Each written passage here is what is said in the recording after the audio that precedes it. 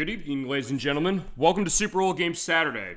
I'm Captain D-Trag, and you've arrived at our fifth entry of our Super Old Game Saturday Second Chance for your weekly stop for classic gaming goodness. We've been doing this for 5 years here on the show. I've had a great time doing it. It's been quite a ride. And to celebrate 5 years of the show, I decided this year to take some games we've played before and maybe ease over some technical problems we had when we did it the first time. Or maybe enhance it or come back to it in a different context. Because, hey, a lot can happen in 4 years. And actually was on this weekend 4 years ago that we first played Sonic & All-Stars Racing Transformed. Came out on November 18th, 2012 for Wii U as one of its launch titles. Hello, everyone. Hello, Dolly Finn. So good to see you tonight for our second chance entry for May. We're playing Sonic & All-Stars Racing Transformed, which we did this actually 4 years ago this weekend.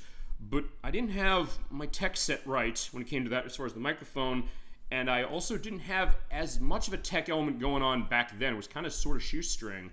But I said, to celebrate 5 years of the show, cool, thank you so much, Dolly Finn, and welcome to you. Hope you're doing well. I said, we can come back to games we played before as a different context. Second chances. Yeah, that's correct, because actually I don't know if I mentioned to you I did the show at the time when we did this, the first case vid. That was back on May 15th of 2021. So yeah, this weekend we did it, but we're coming back to it for another case. Sonic & All-Stars Racing Transformed. It came out at Wii U's launch on November 18th of 2012. Came out 2 days later on PlayStation 3 and Xbox 360. The latter of which is where we're playing it, sort of. I'll mention that in a second. It also came on PlayStation Vita on December 18th of 2012. And in 2013, it got released on the PC on January 31st of 2013, and on February 12th, 2013 for 3DS, and then it also came out 2014 for Android. Now, for this one, we did play this before on 360. You're seeing it up there on screen. When we played it last time, I ran it through my Xbox One X, which was back, because this game is backwards compatible. If you have this disc from Xbox 360, play on your Xbox One, no problem. It also play on Xbox Series X if you have one of those, or Series S if you have the digital version of the game, which is available for $20 on the store here. But for Series X, and I think Series S does this as well, but Series X is the more powerful of those two variants or variances of the modern Xbox systems. There's a thing called FPS boost. I sure showed this last week. I'm going to quickly show. If I go into Manage Game and Add-ons, see compatibility options, it says right here FPS boost. They actually did a patch on this game, which was on November 15th of 2021, so about 6 months after we did the show the first time, that gives you enhanced frame rate for select games that they did that for. So when we played this last time, I had less advanced tech equipment going on with the capture card. The microphone, I didn't actually set this microphone correctly. I had this mic, but I didn't set it correctly, so it actually was sounding, actually it was going on my old tech, where it's like my old laptop speaker. But tonight we have that, and now we're going to be playing it through the Xbox Series X, where we have 60 frames per second, because the game is capped at 30 on all the consoles, and then on the Vita, I think it might be less. On 3DS, it is less of what I played of the demo of that back in the day. PC, it is 60 FPS, but with this update for itself, the Xbox 360 running through with Series X is the best way to play it on console. So if you haven't played this game, I suggest getting on the PC for reasons I'll mention in a little bit. And it wasn't the only game on the previous Xbox console that got patched to run at 60 frames per second, meaning that for most of the games you're seeing here, when we play them, we're going to be playing them through this, because they'll run better than ever before. We have Dragon Age 2, we have Elder Scrolls 4 Oblivion, which now has a remake, or a remaster, it's kind of one of the two. But you can run the old 360 version in 60 frames per second, same with Fallout 3. You also have Gears of War Ultimate Edition, which is getting updated next month to, I don't remember the name of the new Gears of War is, but they're porting it to PlayStation 5. They're updating this Ultimate Edition, which in itself was updating the Xbox 360 original, and they're basically going to give this away to me for free, because I have this game digitally. It came with my Xbox One X, or Gears of War 2 and 3. But yeah, this is getting updated in about a month. But there are also 60 FPS boosts for Gears of War 2, Gears of War 3, Gears of War 4, which is on Xbox One, cameo elements of power from Rare. Life is Strange. This is how we're going to play Life is Strange, but I definitely have to dance around the licensed content elements with its music. And there's no streaming mode on any game of this franchise except for True Colors. We'll get to that eventually. Recore, which was the game that was developed by ex-members of Retro Studios who made Metroid Prime, and Keiji Inafune was involved, and it takes some stuff from Mega Man Legends 3, the canceled Mega Man Legends sequel. Those are Sleepy Dogs Definitive Edition, and 3 Sonic games, those being, of course, Sonic All-Stars Racing Transformed, as well as Sonic Generations, and Sonic Unleashed. This is how we're playing Sonic Unleashed, because on Xbox Series X, just to give you an idea, anything that's backwards compatible, it will take the frame rate they were targeting on the old system, and it'll be more likely to hit it because of the extra power of what it does. But they did redesign Sonic Unleashed as far as giving it a patch. So this runs at 60 FPS on this console. You bet we're playing it that way. And for Sonic All-Stars Racing Transformed, I figured we're going to show it that way, too. And also, there is the second, or the third game, I should say, as far as the Sonic Racing series. There's a Team Sonic Racing, not as good as this one, not least of which because this has a lot of old Sega franchises represented, along with Sonic. I'll have a ton of stuff going on with that. But other cases, especially if you play this on the Switch, there's big frame rate problems, and even on PS4 and Xbox One it had issues. But if we do play this, we'll play it through Series X, because it'll enhance it a little bit. But anyway, I think we can get started with this game, just to give you an idea, as we see the nice wave going on there. This game, as I mentioned, it was on a lot of systems as far as the time. This was published by Sega. It was developed by Sumo Digital. This was a company that was made up by ex-members of Gremlin Interactive, the people who made Top Gear for Super Nintendo, and Top Gear 2 as well. And before that, they were known as Infogrames Sheffield House. They also did Wacky Races on the Dreamcast. They made a lot of other stuff as well. Hello, everyone. Hi, Alec First. So good to see you tonight for our second chance of Sonic and All-Stars Racing Transformed. We played this 4 years ago on this weekend, on your recommendation, saying I'd like to see this game. We did it. I had a great time doing it, but it's also something that I realized after we recorded. I said, yeah, it's been a while. Yeah, I know it has, but it's so good to see you. Hope you've been doing well. Yeah, because we're playing this game again. You're wondering, why are we playing this again? Well, because we're doing Super Bowl Game Saturday Second Chance, the games that we played years ago, celebrate 5 years of the program, and of course the best John Twitch of Electverse and Dolly and everybody else joining us. I said we can come back to this again, because we're running this through the Xbox Series X this time, where it runs at 60 frames per second. Making it the best console version of the game you can get, though the PC version has extra characters. We'll go into that as is. But for this, we can come back to this. We can take another look at it. And also, sometimes it's one of those cases, I know I mentioned this, when we've done stuff on show, some people will come by and say, hey, we missed a game. I wish I could have been there to see it. Sometimes give that perspective, for sure. I've since moved out of my brother's house and doing okay. All right, I'm glad to hear that, because I know you said, hey, you had stuff going on with that for yourself, but I'm glad you're doing good. I'm glad to see you as well. Getting stuff said as far as other shows we have going on. One of the second chances, by the way, in October is going to be Mega Man 7. That is your choice still, again, of what weekend you want for that. Either October 11th, 18th, or 25th. Your pick. As far as that, because I know you want to see that game. That's the idea of it. And same also with Sonic and All-Stars Racing Transformed, which is going to give a little bit of a different look, and it's going to run really, really good, and it's going to sound better in terms of how it is for the 60 FPS boosts. Or find the FPS boost that they give. Yeah, right there. We didn't see that when we played this 4 years ago. We had a great time playing it 4 years ago. I'll have that one linked below, but it also shows, man, how far we've come. We've come so far. And 4 years ago on this weekend, we did do it. But yeah, so I will go into stuff we didn't talk about when we played this back then, for sure. Yeah, glad to hear it, Like First. Nice to see you again. So Dolly Finn says, yeah, great. 25th, and my birthday's the 26th. You've got it. All right, Like First, Like First confirmed the show. Mega Man 7 for Super Nintendo is going to be on October 25th. I will talk to Nocturne. She will join us for that. I will also talk to Kazan22 and Crochet Nerd 64 because I'll schedule the part of Shadow Hearts Covenant around that. Thank you so much. We'll be running that, by the way, through the Wii U, just to let you know. We're straight porting the Super Nintendo version. Because last time we actually did use the Mega Man Legacy Collection 2. It crashed on me. But that being said, what happened this time? But either way, thank you so much for that. We got that going, and we're going to have a great time with Sonic All-Stars Racing Transformed. And the other concept we're going to put into now is the fact that, well, when this game came out, we'd had 3 of the Sonic and All-Stars Racing games from Sumo Digital. But now we got a new one, except coming out. But it's not from Sumo, it's from Sonic Team. Coming out later this year. Currently staying in, I didn't have good Wi-Fi until now. All right, well, I'm glad as far as that, for sure. Thank you for joining us, you know. I get that idea as far as it, and I hope you're doing well and going to have a great time. Yeah, because for this game, just to give an idea, we got a new Sonic Racing game coming out. There's Sonic Racing Cross Worlds, which Sonic Team's making, not Sumo Digital, which is ex-members of the teams who made Top Gear 1 and 2 and Wacky Races as well. So, which is very interesting to find out. But we also have Mario Kart World is coming out on Switch 2 in about 3 weeks. So, what was the second, and at this time, I think, I would say, best of the console Sonic Racing games? Chad, if you feel free to let me know if you disagree or what you think of this, what your experiences game might be, what you played it on. I think I might have asked that when we did it before. One thing I'm going to do we didn't do before, I'm going to show off the controller map, because you can change stuff with it. You can invert your flight and stunt movements, because it runs on the right analog stick for your stunts. You're steering with the left analog stick, acceleration on the right trigger, drifting and braking on the left. Items or pickups on A button, look backwards on X, and yeah, it's really kind of the idea. But you can also do flight assist, which I believe is like what Mario Kart 8 ran, with how it's like driver's assist case. And this game came out before Mario Kart 8 as far as this game, but for Cross Worlds, it's going to be a case that's coming after the new Mario Kart game. So it'd be interesting to see, yeah, Mario and Sonic fighting again as far as like for kart racing dominance. But yeah, we have that set. I have Rumble, have all that stuff ready to go. I also have auto options. I wanted to show one other thing. It's also worth pointing out all the controversy surrounding the Switch 2 turned me off from buying it. Yeah, we can definitely get into those, because yeah, we talked a little bit about what this is going on with that.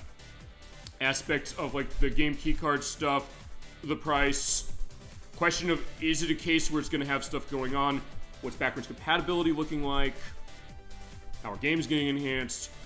I'm seeing as far as if I can get one for the Nintendo Store thing, but I'm not necessarily rushing to it yet.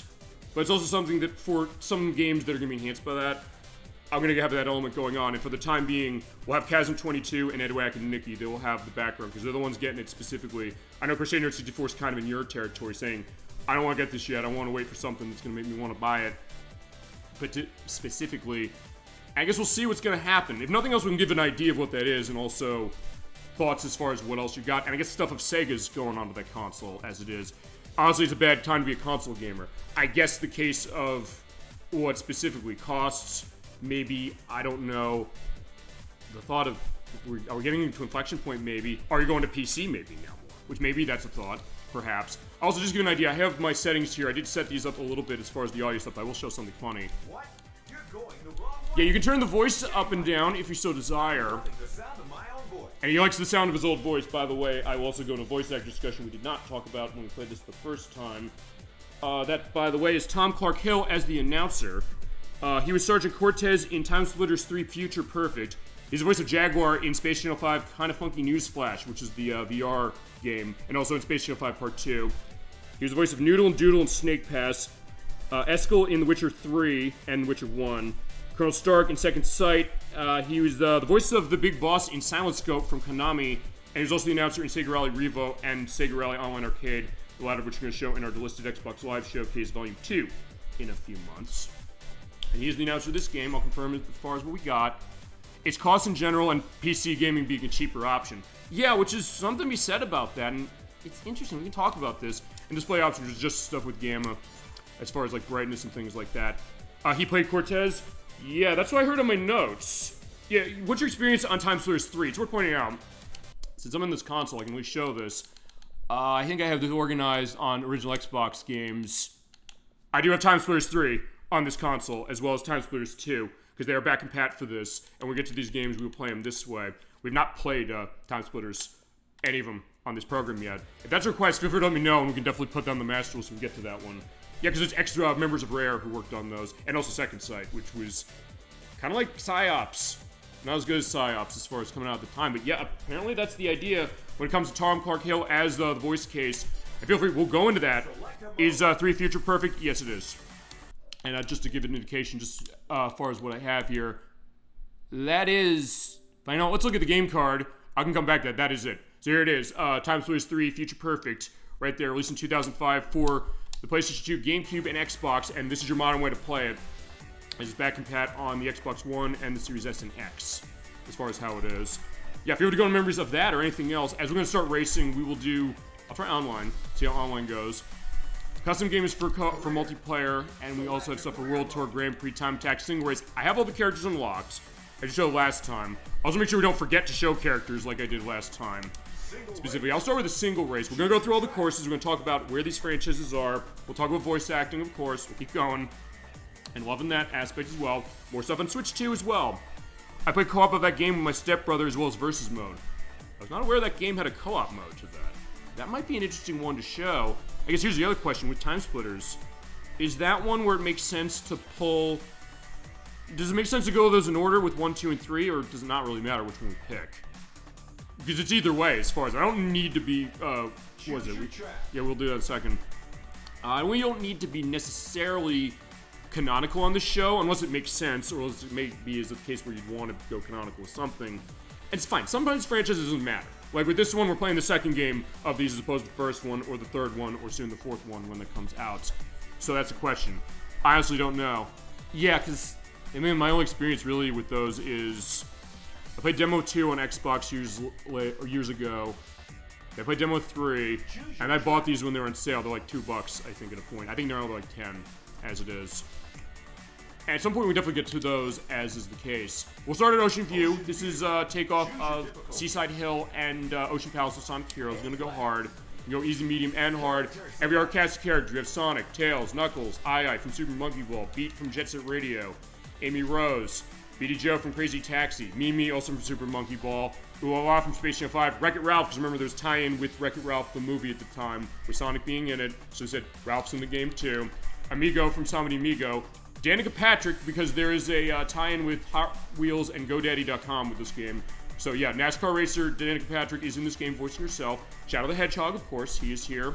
So it's Vias from Skies of Arcadia, Dr. Eggman, Knights, of course, from Knights, as well as the Nightopia in front of him, Gum from Jet Set Radio, Joe Musashi, but of course Electrus, when you mentioned a couple years ago, 4 years ago, when we played this.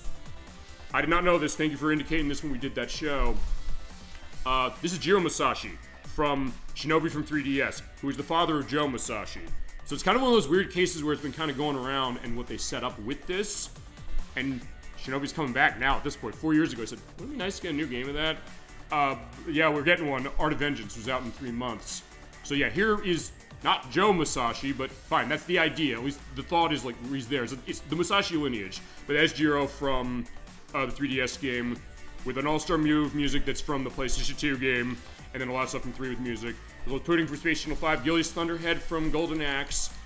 The Avatar, because on 360 you have access to the Avatar character. I have the Ryo Hazuki jacket from Sonic and Sega All-Stars Racing before they delisted the Avatar stuff. So Ryo is in this game because he's only in the PC version. I'll get into that in a second. Riala from Knights. Ages, which is a combination of the Hornet from Daytona USA, the F-16 Tomcat from Afterburner 2, and the Dreamcast controller. And then also we have Metal Sonic, who's DLC for this game, and Alex Kidd from the Alex Kidd franchise, and on the PC game, just to go in this brief and we'll start a race. Ryo Hazuki from Shenmue was in it, but he is downloadable content. He's only in that one. Where in that one, when you're driving around, you're basically driving around with the Outrun machine. And then when you're on the boat, you're driving in a hovercraft version of... Actually, maybe that's the Outrun machine. I think you're also doing something with Afterburner as well for that. You also have the Mii for the Wii with the Wii U and 3DS version. The PC has Football Manager. You have Shogun from Total War Shogun 2 that's on the PC. General Winter from Company of Heroes 2, because that's owned by Relic Entertainment, which Sega has. That's on PC as well. Wilhelmus from Rome 2 Total War, as well as Pyro, Spy, and Heavy from Team Fortress 2. And the last one was weird. That was Simon Layden from the Yogscast podcast. Basically, they go into stuff in Minecraft. That's on the PC version as well, not on the console version. So if you have not played this game, you may want to get on the PC just for the extra characters, and so it's a full, complete version. And it's 60 FPS like this is. But we will start with Sonic to begin with that. And you have your selection of, what are these? Mods. I'm trying to remember what's the wording of this. We're driving the Speedstar. Of course, Sonic in this game, he is voiced by Roger Craig Smith. He's been Sonic since Sonic Free Riders on 360. He was also the voice of Ezio in Assassin's Creed 2. He was Chris Redfield in Resident Evil 5, Resident Evil 6, and Resident Evil Revelations. And in Ultimate Marvel vs. Capcom 2, which, Electrus, I know I owe you that game. We'll do that eventually. He's also Tempest in Lunar Silver Star Harmony for the PSP. He was Siegfried. Oh, no, he's Siegfried in Soul Calibur 4. He's Batman in Batman Arkham Origins and in Arkham Shadow, the new one that came out last year. And he's Deidara on Naruto Shippuden. As we get going, you have your option of mods of Standard, Balance, Handling, Boost. Those two I have not unlocked. And Console mod that goes with their origin of where they came out. Sonic's Genesis was on Mega Drive. His case, generally speaking, is he goes for speed, because he's Sonic. And he handles decently, but Boost and All-Star and Acceleration are not as big. But you can adjust that based around it. So we're going to run Console mod. Let's get ourselves started.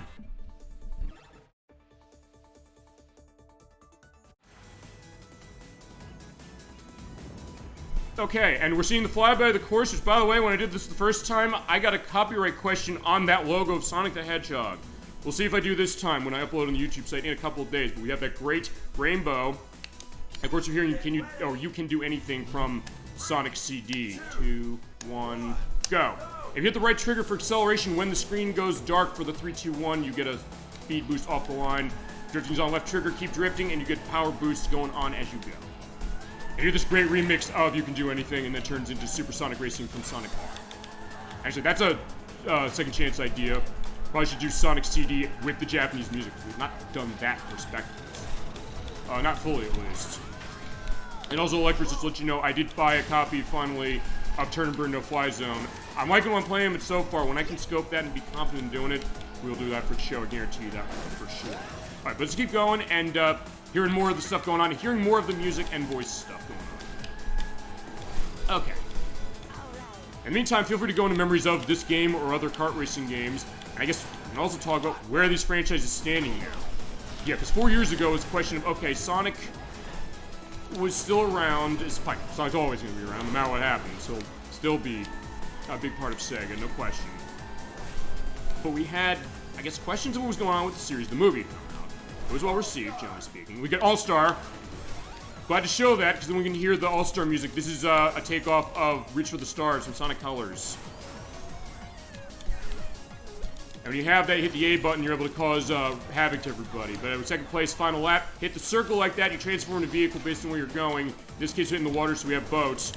Plays the same when you're on the water. Picking up items like the glove, put that in your back, and then if somebody hits you with a pickup, like a ice shot or something, you pick it up and you can use it. And you got your blowfish, that drops out. It's almost like the, I guess the paper shell, sort of, but the case where it just kind of holds on. And it looks really good running 60 FPS. Not that it didn't look good running at 30 when we looked at the first time. But yeah, if you can run this game fast, you would want to run this fast. Especially when there's no downsides to it. Yeah, fortunately, Ralph is going to wreck it, and I'm not winning. Let's see if we can get the hot rod going. Yeah, because when that goes off, if you don't hit the A button, you're done. But I'm getting fifth, so yeah, I'm a little out of practice. Oh, shit. I had hit Bob the last thing of the, on the last thing of the line. But we will keep going. And since we are doing, what was it? We're doing a single race. We'll have them just flipping around. I think sometimes they say, like, I won. It's like, I didn't win. I got 5th place. You won? No, you didn't. You lost.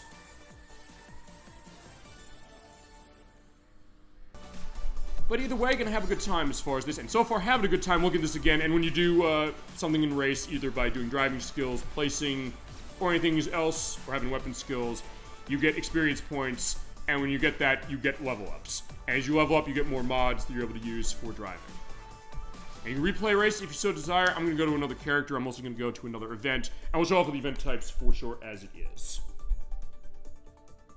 I guess going back to where Sonic is as a series, at that time is a question, what was the next Sonic going to be like? Because we didn't have Sonic Frontiers yet. We didn't have Sonic Origins, which looking back, I was like, oh boy, yeah. I looked back on those videos and realizing, I was saying, oh, that's going to be really interesting. I'm like, no, they had problems, although we did show good stuff when it came to the play of those, at least, for the show.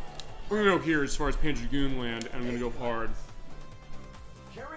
And I'll go through Tails as well. Also, I got to look as far as where's the notes of the music from Panzer Dragoon, because I do want to give credit to that. I'll also find it when I go through my notes, because I did take more notes this time than I did way back when. Yeah, the music we're going to hear for this level is going to be the theme of Panzer Dragoon 1, which has horns here that did in the soundtrack of this game, weirdly enough. And then Flight and Empire. We'll hear that in a second. As with Tails. Tails' perspective is he's good with speed to a certain degree, good with boosting, and does good stuff with his All-Star move. By the way, as far as Tails in this game, he is voiced by, he's driving the MTP-1 Whirlwind, which is the same one he drove in Sonic Drift 1 and 2, which is developed by Arc System Works, by the way. And also in... Wait, hold on. I don't know why I took that down. As far as Sonic's Game World and Sonic Rivals. I guess the car is still in there somehow.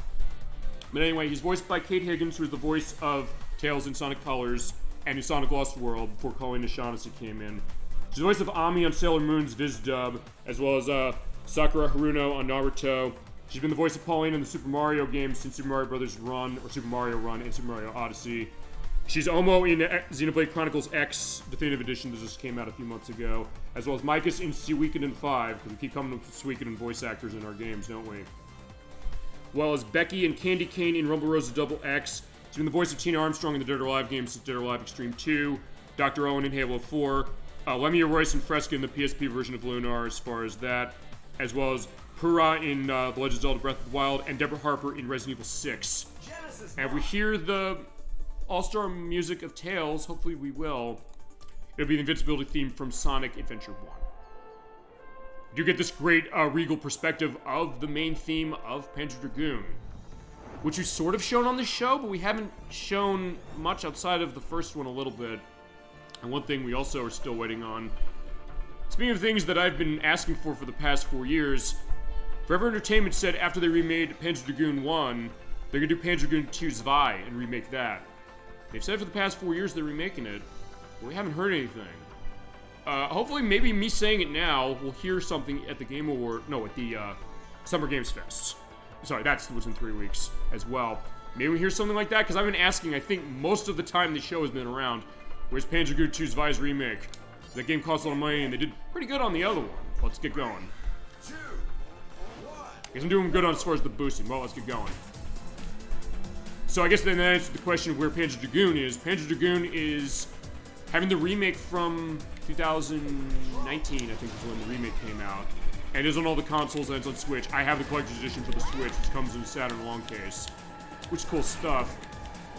And I do have the PC port of the Sega Saturn version within Panzer Dragoon Orta for Xbox. So there is that, although, yeah, nothing new for Panzer Dragoon yet. Maybe we can get an element on that remake of 2. Maybe they can remake Saga, because Saga is expensive and people would love a remake of that. But that being said, we have that going. Okay, ice. Yeah, so I used the ice balls to freeze Alex Kidd. If you hit any enemy with all 3 of the ice balls, either front or backwards, and X is looking backwards, by the way, you were able to freeze them and they'll stun them for a bit of time. Right, so there's the glove. Whoop. And also to point out, when you do a flip or a trick off of a ramp and land with it successfully, you get a speed boost. His Tails saying, yeah! Yeah, because Tails knows what he's doing when it comes to racing. He might not be as fast as Sonic, but he definitely shows that gumption as he goes along. And fine, even the 2D games generally is about as fast to a certain degree. Right, there's the rocket, or fine, firework. Which I believe bounces off walls, and it didn't hit anything. You will get indications if it does. And there's drift level 2. You can drift longer, and it changes the color of the fire coming out of your car, and that thing crashed. So because of that, it opened up a different path. So the levels are changing as you go through each lap. And that does mean then at that point you're running different vehicles. In this case, you got the boost. Whoa, going off the waves. Yeah, he's like, yeah, sorry to the buzz bomber that came out of the swarm. Oh, no, go the other way, go the other way. Yeah, I saw the arrows, like, wait, I was not going the right way. No. Alright, did a double roll. You can also do rolls. Fine, rolls are on left and right on the right analog stick, and flips are on up and down. And diagonal does not do a difference, I think, either way. At least I don't think it does. So that's a long shot. At that point, when you hit that blue circle, come back on the road, you change vehicle, and if you're in air, you can do a flip trick, and then, or I guess a special move, either way. And come on, if you hit the ground with that, you get speed boost coming out. Oh! Yeah, and Rystar is our flagman, by the way. As Vice is going All-Star, and he is having his perspective of the storm section that threatens the Little Jack. We'll get to that game. We have not played that game for the show yet.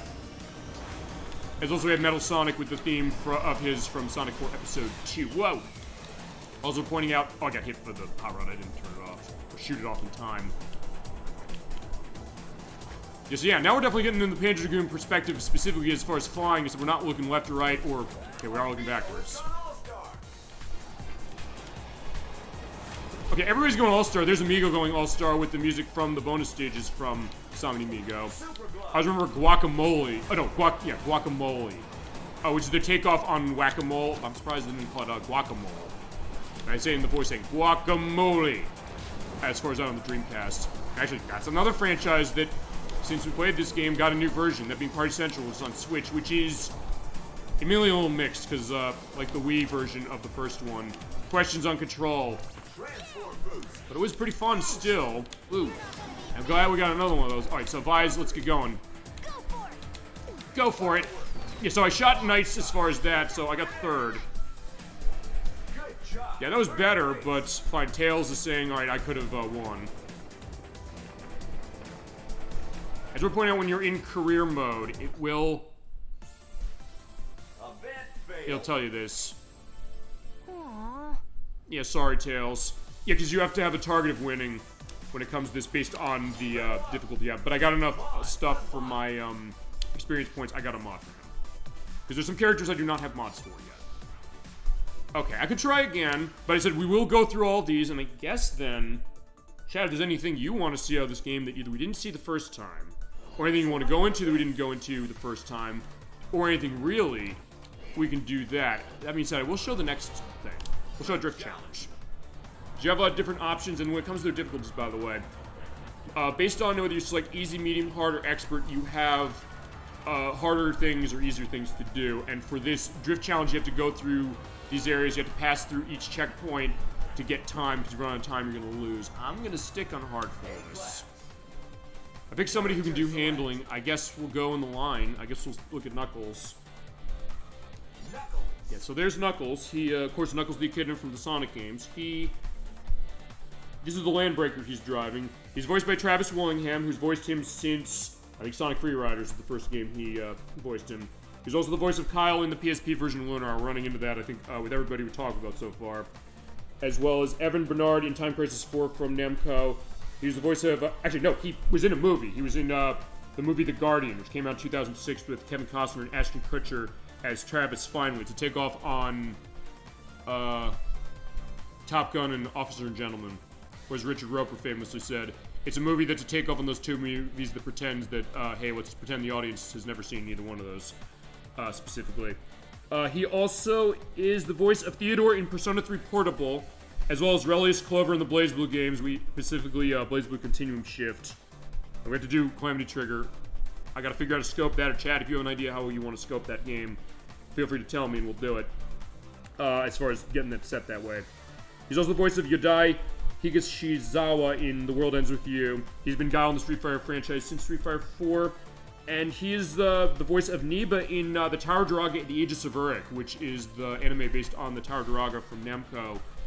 That I know we talked about that a couple years ago, saying what was that going on? Was the game wrong about that when it came to the idea of Gilgamesh as a king in that anime, but a knight in the game, or prince in the game? And it's because the anime is set 80 years later, after he already defeated Draga and saved Ki from him. And Knuckles' All-Star theme, if we don't hear it, is going to be a gnome from ME from Sonic Adventure. We're in Jet Set Radio World, and this is going to be a great case. As you hear the victory music from Jet Set Radio Future. I gotta figure out how we show this. We're gonna show Jet Set Radio Future, or Jet Set Radio Original, I think, when we do the Delisted Xbox Live Showcase, but I have to look as far as see if I get a content strike on that. I'm nervous about the Guitar Vader song that comes out. I will tell you that right now. Also, Travis Williams, the king from Sophia the First, which I know because my niece made me watch that show a lot. Really? Okay. Sophia the First, is that anime? Is that a show for children? Feel free to go into that as we have our race down and see if we can do, what is it? Boost stuff. And if I fail this one, I'm going to keep going through. Thank you for providing that, because it's also one of those things that, fine, I don't always, fine, we miss stuff when it comes to the voice acting as far as myself. As we're hearing Let Mom Sleep, which is from the regular game of Jet Set Radio, of course done by Hideki Naganuma, who did music for that game as well as Sonic Rush. And also samples, I think something from a movie. I don't know specifically. I know that Too Funky by George Michael also sampled it. We'll hear that in a second. In this case, you basically drift through the area to get stuff going on for keeping your time going on. Checkpoint. There you go, so I hit the checkpoint, awesome. Great combo. This is gonna be close. Oh no, but unfortunately I'm drifting too wide, so I'm not gonna get as much time going through this. Or, fine, I guess it doesn't matter, we got through.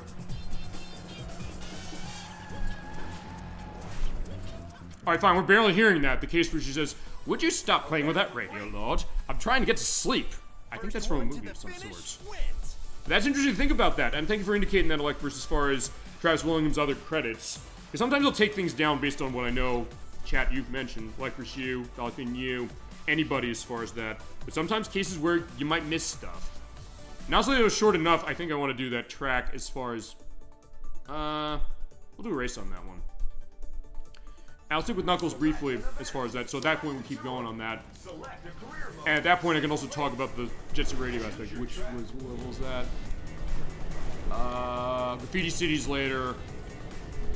Oh right, Shibuya Downtown, because, actually let me go into that. Right, one thing I didn't mention when we played this the first time. There are tracks in the last tier here that were in Sonic and Sega All-Stars Racing, the first one. Which is Sunshine Tour from Summon Amigo, Roulette Road from Sonic Heroes, Egg Hanger, which is a takeoff on a lot of Sonic games they come from, with the Death Egg being involved, and then Shibuya Downtown. So let's do a race on that one. And then we'll go into stuff on the other characters from Jet Set Radio. We'll run... Let's run the... Does he have a handling mod? Yeah, let's give it a shot. Yeah, because I guess Jet Set Radio, the idea is we're waiting for that remake or new game they're gonna do. They announced it at the Game Awards 2 years ago. We haven't heard anything about it since.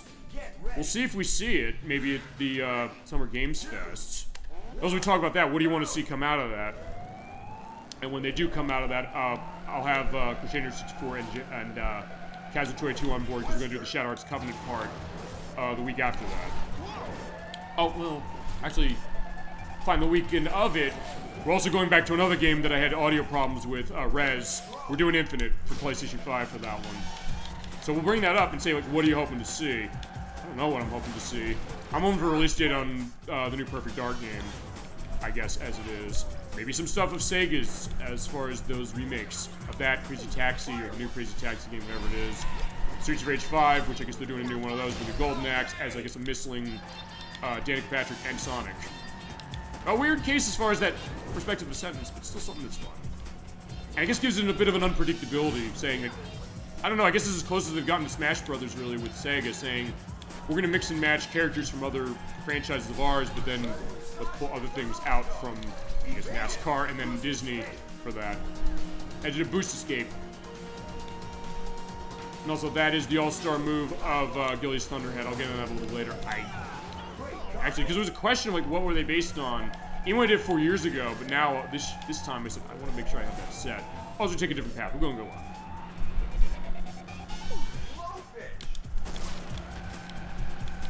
You're seeing more about Shibuya Downtown, but yeah, you don't have to deal with the police in this one. Also, yeah, flip, multi-flip. There you go. Yeah, because that's a high jump.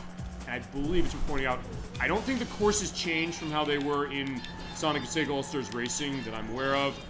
But that one, from what I understand, you can actually choose the music you listen to in the race. Transform does not let you do that. So there's going to be a reason to show that one specifically at some point down the road. And there's BD Joe from Crazy Taxi. He's going down. We're going to have to stop him. Oh, there we go. I got drift level 3. When you get the fires behind you to blue, you're all set. And you are able to have a stronger boost than you do. Okay, yeah, so yeah, we are securing the case as far as Let Mom Sleep, as far as where that gets its name from. And I think this is sort of taking it off of the Jet Set Radio Future remix of that. Because I know that game did have some of the tracks from the first game that they then redid. Now, hopefully we hear something about the new one. Because I'd love to play it. I'd love to, like, show that easily. I'll figure on Jet Set Radio the first one. I know there's licensed content in that game. So I know... At least for the preview of it, I might be able to get around that. But I would love to show those games. I'll do whatever I can to try and avoid that. Oh, fine. It's Joe Masashi, or like Jiro Masashi. I'll call him that. That's who it is. Electverse, you're right. And thank you for indicating that to me 4 years ago. I really appreciate that, because otherwise I've been saying it wrong all these years. Showing, of course, what all the best chat on Twitch provided the show. Filling in the gaps that I'm not getting right is a good second. Yeah, there you go. Good job, Knuckles. So there's at least in second place. That's better. Yeah, I said, I'll get some of this stuff going on when it comes to the licensed stuff as much as I can get around so we don't get content stricken. The cases where sometimes I do get questions of that where I don't expect to, and then I do when I don't. But yeah, we're gonna make that stuff happen as much as we can as far as everything else. Oh wait, no, I don't want to replay the race. But if you do replay the race, you do have your options as far as that. Alright, so we're gonna go on to the next case of this as we go. It's been interesting kind of thinking about this game when it's come to our return of it. You know, let's select another race. Let's hit a single race. Let's do... Yeah, let's do Samba Studios. From Samba Amigo. Yeah, the Latin flared music game of Sega's that was on Dreamcast originally. Okay, it was an arcade and then it was on Dreamcast. And then there was a sequel that Japan got, the 2000 edition. We got a Wii remake by Gearbox, the people made Borderlands.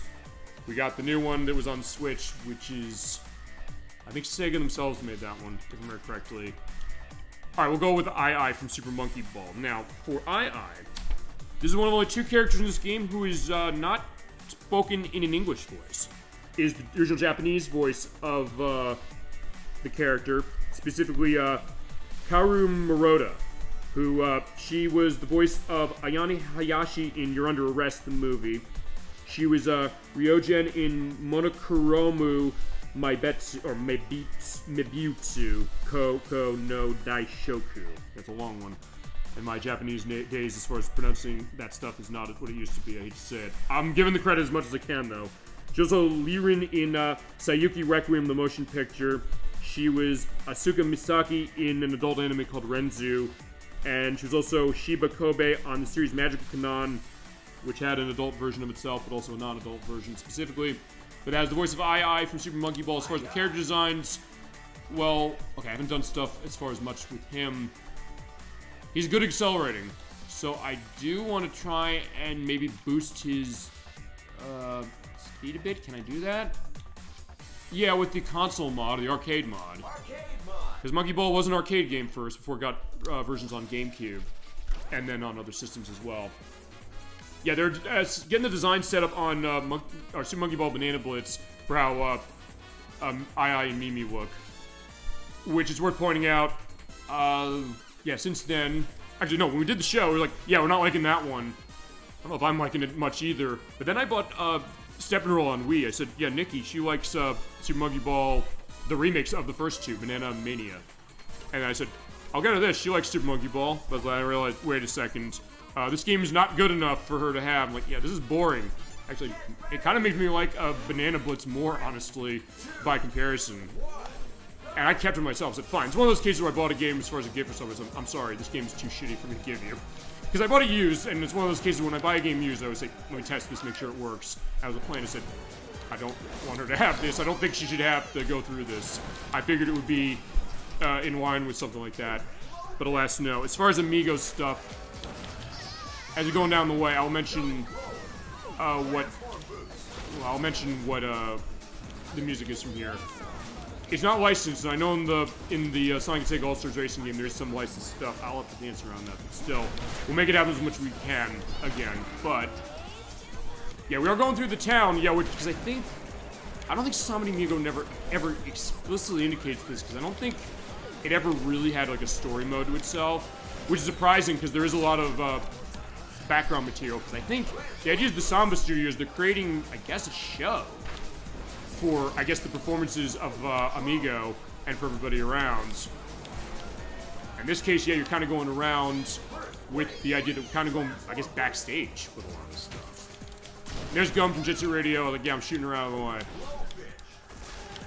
I'm shooting the Blowfist down to got her first hit. I'm also going to see if I can unlock the Justice Shot achievement. Yeah, which, to get that, you have to get 10 reverse shots in one level. Or in one race, I should say. If you do that, you get the achievement, which is a nod to Virtual Cop, which is when you do a shot off of someone, you shoot him in the hand to incapacitate him, and you get a Justice Shot, and you get a point for that. Ouch. As I got frozen, Christ, it was frozen today. But I'm ruling the race. And they'll give you that element going on when you're pretty far out ahead, or either far out ahead, or you've been ahead for a long time. Also, I'm going to shoot backwards. Yeah, shoot the drone back. And it is so nice seeing this running smooth. It looks great. Okay, so we have Alex Kidd going all-star, and here's his theme song, the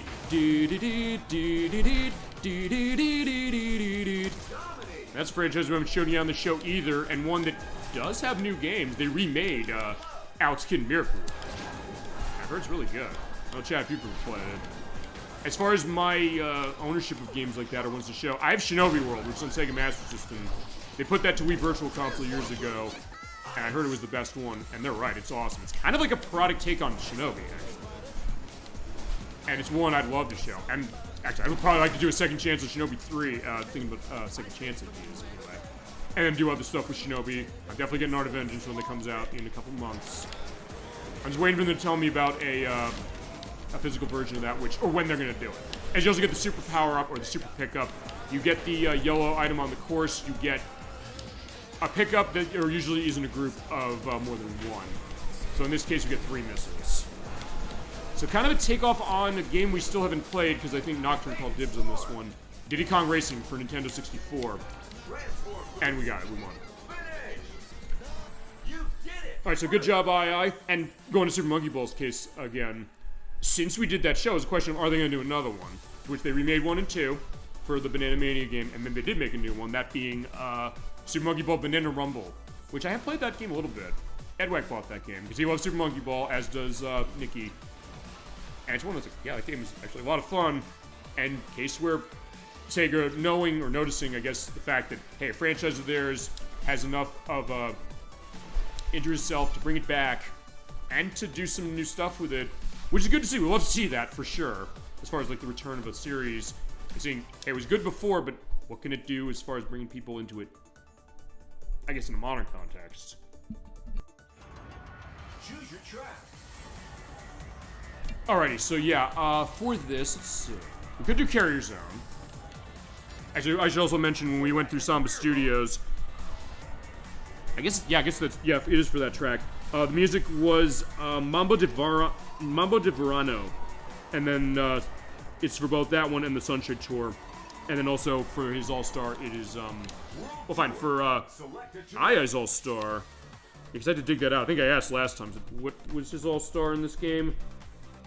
It was I think it was the theme from Monkey Island from Banana Blitz. Going back to Banana Blitz. So fine, this game loved Banana Blitz, I guess, because alright, Banana Blitz was the most recent one. Alright, we're going to Carrier Zone anyway.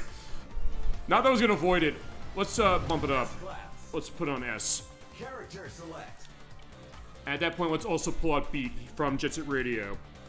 He actually shares voice from a lot of characters, including Riala, Gillies Thunderhead, and Jiro Masashi. I'm just gonna call it that anyway.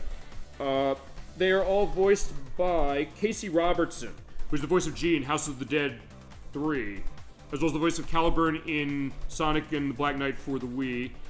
He was the voice of Riala in Knight's Journey to Dreams, as Moritsune in Shinobi for the PlayStation 2.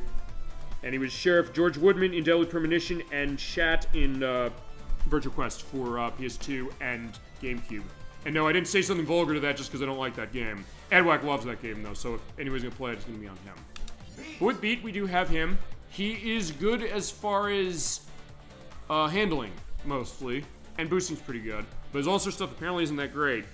As far as Beat's aspect of his music, his All-Star theme is Grace and Glory, which people mention online saying, wait a second, isn't that the theme of Goji Rokaku, specifically? Okay, everyone, I've pre-ordered for Switch 2, GameCube controller, Pro controller. Did I go all out and get a new TV? Full enjoy this console. So, Heroin Bob is saying, so good to see you tonight. If you can afford it, it's your choice. I'm not necessarily going to give you money advice that way, but if you want to, it's like, hey, if you don't have that case, that's it. So good to see you tonight. We're playing Sonic and All-Stars Transform, running the Xbox 360 version through Xbox Series X, and 3 weeks before Mario Kart World comes out, we're seeing, alright, Sonic's coming back for racing in a few months, or later this year, I think. We'll see what's going on with that. Feel free to go into that, and also, I guess, it's good to have this, because I know Lekverse, he's not yet sold on Switch 2. You are sold on Switch 2, and you got one. Congratulations.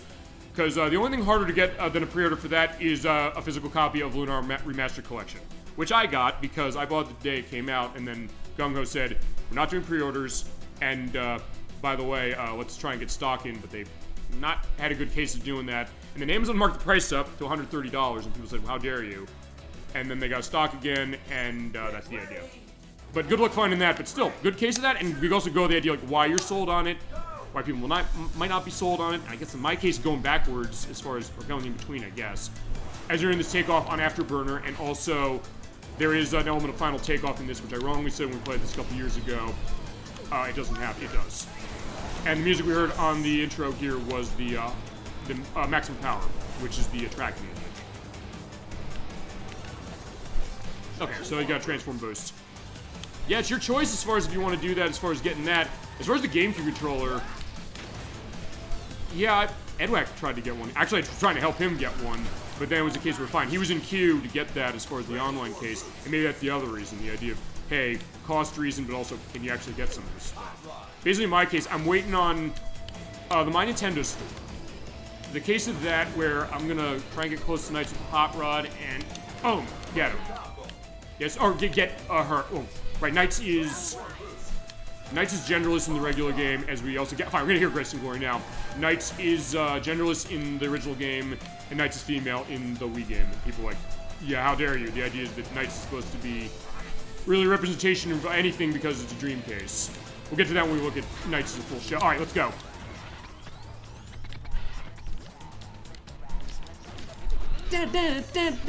You do love that perspective of Grace and Glory. But people said, yeah, why is he getting the all-star move with the, like the loudspeaker when that's the theme of his enemy?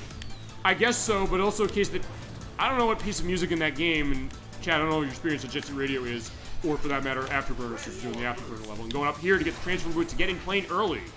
You have a choice, saying I can go up here to go in plane, or I can go down there on the boat, and then come into plane later. Yeah, I mean, I don't know necessarily for thinking of Jet Set Radio, what music would I say is beat Steam?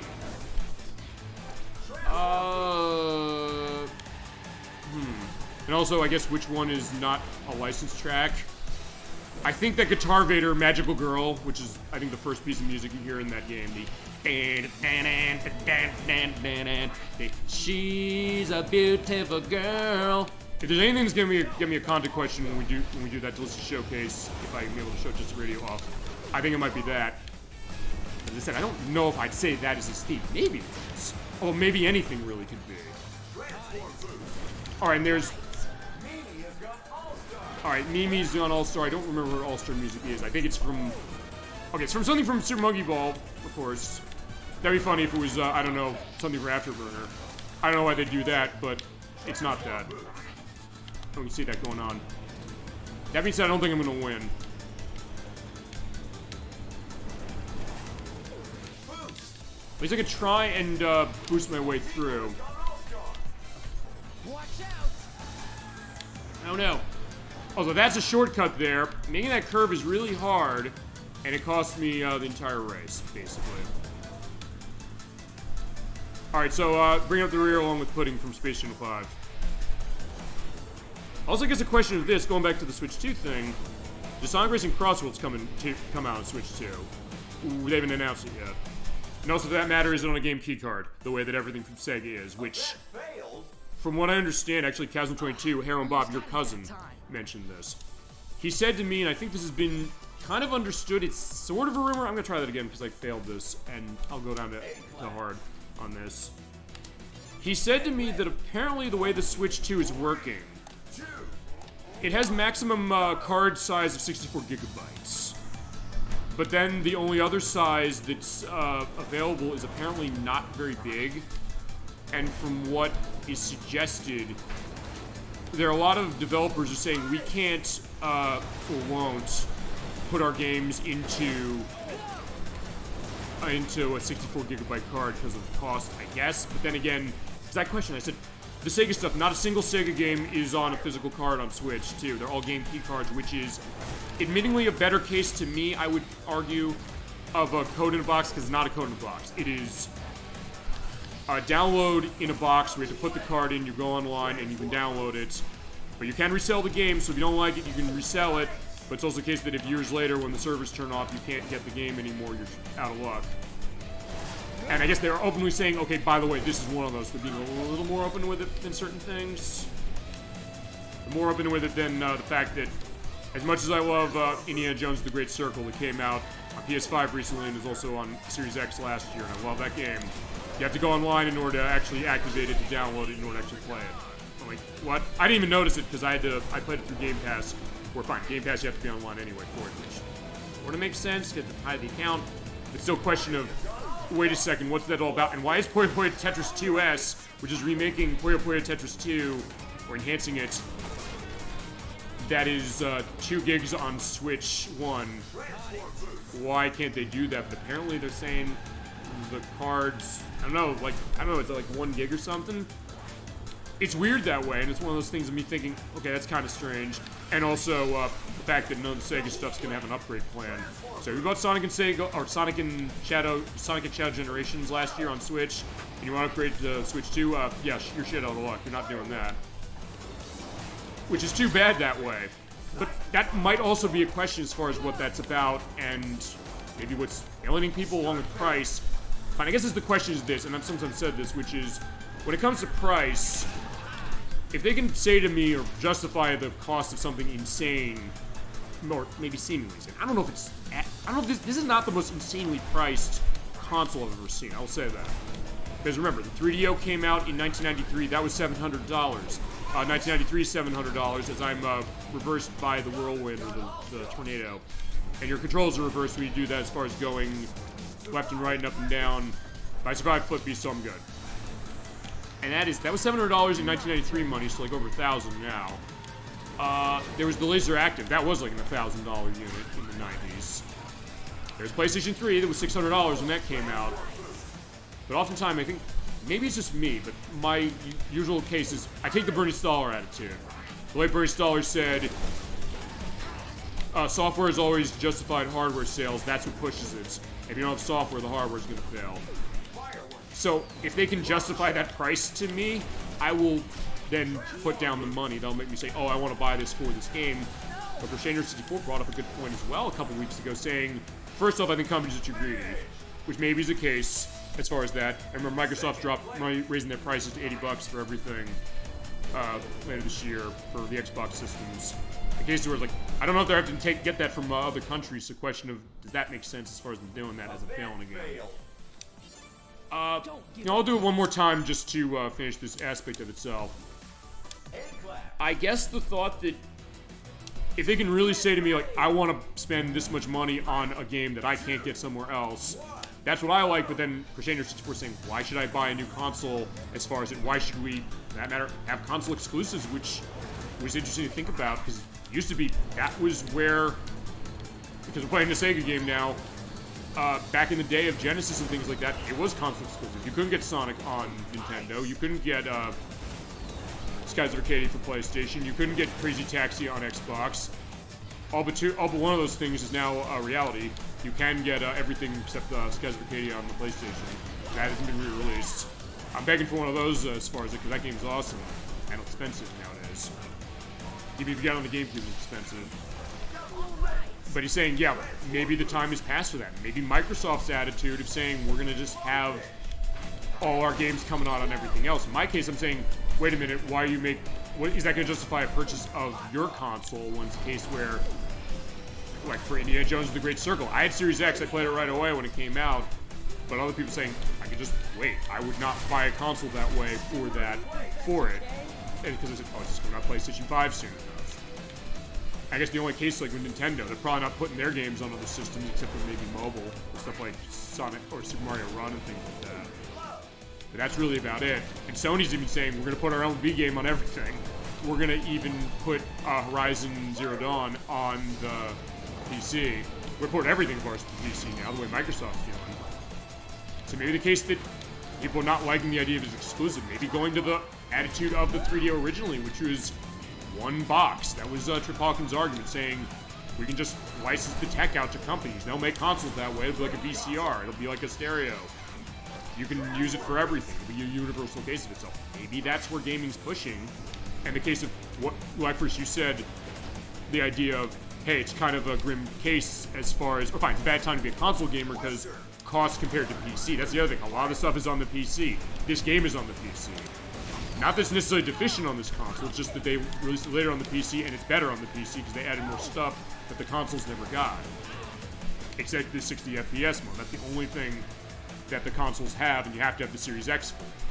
And in my case, I guess it justifies it for a retro gaming thing, that the Series X is a great retro gaming box when you think about it, because it lets us play these old games that are back and pat with it, and they'll run better than they ever have before. Even the Switch 2, cases where that's gonna, I guess, make games run better when they have enhancements of them, or even when they don't. But people are questioning, saying, hey, they gave the notes of what they're gonna do with the Switch 2 upgrades for Switch 1 Nintendo games. And they didn't say with those Zelda games, the Link's Awakening remake or Echoes of Wisdom, they didn't say frame rate update on that. People were like, these games had big frame rate problems, especially Echoes of Wisdom on Switch. Are they not doing anything about it? To which some people then argued, said, no, they're going to be fine because they target 60 FPS on the Switch, to which I say, yeah, I guess maybe it'll uncap it, but I don't know how it's going to work. Because they did say it's a software emulation case they're doing. It's like Xbox One or Xbox 360 did with the original Xbox. I don't know what that's going to do. And I know they said it's creating compatibility questions with stuff like Fortnite, which was defined. There's a new version for the Switch 2 to fix that. But that Rhapsody Moral Kingdom Chronicles that I have, that does not work on it, apparently. What was it? Final Fantasy 1 out of the Final Fantasy Pixel Remastered, that's not going to work on it either. And apparently, Batman the Enemy Within, that's going to be a problem as well. So the question is it going to make it run better? Which I guess we'll find out when the console launches in a couple of weeks. As we did win, so there's Beat, so I was like, yeah, nice. So good job, Beat.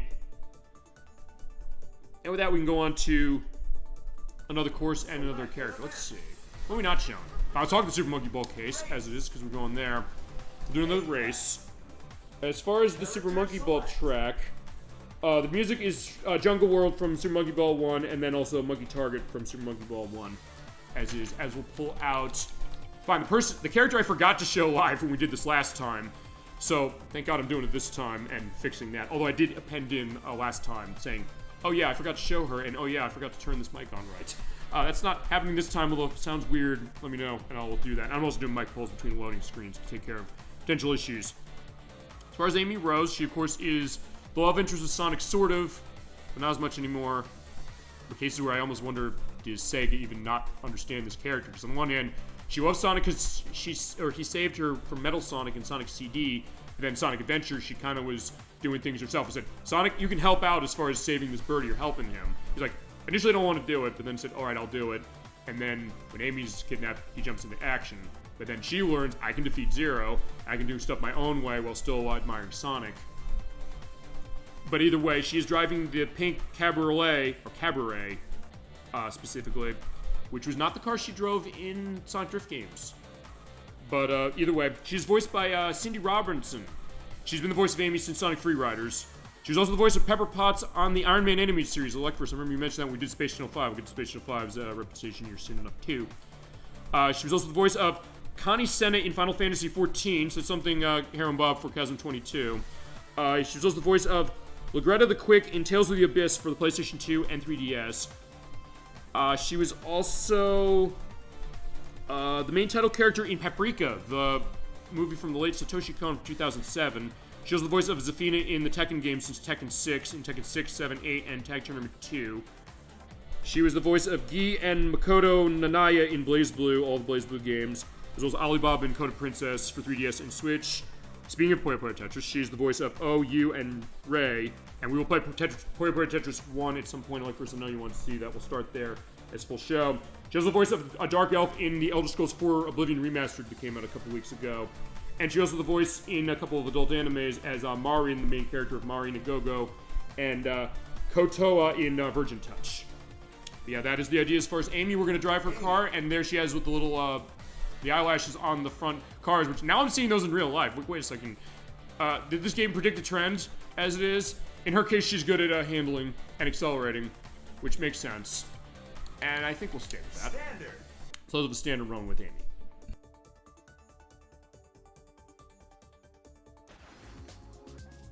Alrighty. Yeah, she's the voice also of Labris from Persona 4 Arena and Persona 4 Arena Ultimax. Thank you for indicating that, Electverse, for sure. Yeah, because that's one I forgot as far as her. And I also, I know I gotta show Persona stuff. I know I promised Persona 3 FPS. I think we should do a preview program on that. Maybe we should do a preview program on a bunch of these things I know are really, really long and that I don't know how to scope yet. And Persona 4 Arena and Arena Ultimate, because those are the fighting games. I've heard those games are really good from you and other people.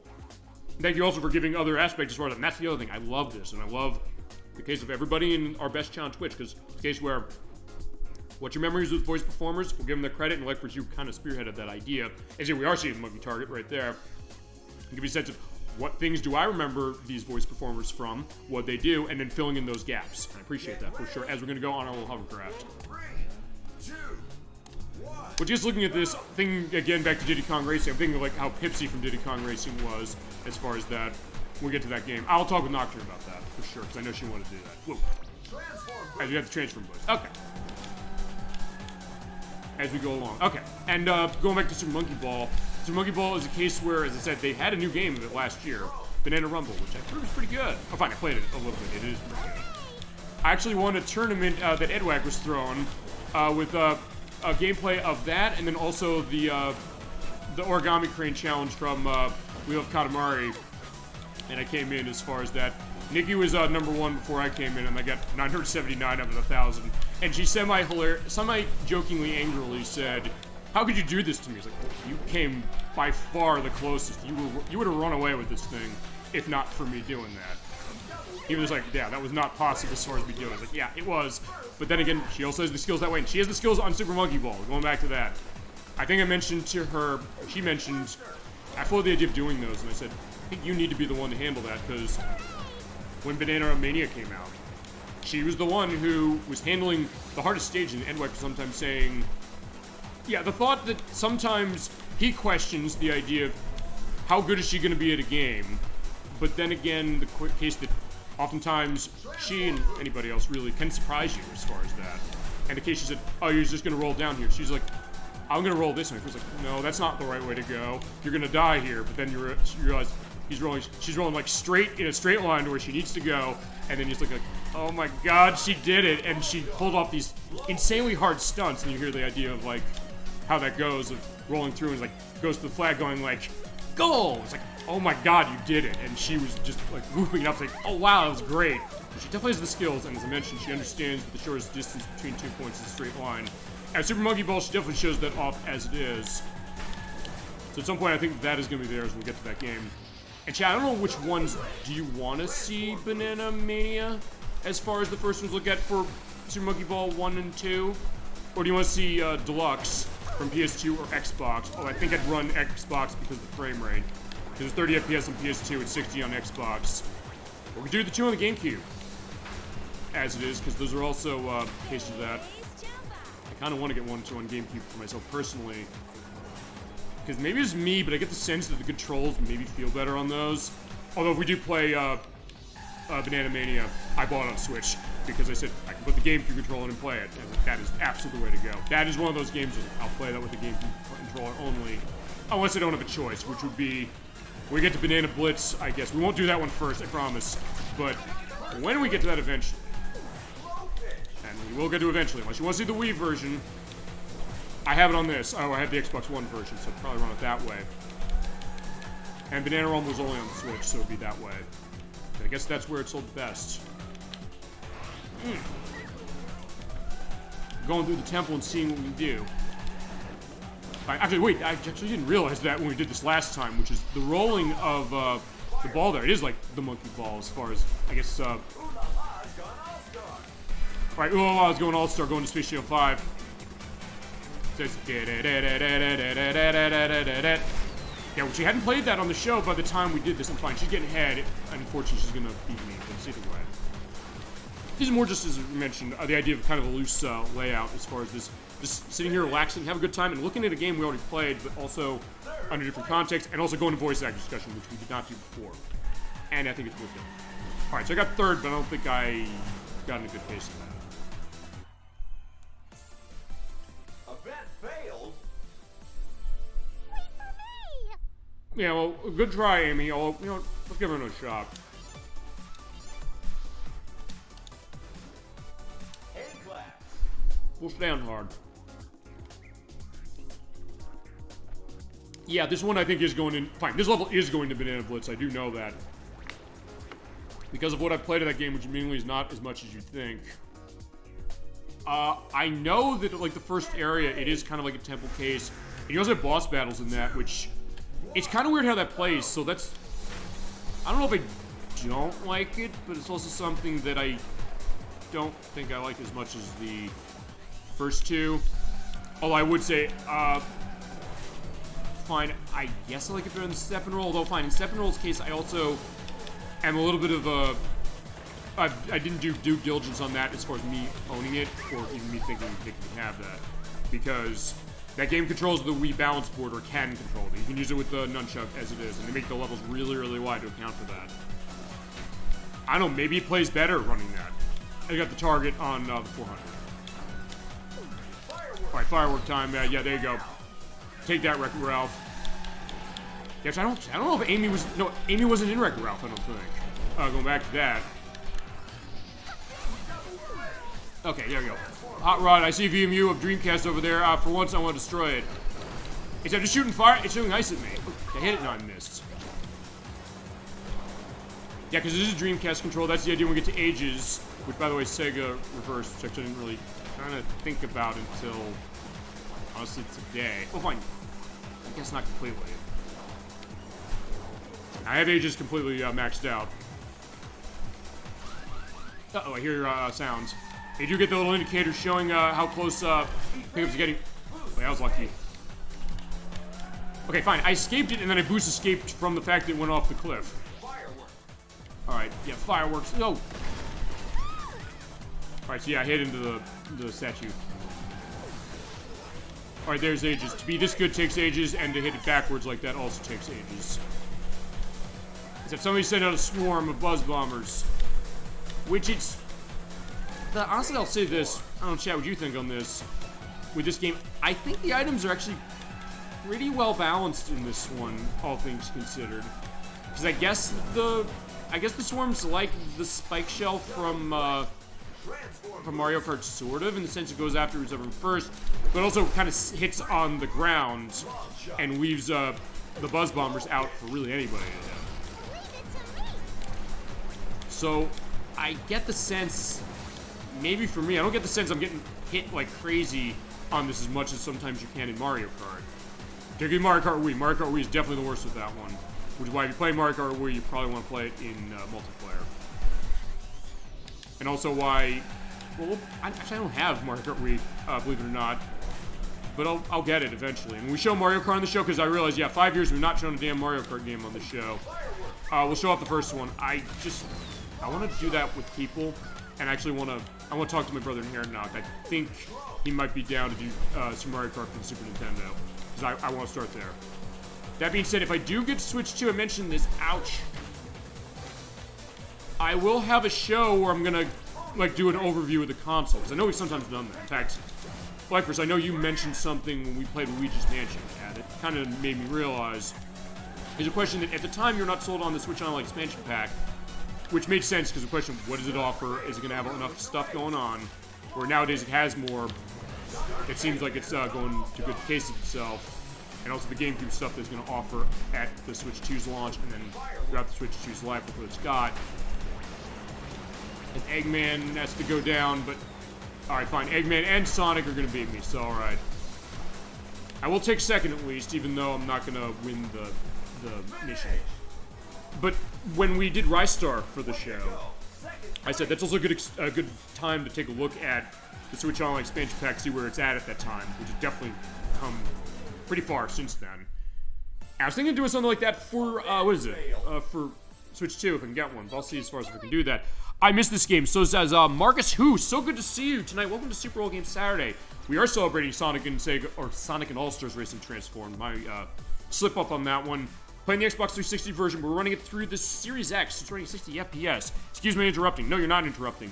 We run on chat discussion in the best show on Twitch for our weekly retro gaming hangout. We usually do it at 7 p.m. Eastern Standard Time on Saturdays, but sometimes we adjust it. I'll do Super Monkey Ball track once more. So good to see you tonight. Feel free to let your memories flow on Sonic and All-Stars Racing Transformed. What version you played, as far as missing the game, but also the case that it seems like This is seen as the best one of the Sonic racing games so far. I guess we'll see what happens when Sonic Racing Cross Worlds comes out, I guess later this year.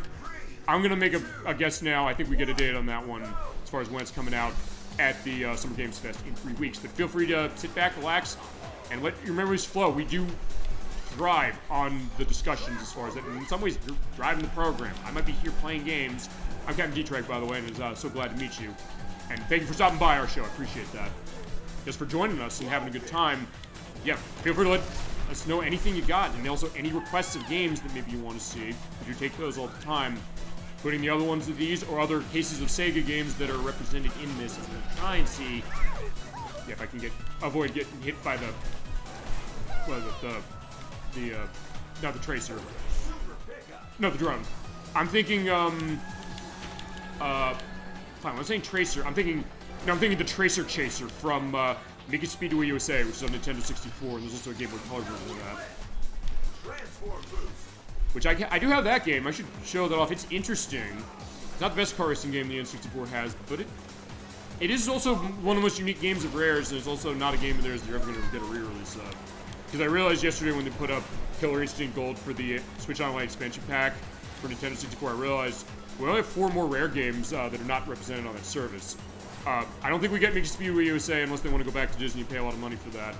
But the only 3 left outside of that are Diddy Kong Racing, Donkey Kong 64, and Conker's Bad Fur Day, but I don't know if they do that one.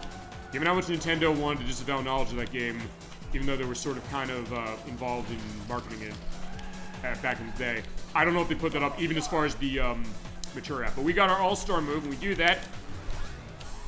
We get our song of My Sweet Passion by Nikki Gregoroff from Sonic Adventure, and throwing our Pico Pico hammers out. Fire. It's good stuff. And we're getting first place. Awesome. Also, by the way, just to let you know, also, to Marcus, who, again, so glad to have you. Welcome to you once more. This is actually part of our initiative of Super Old Game Saturday Second Chance, because we do have a YouTube site as well of our old shows, and we knew it for about 5 years now. That's what we're pointing out. So to celebrate it, so let's come back to games we've played before in different contexts to fix tech problems I had when I did them a long time ago, and look them in a fresh light. Especially because we have the new Sonic Racing game coming out later this year. I'm gonna guess it's this year. I don't think they pushed that to next year. But also cases of saying, hey, we can have better voice tech as far as the microphone I've got running, and also running 60 FPS mode, running the 360 version of this on Series X. Meaning that aside from the PC version, this is the next best version of the game you can get if you not pick this game up. But if you haven't picked it up, I'd say get it on the PC because of the extra characters that are there that are only in the PC game. Yeah, that's the idea. And so in that case, even if we played something before, it's one of those things that sometimes said, I don't think that necessarily needs to be a case where it says, oh, we can't come back to this game again. I think we can come back to it again. We can give it another fresh look. We can do fixes of tech problems I have, because since this is a totally independent program, as far as what I do, I don't always have the tech stuff going on 100% correctly. I realize when I come back on the recording, it crushes me when I look at that, realizing, wait a second, there's issues with mic, it sounds hissy with the audio, or like it's garbled or something like that.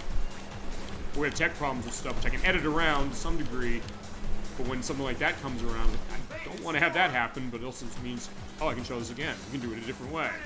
We can show this with this enhanced version, and celebrate this game. That's the idea. We celebrate gaming on this show. We celebrate the games we love, the games we don't love, and also what are our memories with them. Even if it's a game you don't like. And even in a case where we'll play a game you don't like, or that I might not like, or might not have a good reputation, as Amy wins. Yay me! I win! Yeah, great job. Congratulations, Amy. Yeah, also, because last time I didn't show her live on the show. I said I'm showing off every character, and I realized after I recorded that, I was like, oh wait, I didn't show her off. Crap. I want to give my element. I want to just soak this game in. That's what we do, and that's the idea. When it comes to viewer request cases, we soak the games in. In fact, this game was a viewer request we did the first time. It was an Electverse who was in our chat tonight. I'm going to take other cases. Let's take a look at, let's do a boost challenge. We'll just show all the stuff as far as all the ways this game plays. I mean, it's great what it gives.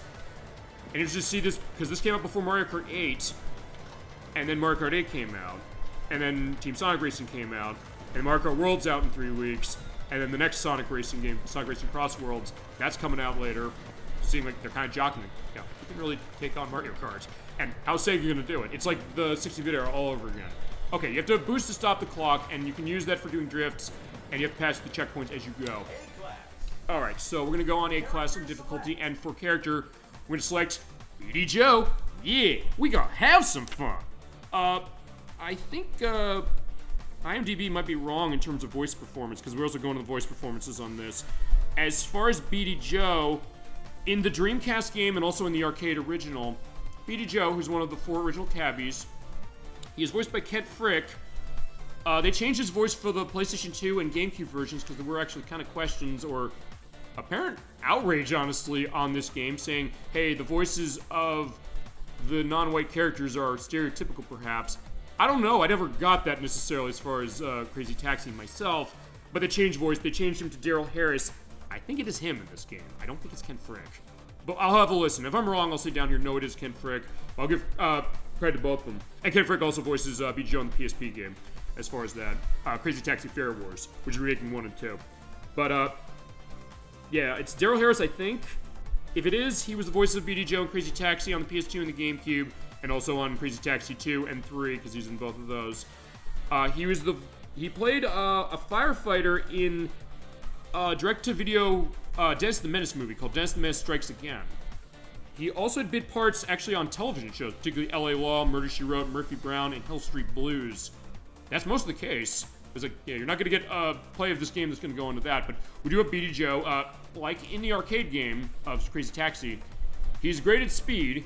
He doesn't accelerate that great. His all-star move is maybe not great. We'll see if we can get it. And for this, can I boost his all-star? No, not really. Fine, we're on the arcade mod regardless. His all-star move is a takeoff on All I Want from The Offspring, but it is not that track. Otherwise you get a content strike. But in this case, we are on, Casino Park from Sonic Heroes. You're hearing the invincibility theme from Sonic Heroes. And the music here, which is going to be the Casino Park music from that game. And as we're pointing out also, this course was in Sonic and Sega All-Star Racing, the first one. So you get that great spacey thing,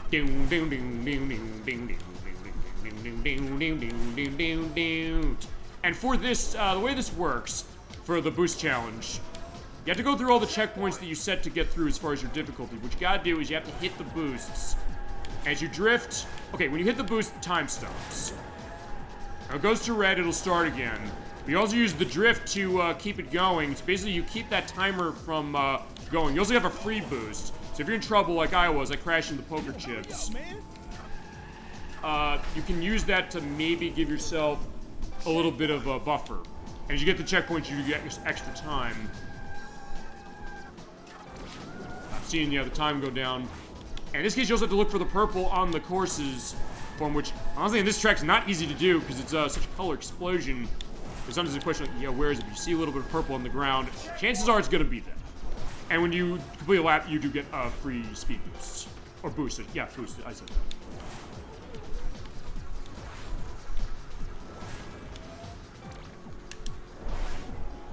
In this case, the fact that BD Joe is fast is actually a good element to this. Actually, we're not going to hear his all-star because we're doing this challenge. At some point, though, we'll do race. And we'll show off everybody. We'll show off all the courses, go into everything we have on it, and anything else you got to say as well.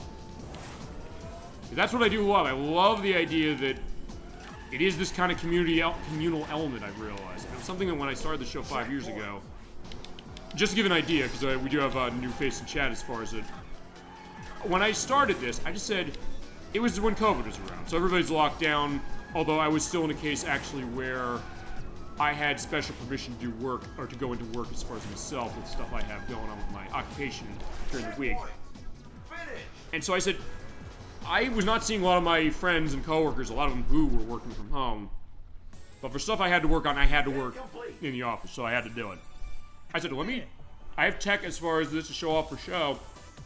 Let me show off games that maybe either people didn't play or cases I just want to show these games. I just want to have a discussion that way. And people came into chat, they said, hey, we like what we're seeing, we're liking this game. Nikki, who I mentioned as far as earlier, as far as people we've had as far as guests on the show, she came when we played Dynamite Hetty the first time, and she said, the show should be called Super Old Game Saturday. She came up with the name, and I said, that's a great name. I could not come up with a better name than that. So that's how we came with our name. Race. And at that point, it just kind of grew and grew and grew. And I realized that communal element, that was really what I was trying to fill myself when it came to just doing the show. But then I realized people coming in, they're saying, I have personal memories with this game. I have stuff, it ties to my family. It ties to stuff personally for my growth as a gamer, maybe my growth just as a person. I realized that was a powerful thing. And I said, I gotta keep this going. And we're gonna keep this going because it's also something I love to do at the end of a long week. Like, yeah, you may work a job, you might have a lot of things going on, whatever that might be, as far as that or anything else really. Let's relax a bit. Let's just sit back, have a good time, have a discussion. Go on your memories and make new ones that way, for sure. As we're going to pull out our next character, this is Mimi from Super Monkey Ball.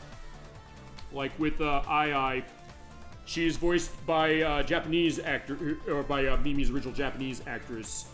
That being Konami Yoshida, who is the voice of Umi Ryuzaki on Magic Knight Rayearth, the anime, and also in the Sega Saturn game, which is the last game in the series, the last game released on the Sega Saturn in the US, is worth pointing out. So it costs over $1,000. She was also the voice of Kukuru in Arc the Lad 1 and 2 for the PlayStation.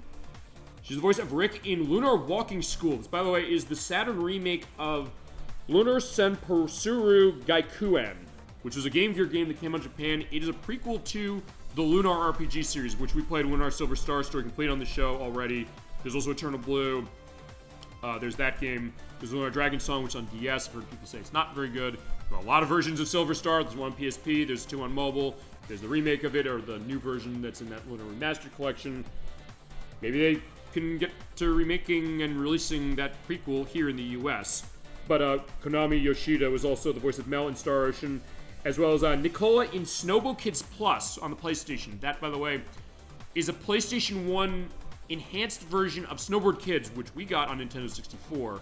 In Japan, it got a PlayStation 1 version, where it added some extra story context that was outside of the manual's stuff from the original, and new characters. Nicola was a new character. Mimi. So here's Mimi. As far as Mimi's concerned, she's good at acceleration, very good at acceleration. And boost is really the thing where she kind of is lacking. But with mod, you can kind of adjust some of those stats. So at that point, I can say, if I tick off her acceleration a little bit, I can get her boost up to a little better level. So we're going to do that. As we're going to load our next stage, which is based on Sonic Colors. Yeah, it is Starlight Carnival, specifically, and look at that view. And look at 60 FPS without it popping up like crazy the way Sonic Colors Ultimate is. Because I remember when we did the show last time, I said, wait a minute, Sonic Colors Ultimate is maybe coming out, but then announced it, and then it came out, and it was a disaster area. People said it was on the Switch, it was a disaster area. I said, it's not everything is a disaster area, as far as it. And they enhanced it. It runs better on PS5 and Series X. It's one of those cases where I said, yeah, they 60 FPS to the game, but at that point, I'd rather play the one with the worst frame rate because it's more stable. It seems like it's paced better with its frame rate. It doesn't have the bugs and glitches that it had running on... Because I had the Xbox One version of that, Colors Ultimate. And Electrus rightly tried to warn me, saying, I've heard this game's not good, I'm not going to buy it. And I said, I'll buy it because I love Sonic and also because I'll show... At least I can get some material for the show out of it. And I realized, yeah, you're right, this game's awful. And I played the apparently good version. Fine, the one that's not killing people with its potential seizure elements with the flickering textures. And I said, the game just stops with frame rate. So I was like, I don't care it's 60 FPS anymore. At that point, the frame rate just dies on screen. At least Colors on Wii at 30, it's consistent to that. I'll take that. Whereas in this case, they FPS boost this game, and yeah, it runs like butter. And not a case where it seems like the game is faltering. That's also pointing out, now I'm realizing that I think this is the first case we've done an FPS mode look on Series X of a game that had support for it. I mean, I've played games before that have that. With Sonic Unleashed, when we get to Sonic Unleashed, we were running it through this. No question, we're running through this. Because it's a perfect frame rate. At 30 FPS, if you don't have that, and then FPS boosted, so it's 60 FPS. Like, oh my god, it's amazing. It's the best way to play the game, without a question, for sure, in the modern day. Oh yeah, and we're hearing that theme of Life in the Arcade. That is from Wreck-It Ralph, which is one of his themes as far as the movie. We'll see him as well. As we get an all-star, her all-star music is... Yeah, I'm gonna let her go. Do I not take what her all-star music is? I'm just basically not looking at the screen and going. Chad, do you know what her all-star move music is? If you don't, that's fine. I will have an edit down saying what it is. I'll just look later, because I might take notes on the show when we do that. For sure to give everything, give the names of people who made it, and revolve the credit they need. But if I do say stuff wrong, that's true. I don't know. So Dolphin says, Dolphin, what's your experience with Super Monkey Ball? I don't know if I've asked you that when it's come to your appearances on the show. You ever play them? I mean, that matter. Sonic Colors. You ever play that? We show Sonic Colors. We're going on the Wii version. Clearly, that's going to be the way to go. No question. I played none of them. They're good. We should show them. That being said, it's worth pointing out, looking at this game again. Back then I said, oh yeah, there's a lot of games of Sega's that we have not shown on the show yet. We gotta show them. We've since shown a lot, but Super Monkey Ball is one of the ones we have not shown. So at some point we gotta do that. And Chad, if you have a suggestion or a request of what Super Monkey Ball game you want to see first, what game in any series you want to see, maybe we haven't looked at, or maybe we have looked at, I'm all ears to anything you want to see for any of them. Basically just, I don't know if you said you've never played any of them, but I don't know if you've seen it. It's kind of like a physics-based puzzle game in the sense you're basically rolling either Mimi or Ai or a lot of the other monkeys around in a ball around an area. It's almost like a labyrinth. You know, like the labyrinth puzzles you buy from the toy store going back in the day. It's like that. But it also has a lot of great charm to itself. As far as like the places you'll go, as far as some of the sights you'll see. And also how insanely hard it can be as far as, you know, you have to kind of thread the needle of going through some of those courses. Sometimes the place you have to roll the ball is insanely thin strip of land. You keep going, and it's one of those things where, like, yeah, can you get through it? You're like, you're holding your breath and like shaking your controllers. You're trying to push forward straight to get through, but then maybe finding a good shortcut. Saying like, I'll bounce off this, even though it feels like I'm going completely out of control, and I hit that flag, and you hear that goal, and like, oh my god, that feels so good. But there is Mimi. She does definitely cute case as far as that idea. Her and Ai, which I believe they are. I don't know the lore of Super Monkey Ball. I don't know if they're like a couple in that franchise, but I do know Super Monkey Ball 2 does have a story mode, and for the purpose of that, I do kind of want to show off the GameCube version of that because they do change it and I think abbreviate it in the Banana Mania game. Basically, they turn it into like a magical girl anime in the sense that they'll do like their transformation thing, and they have like a transformation cutscene going on as they go, ookie, ookiki, ookiki. It's kind of crazy, but I kind of love it. Even though it's nuts, and even though the case is like they're just saying monkey overall, going like, mookie, mookie. But it has a nice charm to itself. It's one of those things that it can be insanely hard, but it also can be something that is easy to get into. It's the easy to get into, the hard to master game. And in that case, when you get to those points that are nuts, you're like, okay, I think I'm ready, but it's also something that you can kind of come with different ways to kind of solve a puzzle and get through, and it's good stuff. And I think Nikki's going to be the one to show that, because she, I think, might be the expert of that game of all the cases I know. As we're going to do a traffic attack next. This is a case where you have to dodge through traffic, so it's actually like Crazy Taxi in the sense that when you play that game, you do crazy throughs, you do passes of cars, and you get a higher tip. This kind of is the same way, a little bit, in the sense we're going to go through waves of easy, medium, hard, or expert. I'll go for hard. And next in our line of characters, we have Ooh La La from Space Channel 5. We have played Space Channel 5 on the show since we put this last time. I'll link to that show, and I guess maybe I should, because I'm going to put a new playlist together for Sonic and Sega All-Star, or Sonic and All-Stars Racing Transformed. It's not, that's the first one, Sonic and Sega All-Stars Racing. Maybe when I do the playlist for this for the YouTube site when that's in a couple days, because we do the show live and then we edit it and put it up on our YouTube site, which is linked in the Twitch window area. We put that up usually Wednesday, as far as how it is, depending on how it is. Maybe I should have like a list of games we've played with these characters since we did. That might be an idea. So basically I can get a sense of, I don't need like a million link cases, but I'll have one list as far as everything of our show. And of course, cases of stuff we get in the chat as far as links. And also you can go in the link list to have perspectives or context to stuff we talk about.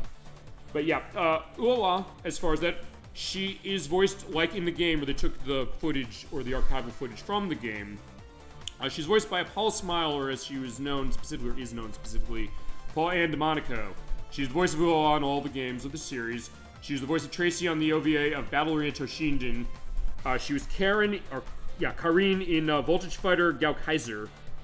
She also did stunt work in the TV show Hope and Faith and in the movie Uptown Girls from 2003.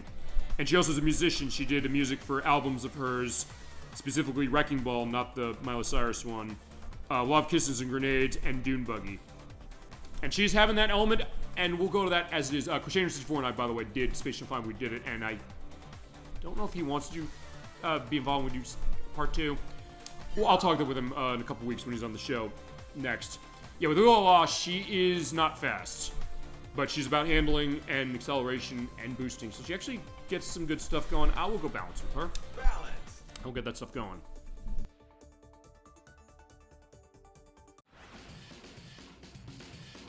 Yeah, except we're going into Jet Set Radio World as far as it's another Dreamcast case of itself. To go to that, I mean, going back to Space Shuttle 5, actually, when I showed this game the first time, we had not played it yet, I was describing it, and then we played it. And it was an interesting case of what that play was like, and also the idea of, like, hey, you know, Apollo Smiles' voice acting in that game. I like first, I know you said the idea that you thought she was wooden, which is a fair idea, and I remember bringing it up, or fine, when you mentioned it, I brought up the idea that, because it's like a music case, you can like get that up, down, choo, choo, choo.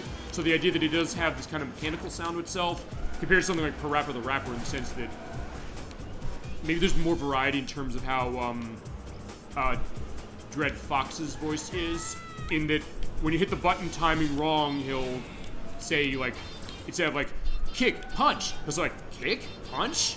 So it has maybe more variety to itself than maybe Space Shuttle 5 has, as far as that, except the cars are getting in my way. So in this case, you have to just go through the waves and go through the tape, and you'll be good.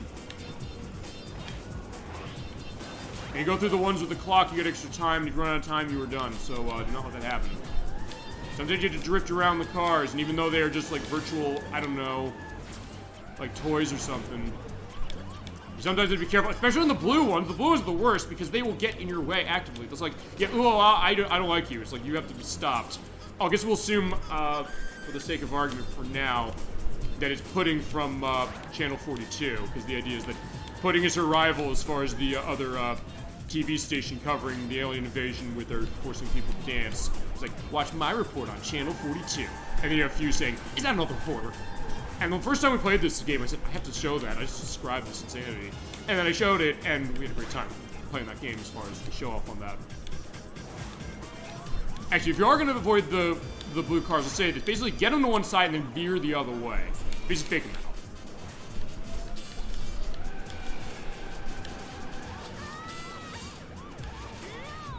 Also, there's something hilarious. I'll get to this when we play Pudding, because she's playable in this game too, as far as Space Shuttle 5 is concerned, with one of the voice acting lines. But actually, they take one of Ulala's lines for the purpose of Pudding, which is actually hilarious. I think I brought that up when we played this before, but if I didn't, I'll bring it up now, or I'll just reiterate it. Whoa. No! Okay, crap. Also, if you do hit the, car... Did I win? Oh, I ran out of time just on the point of that. Oh, no, I won? Event complete. I kicked butt. I'm gonna want to look back when I edit this. This is the other thing. We do this show live. It's totally improvisational, aside from the notes, but even then, this is not a script of me saying what I'm gonna say. I'm just gonna bring up stuff I want to mention, or history of people who made game and all that stuff. Because this is something that's just a kind of casual case of itself, I joke that we play on the show, I swear to God, but sometimes stuff happens when we play games on the show, when I play games on the show, for some reason, that I look and I say, wait, how'd this happen? Should I have gotten this going on? Sometimes I see weird glitches. We had this game crash on us last time because what happened is I think I went into my captures to show something, I came back, and the game didn't know what to do with it, and it crashed. Though it was using my Xbox One X, so I don't know if that had something to do with it. I'm gonna have a picture there, or here, I guess, now. Select an event. Looking at what happened when I crashed in that last traffic gate. Because here's the thing. When you hit the traffic gates, hit the car, it goes away, and you usually don't get credit for the gate. You know what? I want to see something. I'm going to run this easy. I want to do it all again. Balance. I want to see something. I want to put this to the test. And sometimes one of those things also, sometimes it's like, hey, this is weird, I want to take a look at this. Or sometimes it shouts like, what happened here? Or hey, there's a feature in this game I want to see to show off, and we'll do that. Get ready. Okay, so I want to see this. So what I'm gonna do, I'm running on an easy just because I want to see. The time will be the most forgiving. I have fewer waves at the hit, and they're easier waves. I'm gonna hit this car. I want to see something here. Okay, wait. Okay, so I passed the wave. Also, I guess the blue cars aren't here. Okay, so here's what I'm gonna do. I'm gonna hit that. Okay, there we go. So I hit that. Okay, so honestly, I never knew this.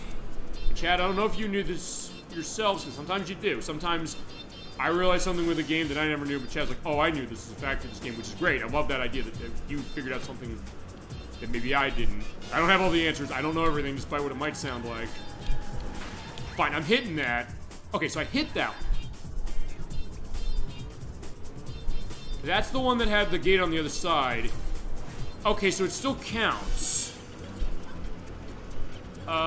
So fine, the line goes away, but it still counts. Okay, so that's how I want. But I want to test one other thing, which is, you go over.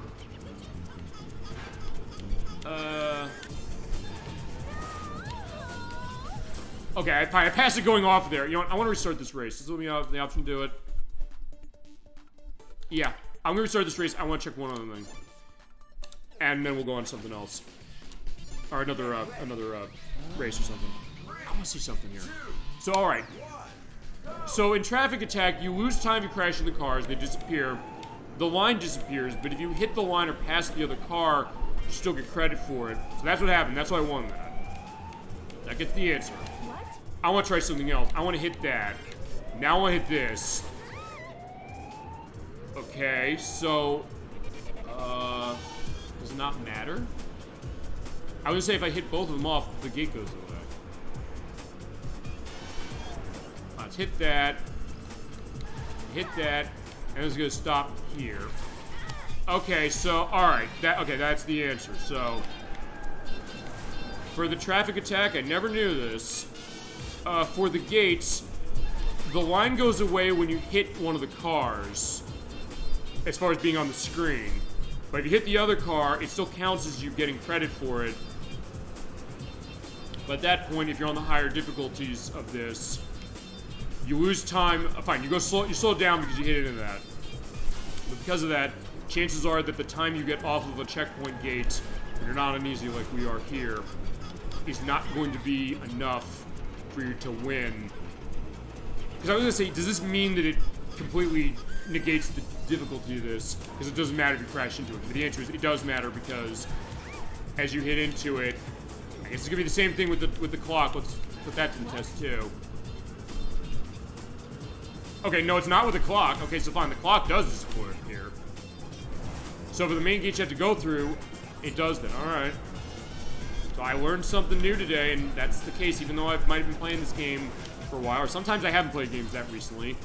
Sometimes it's a case where I'll just play it either maybe fresh for the first time, or coming to it late. I sometimes learn new stuff as far as that.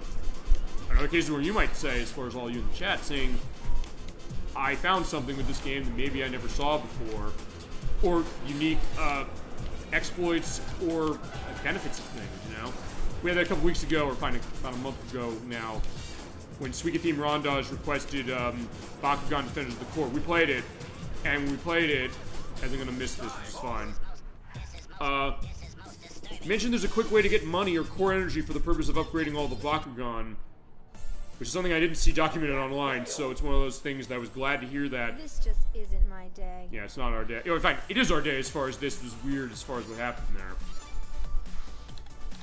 But cases where it's revealing stuff about a game that maybe I didn't know, maybe you didn't know, or maybe cases where, weirdly enough, sometimes the internet doesn't know. We've sometimes run into stuff that's so weird on the show that maybe people wouldn't care about, but then thinking you don't expect to see that, and then it, I guess, becomes part of the record. And sometimes it's all of you, or cases of guests and things, make that happen. Sometimes me by total accident. Okay, we're gonna take a look at this guy's Verkady, of course. I'm going to do a race. We're gonna go to the finish line. Character select. Nacho Wreck-It Ralph. I noticed you should be showing Vise. Where's Vise? Oh, he's here. Yeah, from Skies of Arcadia. Yeah, he's the main character of Skies of Arcadia for Dreamcast. We've not done the game yet on the show, and I really want to, but I just have to figure when I can do it. As far as where we're going to Rogue's Landing. The main music here is the theme of Vice, and also the music in the military facility dungeon, which goes fighting stuff. But we got Wreck-It Ralph from the Disney movie in 2011 or 2000. No, it's 2000. I think it was 2011. No, yeah, it was, I think. Oh, no, I didn't mean to hit the guide up. Or what I hit. Actually, wait, what happened? Oh, my friends list. Oops, right, because I hit X. That's what happened. I was like, wait, what was going on there? I was loading my friends list. Because, yeah, it's in back compat mode, so, like Switch 2 as an example. That's software emulating Switch 1 games. This is emulating the Xbox original and Xbox 360 environment for its backwards compatible stuff. In Ralph's case, he's really, really fast and boosts well, but he is not great all-star. We're going to see it with him. Let's see. Alright, so let's get going, and we'll have our stuff going. Okay, here we go. Yeah, look at this. We do have our case of the Pirate's Village, because, yeah, in Skies of Arcadia, if you've never played it, it is an RPG from Overworks, the people who made Shinobi on the PlayStation 2, and had a lot of hands in early stuff of Sega's, like, actually a lot of the Disney Illusion games, like Castle of Illusion and World of Illusion, and also a lot of the Shinobi games of that era as well. Yeah, you're basically flying air pirates, and the idea is that your land is attacked by the Valiant Empire, and a young upstart who's part of his father's pirate crew wants to go out and see adventure, but the case is that his best friend, Aika, she's saying, like, oh yeah, you can do this eventually, but like, yeah, just keep sticking at it. And this girl named Fina, she comes around, she kind of falls from the sky, so it's almost a takeoff on Castle in the Sky, the Hayao Miyazaki picture from 1985. And they kind of go on this world-faring adventure, and you're able to recruit a crew, and it's great stuff. And we'll definitely play that game eventually, because they do have it. Unfortunately, it costs a little money, so I'm begging for a re-release. It is also probably the best RPG that the Dreamcast has, and actually, I was gonna say, fine, it was not a Freudian slip. I would say it's also the best RPG the GameCube has. Yeah, so sorry to all you fans of Paper Mario: The Thousand Year Door out there, or fans of Star Online, but as far as the best RPG on the GameCube is that, it's a great game. And on the Dreamcast, it is also surrounded by some pretty good company, like Phantasy Star Online and Great E2. That's another really good one as far as it. Yeah, we are taking the skies. Yeah, we should be taking the skies in Skies of Arcadia Land. And we're seeing, yeah, that whale over there. There's a guy named, I'm trying to remember the name of the pirate who joins us as far as his little ship, the Little Jack. I'm forgetting his name. I know it's been a while since I played Skies of Arcadia, so I'll have the name below when I edit. And I also do that when I don't remember stuff. With chat, if you know. Oh, Vice as far as the character. Question, Electris, who played Skies of Arcadia? Do you know when there's this ship called the Little Jack? There's this crotchety old guy who they join up with in that game. Do you remember his name? And also, we have memories on Skies of Arcadia. Feel free to go on that. Actually, there's an interesting thing as far as the voice actor of Vice in this game and also in the original, because it's the same person who voices him in both the original game and also in this. I think in some ways, maybe the most talkative case of him is in this game, although there's still some elements of hearing him in the original game as it is. And we gotta show that game eventually. I will, I promise.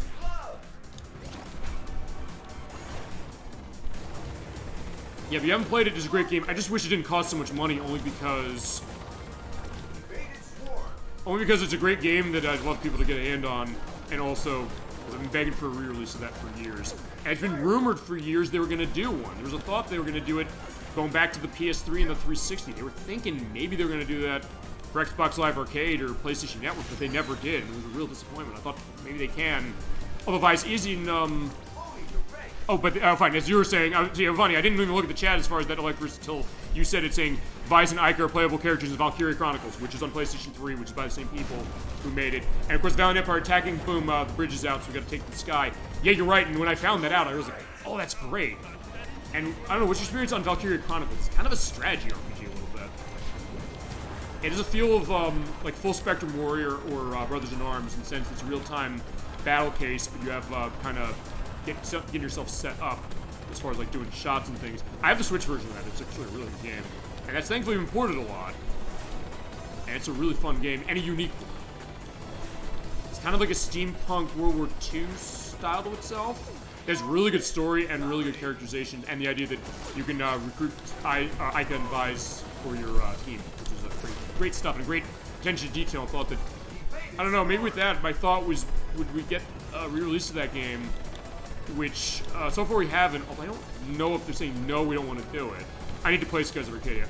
I get that. I need to play it for the show too. Fine, we're begging for a re-release, Sega, please, because it's really good. Fine, my hope is a re-release of that takes the extra content the GameCube version had with the enhanced music that the Dreamcast version had, because when they put it on the... We'll do this, of course, again. When they put it on the GameCube, I think I mentioned this before, I'll mention it again. On the Dreamcast, Overworks had to beg Sega to put it on 2 discs. Sega said, no, we want to cut a cost as far as just having it on 1. They said, no, please, we made this great orchestral music for this soundtrack. We want to have this. In fact, you know what? I'm going to pull out Vise right now. We're going to skip down the list because we're here. They said no. Oh, no, they said yes, we'll do it. They'll let you have 2 discs. They did on Dreamcast. It didn't do great because it was on Dreamcast, but it also was a case that when they ported to the GameCube later with Skies of Arcadia Legends, Sega said, no, you're putting on 1 disc. They had to compress the music. The music still sounds good, but you can hear MIDI sounds of itself on GameCube. But they did add extra content to the GameCube version that was not on the Dreamcast version. So my hope is maybe we get a re-release of that takes the content from the GameCube version, the extra stuff, and it has the music from the Dreamcast. And I guess, well, the graphics, because they did take into account the fact there's massive flashlight warnings when we got to that game. The visuals in that game are very intense. I'll not lie to you on that one. So when they played the GameCube, they toned it down. What they did to do that is they actually dimmed the game for the purpose of that. So it made it look worse than it looked on the Dreamcast. So in that case, it's one of those things that I don't know how they'd redo that, if they'd have to maybe rebuild the game for that. I don't know, to maybe get the sense of how to get the graphics that the Dreamcast version had without maybe being a flashing light concern. Or they put the warning at the front saying, be careful, it's flashing lights on this thing. Like they did with the Capcom Fighting Collection 2 that just came out yesterday, which I do have. I bought that day one, you bet I did. But that being said, we'll get to that, and we should show that game too, and I will, I promise. At some point we'll show it, and maybe we say it enough, Sega will say, oh, we're going to re-release this. Sometimes it happens. Sometimes it's a coincidence, sometimes it's a case they bug or show, maybe it's a combination of both, but who knows. Alright, let's talk Vice then, because we're talking about him. Here he is. He is voiced by Christopher Sullivan, who voiced him in the main game. He was also the voice of Nash Stoller in Project Horned Owl, which is on the PlayStation. He was also the assistant all-star coach in the 2008 film The Express. He was the voice of Thomas McClane in Deadly Premonition. And this was interesting. This was a great attention to detail. If you're familiar with the Pirates of the Caribbean films, specifically the first 2, Pirates of the Caribbean, Curse of the Black Pearl, and Dead Man's Chest, he was part of Jack Sparrow's crew in those movies. He played Ladrock, and I did not know that until I was doing my notes on that. I'd like to think Gore Verbinski, who directed those games, or those movies, I should say, maybe knew that. Maybe he knew Skies of Arcadia. Maybe we can get him on the record saying, hey, Mr. Gore Verbinski, did you cast Christopher Sullivan as part of Jack Sparrow's crew because you knew he was in Pirate? You knew of Skies of Arcadia, you knew he was in it, and you loved that game? Maybe he's an in-reference? Perhaps. We'll see. Maybe I can find something saying, oh, he did or he didn't. As far as Vize's skills here, he's about speed and boosts. You're going to max both of those out while getting his ulster down to basically nothing and his accelerating handling to nothing with the Dreamcast mod. We're going to take a look at that.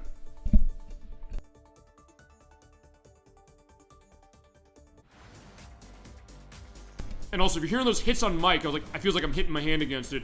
I'm doing unplugs on the microphone every so often, because I've run into cases with hissing audio, and I realized when Ed White, Nikki, and I did Smartball and Gubble, and as it turned out, Sparkstar at Super Nintendo, we had that problem come up. It's not a case of my Bluetooth or Bluetooth speakers doing that, but doing a pull of the mic cable fixes it. So if anything's happening with that, we're going to avoid that, and I can at least have it so it doesn't go on. I'll be doing that a lot next week for our 39 games we're looking at for Title Legends 2, which, Electris, I know you want to see that. That's going to be an interesting one as we go, and for now, let's get going. Here is Skies of Arcadia. So here is Vice. He has a cool case in that game. It is a shame it's so rare. It's a shame that it's not been re-released. If you can afford the scratch on that one, it's worth getting, but it is like $150-something. So another re-release would be nice. I mean, I know some people say, why don't you just pirate it? True, maybe. But actually, Crusader 64, he sort of took that attitude. He said, the emulator I have, I can't get the game working. So I don't know if there's a case where the game is not easily emulatable or something. Maybe it is, maybe it isn't. I don't know. So maybe that's the other thing. That's also why I indicate, with a couple exceptions, I run as full a console experience, like the actual game, as I can on the show. Sometimes we have problems with emulation or for certain things. But yeah, if it's a problem like that, that might be a reason for it. And I hope that's not the case. It's a question then that, can they rebuild it or something as I hit Mimi with Firework. Yeah, we're going through and having a great time for this. And you get this great sense of this kind of open world. I mean, the thing about Skies of Arcadia that's really interesting is it's... Fine, it is an RPG of like the classic style of stuff like Final Fantasy and things like that. But it's also a game that, maybe because of the air pirate milieu and the fact you have your ship flying around, you do feel that it's really open. You feel like you can go anywhere, even though it's not a game where it's really open that way, like, I don't know, like an Elder Scrolls or something like that is. But it is a really interesting aura it gives you. Alright, and it's also interesting things when it comes to how battles work, because there's random battles on every console it does. But also on the Dreamcast, you can tell when the battle's coming, because you hear the Dreamcast disc grinding going the and when you hear that, I got this thought saying, hey, can I avoid it by going in the pause menu and like, hey, resetting the timer the way you can in Sailor Moon or the story for Super Famicom? The answer is no, you can't. As soon as you come out, like, no, you're going in battle. But the battles are really fun, and actually kind of remind me a little bit of what, sort of what Clair Obscur Expedition 33 is doing now. Which is kind of this surprise sensation as far as modern RPGs. Stranger 64 in particular, he's been playing and loving it. I've been playing it because it's on Game Pass for the Xbox Series S and X. It's really good as far as what it is. It also has like a battle system, kind of like Persona a little bit. As well as an emphasis on dodging, which is unique, that Skies of Arcadia didn't have. But something where it is almost like Skies of Arcadia in the sense it's one of those great concepts of an RPG that maybe came out of nowhere and really got people's attention, saying, wow, this game's really good. And also, the story's really good of what I've been playing. Stranger 64 in particular, he said, this is a game that is an emotional wreck playing this thing. It's also one of those things that, you know what, there's no shame in saying that, because sometimes you play a game like that, sometimes you're surprised it's going to have that much of an emotional punch on you, but it does. When I played of it so far, I see exactly how it did that in parts like, wow, this is really heavy. You're getting ready to go off on your expedition on that.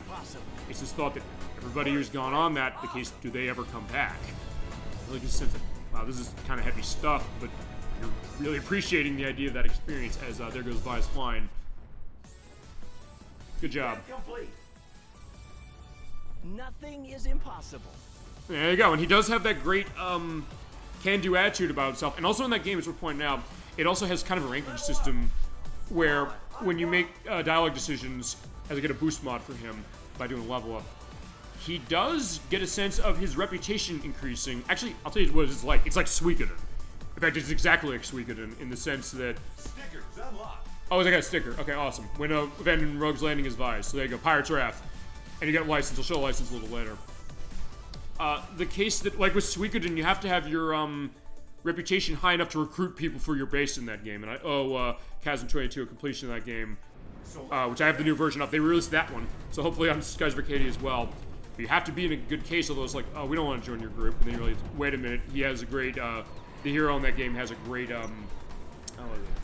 great reputation, and they'll join you.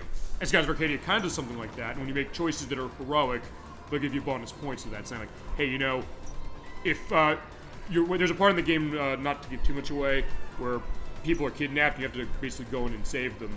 And you can choose saying, what do you want to do? It's like, we can either break in right there, or we can say like, let's go underground, let's try and sneak through and catch them off guard to rescue them. And in some cases, like, if you make the decision, like, let's just go in, it's like, no, that's not a good idea, you're gonna get killed. But then you make the other choice to go like, ling! You hear this great chime as far as that.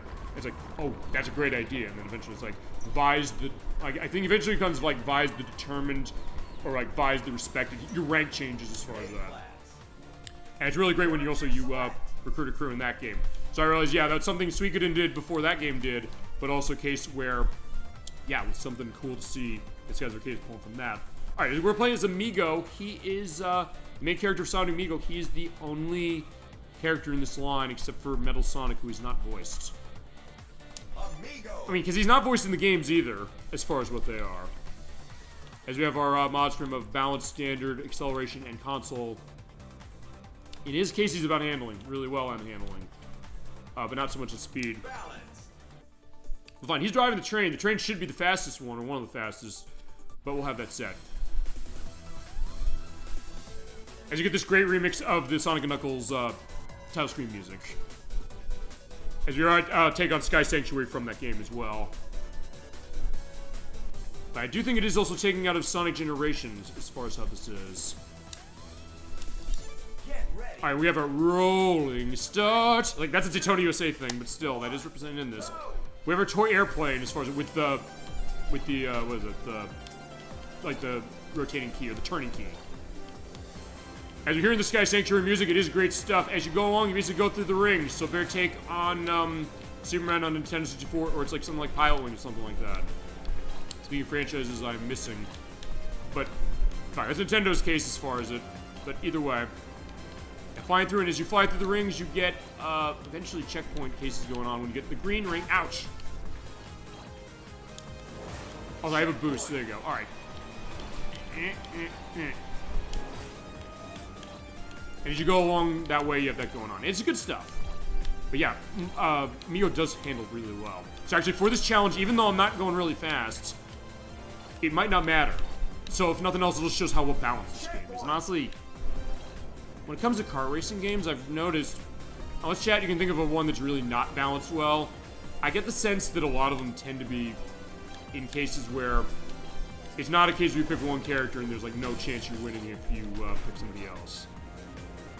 And so we get this great remix of Back in Time from Sonic R, which is fitting, I guess, because Richard Jacques was involved in music for this game, for a lot of these remixes. Except no vocals from T.J. Davis. That'll be when we play that game, which I don't know if we did the Saturn version. Nocturne is the Saturn version. But I'll get a sense of when we do that one. We also have like our karaoke night as far as that game, because yeah, I love the music as far as that. But good job, Amigo, with the ring race. So there you go. Cleared. Going back to that one. Go to the next stage. And always having a smile on his face and always being a case of drawing up a crowd as far as Amigo's concerned.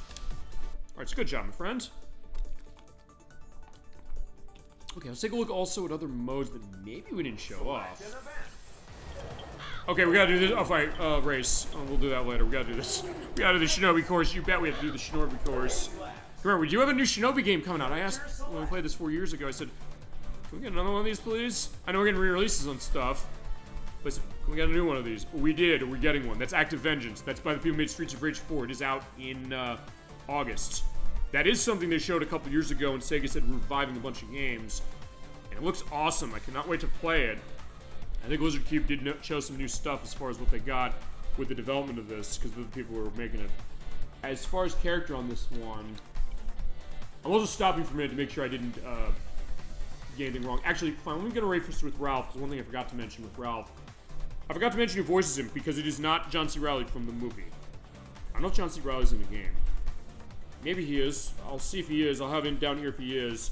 And in that case, we can have him on the show. Let's see. Ralph is voiced by Brian T. Delaney. He is the voice of the Shah of Pride in World of Warcraft. He is also the voice of Mantis in the Kung Fu Panda games. So he's taking off of... Who voices Mantis in the Kung Fu Panda movies? They don't have who it is from the... Is that Jackie Chan who's in? No, wait a second. No. Because it's Angelina Jolie who's Tigress. Oh, God, why am I blanking his name? From Knocked Up. Josh Rogan. Yeah, Josh Rogan, that's him. So yeah, he's coming from Josh Rogan, I think, in Kung Fu Panda, as far as the games they made on that One which is by the people who made Vigilante 8, Luxoflux. Interesting enough. He also is the voice of Roland in Halo 4, Halo Spartan Assault, and Halo 5 Guardians. He's the voice of the male character in Fallout 4. And he also the voice of Jonesy in Fortnite nowadays. And he's Battalion, or Mighty Number 5 in Mighty Number 9, the Keiji Funa game from 2016. So yeah, in that case, let's pull Rolf out again. Okay, console mod's a weird one on this. VIP mod. Fine, here's a VIP mod. Okay, right, when you have the guest characters who are not from Sega stuff, or from, yeah, I guess not from Sega stuff, you get the VIP mod, so he's a VIP guest. As we, by the way, are at the Seasonal Shrine with the music here of, I took it down. What's the name of the music here? And I'll actually pronounce the one right this time, because I mix it up all the time. It's all from Shinobi 3. Isayoi here is the music we're hearing from that, and the level here, E.10 and Japan-esque. And I love the remix they do in this game. Oh my god, so good.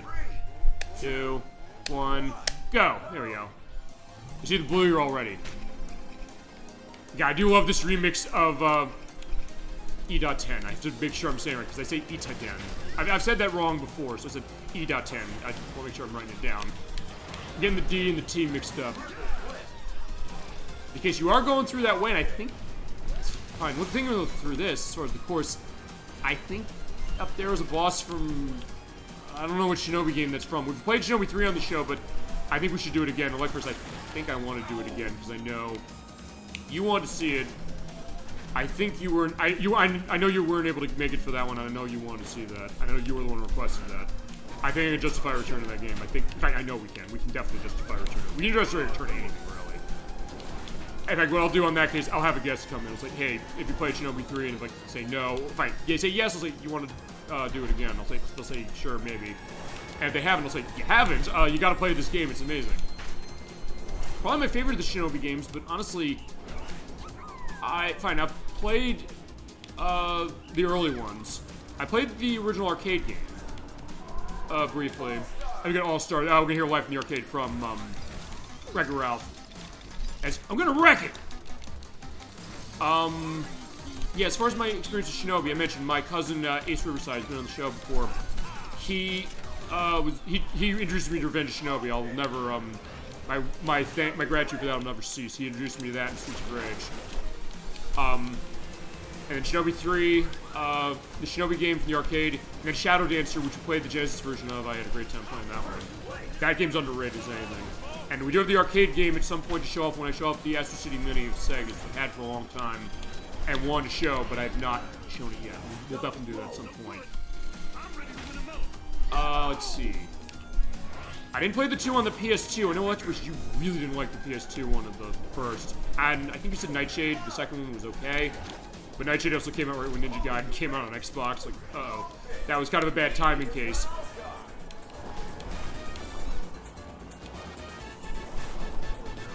But honestly, when you said you didn't like it, I kind of was interested to play it anyway, just because I want to see it. I've heard that game is insanely hard. You say it's insanely hard. You said this game is too hard because you go through this rigmarole of what it is, and it's not satisfying when you go through it, which, case as far as difficulty with a game, you get a game that's insanely hard. Are you satisfied when you get through the challenges it gives you, or at the end of saying, like, thank God I'm done with that, I don't ever want to touch this again. Particularly all the stuff that, from what I understand, that game is over bottomless pits.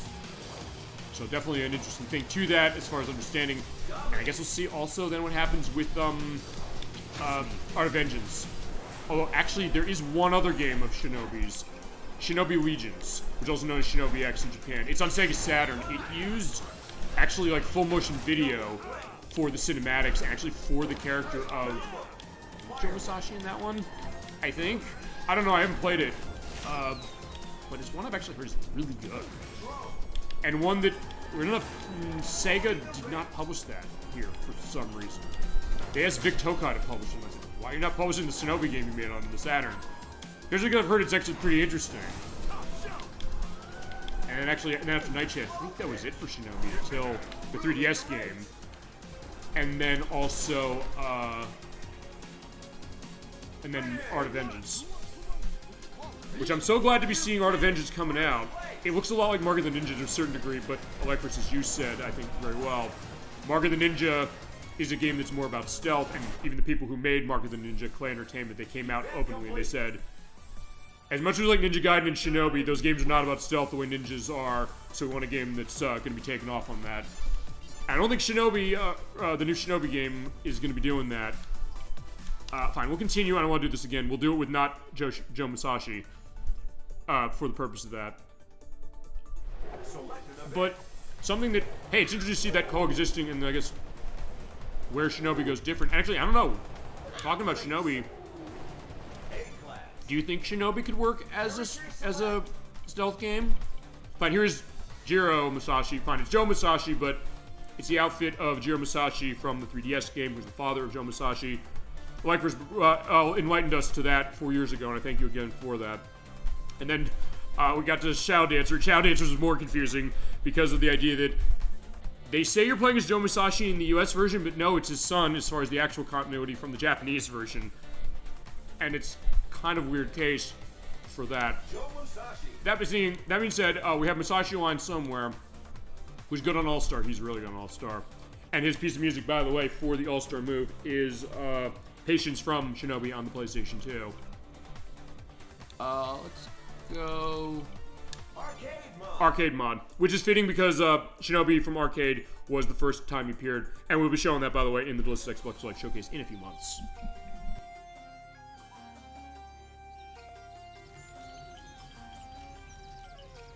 Yeah, but going into the case of could this run as a stealth game, I mean, as far as him being a ninja, sure. But I guess of the two games in the series we played so far, which are Shinobi 3 and Shao Dancer for Genesis, which is a totally different game, by the way, from the arcade version. And I've heard all the better for it. It's interesting because Shinobi 3 is kind of an action... Well, it is an action platforming game that you can be deliberate with, sort of, but actually Shao Dancer is the game you do have to be deliberate because you have one-hit deaths if you get attacked. If you bounce off an enemy, you're fine, but if you get attacked, you die. So, for that one, you do have to be deliberate. So, I guess on the spectrum of a ninja game that's a full stealth experience the way Mark of the Ninja is, and I guess an action take of something like, I guess Shinobi 3, and that probably is the most action-like of all of them, because that added the run feature for Joe Musashi. It's interesting to think that Shao Dancer is kind of, I guess, an in-between a little bit. And also the fact that in that game, when you go to the bonus stage, you either get you either get bonus points and lives if you get all 50 hits, or if you don't get any at all. So it means that you can play the ninja way by saying, no, I'm not going to hit anybody, or be strategic saying, I want to have that life, I want to survive this game.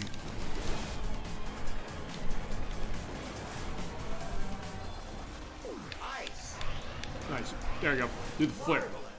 I do multi-flip. And I do have those words popping up as far as it's like... Oh, right. That is the high score music from Afterburner, because that's the all-star move of ages.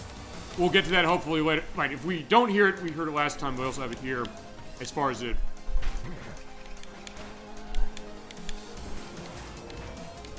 I do love this remix of this music. Oh my god. And I'm curious to see what they do with Art of Vengeance. What do they do as far as new music they have and like remixed music if they're gonna do remixed music? Also fine, we're jumping all around like crazy as far as it's saying, yeah, we go from Afterburner 2 to Shinobi to Sonic Colors.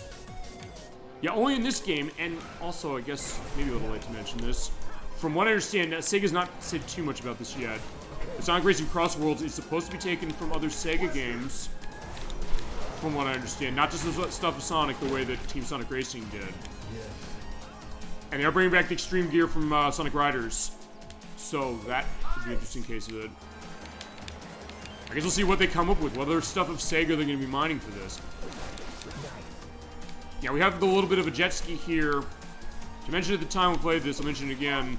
It's a little bit like the, I guess, the surfboard that he's riding in level 4 of Shinobi 3. But I also don't know if there's something else in this franchise where he had this. Maybe he had it in, I don't know, either one of the PS2 games or in What's the other? Oh, no, it's... No, wait a second. He won the PS2 games because he's not the main character in the PS2 games. I think you can lock him in the first one, if I remember correctly. I was thinking in Shinobi and 3DS, but then again, that's his father. Fine, that might be the case. Maybe they're pulling from that one. Because at the time, it was a year old. Or not even. Well, no, it was a year old. Shinobi came out on 3DS in 2011, and this came out the year after that.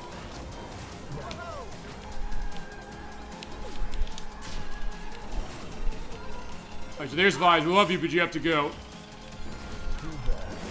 About freeze him. Alright, so fine, we'll listen to Amy, but either way. So yeah, Amy is defeating a ninja as far as racing, which is fair enough. Yeah, not bad.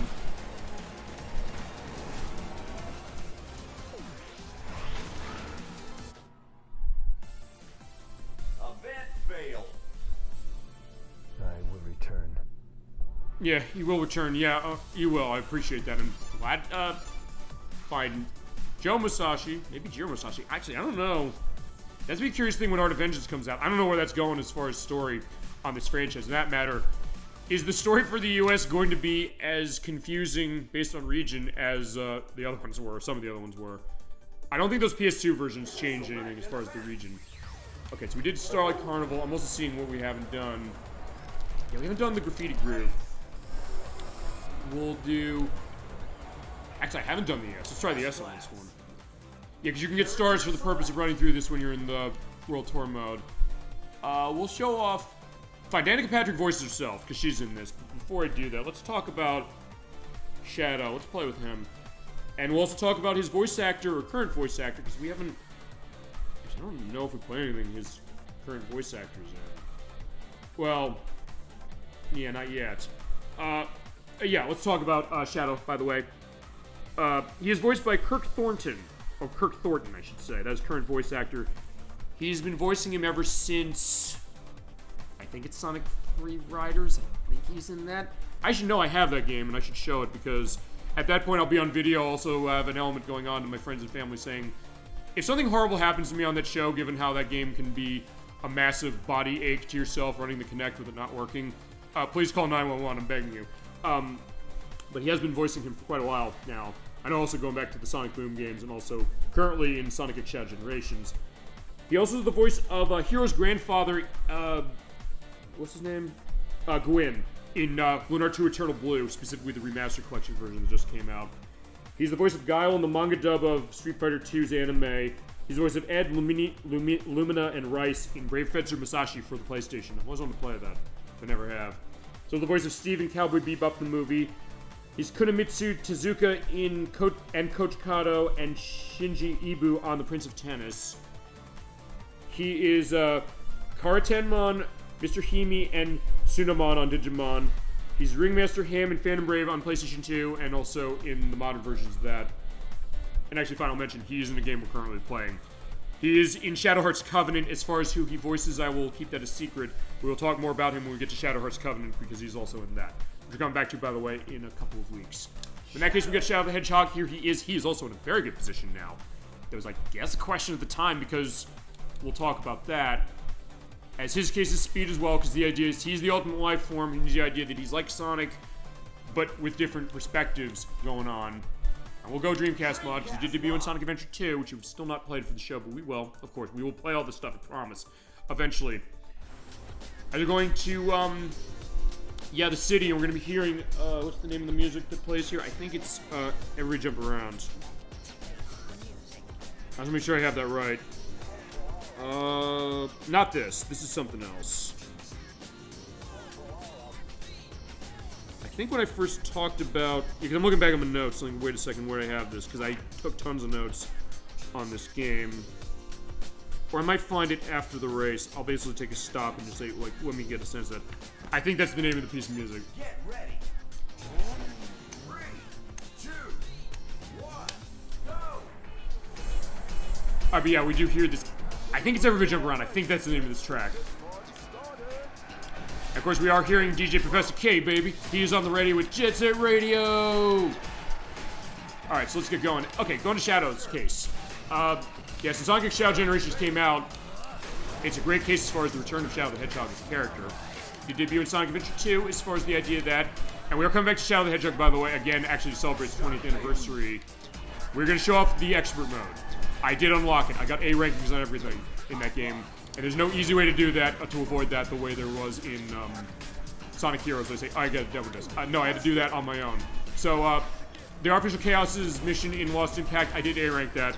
We'll go into that specifically as far as our look at it. I played the expert mode that's kind of a sequel to that game. See, maybe it's something where my dislike, and Electra, she said, quote, this game is pure evil when we looked at it the first time. Maybe it's better in the review mirror? We'll see. I'm gonna not say no, it's not. Because I was kind of in a better case going through the missions, because alright, fine, we'll do the expert mode. So I do want to show that, give it another look.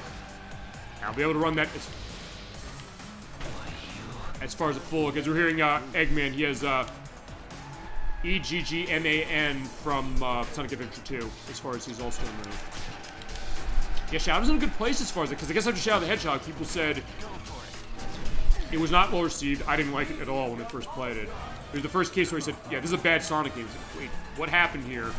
But something that maybe I've eased up a little, kinda, over the years, maybe. But also a case that I don't think the character's bad. I like the character. I think there's interesting stuff. And honestly, the perspective of him now with Sonic Shadow Generations really going well into his inner turmoil and stuff going on, as we are going to hear from music from Shadow the Hedgehog now. Is his transformation is Super Shadow at the end of the last story from that game. He's going like, behold, the ultimate power! But he's like, yeah, we gotta keep going as far as that. But Shadow's in a good place, also because of the movie, because I don't know to chat what your experience is or what you think of Sonic the Hedgehog 3, the movie that came out back in December. I think it's the best of the three, number one, as far as the three movies that came out. And they had Keanu Reeves voicing Shadow in the game. And also in the DLC mission they gave for Sonic Shadow Generations they released a little after the game came out. It is, yeah, they really do a good job of emphasizing the idea of his perspective on his relationship with Maria. That's the thought. And finds a better take, honestly, on what people say about Sonic 06, which we're going to have to get to. We'll probably do that next year to celebrate 20 years of that, because why not? And by the way, when we celebrated Shadow the Hedgehog this year, it just turned out it's the day it came out 20 years ago, so we're going to be really on a line for that one on November 15th. For sure, and we're on the Xbox version like we did last time, because that's the best way to go. And the most expensive one, as it turns out. Oh shit, I went off screen, right. If you don't hit into the ring right, you're not going to be a good case. I'm going to do this race again. Right, there's Uala going again. Whoa. Eggman's throwing snow at me. That can't stand. We'll do this again. Because I guess I'm trying to do the S mission on this. Where the AI is harder and, yeah, they're a little more aggressive. Yeah, Shadow, we're not going to let you lose. We're going to make you win. Somehow. Failed. But nobody outruns me. That's true. We'll make sure that nobody will outrun him soon enough. And you can also drop it down difficulty if you want. I'm not doing that. Get ready. 3, 2. But I do like the idea of what it is. So yeah, it is going back to the Maria thing. It is fine at the time based on how Shadow the Hedgehog was received. I mean, there's one of those questions of, yeah, this doesn't feel right as far as the idea of his relationship with Maria. Although, fine, Maria's already gone as far as the narrative is concerned, compared to at least in Sonic 06. But if nothing else, I think seeing what they did with Maria in the movie, because she is in the movie, they showed that in the trailer, so I don't think it's a spoiler to say that. And in Sonic Shadow Generations, what they do, it's something where you understand really what it is, and like, why was she a case of, you know, melting his heart a little bit, and then why is it such a despair of what he does, what he feels when it comes to her being gone? And even the fact that the movie still kind of holds that, and actually in Sonic Shadow Generations' case, I'm not spoiling this part till we get to that game, which is, there's one moment near the end of that Shadow Generations campaign for that. It's very emotional as far as how that works, because they did really build that up, and you get the sense of what the element of what that is. And it goes to what I said, even about Sonic 06 saying, you know what, that plot, as far as Elise falling in love with Sonic, it's not necessarily doomed from the start, depending on what they did with it. It just didn't do it well, and it came off, well, you know, feeling off and feeling like this is wrong as far as this. But if we've done better, like maybe the Maria stuff, fine. The Maria stuff doesn't go into the idea of it being a romantic thing, but maybe the idea that if it's suggested that it is, it's the case that, fine, Shadow loves Maria, but not for the case of, oh, it's a romantic love. The idea that she was the one person who made him realize maybe the worth of himself, which is the idea of what it is. And makes you understand, like, why is he like this way, but also the idea of why is he maybe leaning into his bad side more, particularly when David Humphrey, singular? Yeah, singular as far as him when he voiced in Sonic Adventure 2 and Sonic Heroes, as we're going off. Fine, I'll keep trying. We're going to keep going until we win. The idea that he kind of took some joy in some of the stuff going on, it's like, it doesn't matter now as far as what's going on. The Earth is going to be destroyed. And even his kind of back and forth with Sonic, almost kind of, in a way, enjoying himself that way. Sort of, but also the idea of him kind of realizing himself when things really matter. And even in Shadow the Hedgehog, the case where his perspective being annoyed with Sonic, and then... Well, was it that one? Well, actually, no, it didn't. No, yeah, a bit in Shadow the Hedgehog. In terms of how he takes that. Because it's one of those things that eventually he's kind of, you know, adjusting to his role depending on the path you take, the story and all that. And also how it goes with some of the stuff they had in Sonic Heroes, particularly when we run into them when it comes to the fight, like the character battle fight, which says like, we have a date with Eggman too. That's so. There'll be a date to die. It's like, so he's kind of taking joy in that idea, even if he's like, I don't totally remember Sonic here as far as that element. Yeah, but yeah, I'm far behind, and I don't think I'm gonna win. I think I'm going to try this again, and if I do get in a case where I can't do this enough after enough time, I'll go to another course and we'll have Shadow's, you know, victory going that way. Yeah, it's fine. I did worse than I did last time. Ouch. Said, yeah, we got flattened. There's Knights. We'll see you soon enough as well. Yeah, finish. Also, going back to the tank thing. Oh wait, the tank thing is Sonic 06, isn't it? Yeah, great. Right, it's the gun tank. And that is, I think that's something that's floating around in Sonic 06 and some of the stages. What the? Also, actually, for Sonic 06, the only thing about that one that's going to be important is, yeah, we're going to play the game, play it on 360, because it is the quote-unquote best version. That is not counting the Sonic Project 06, which we have to show that somehow. We absolutely have to show that game somehow. But we'll look as far as seeing the original game eventually and also seeing what that do to fix it. And the fact that fan-created case, turning that, taking perhaps the worst Sonic game ever around, although on taste grounds I still see Shadow's worse. Even with the things Sonic 06 does as far as the release in Sonic, I still think Shadow the Hedgehog's a little worse. But then again, saying we can make this better, we can turn to the game that we think it could have been the first time. And Sega, I guess, rightly looking at that, or fine, I guess, understanding what's going on and saying, okay, we could cease and desist this project, but people hate this game. Let's have the fan community have this and say they've made this game better. So, at that case, saying, fine, we dropped the ball, but fans picked it back. Which oftentimes comes with Sonic, and really with a lot of franchises. Sometimes you notice that. That isn't unless sometimes the case like this one, where, as far as Jet Set Radio is concerned, it didn't necessarily... I don't think it's a case where this franchise necessarily went off rails. I mean, there are only 3 games in this, which are Jet Set Radio on the Dreamcast, Jet Set Radio Future on Xbox, and Jet Grind Radio for the Game Boy Advance, which is admittedly a review of the Dreamcast game. Unbelievably so by Vicarious Visions who developed that. You're amazed they got that game running the way they got it running. It's not the same game, for sure. In fact, they got all that music in there somehow, and it runs as well as it does.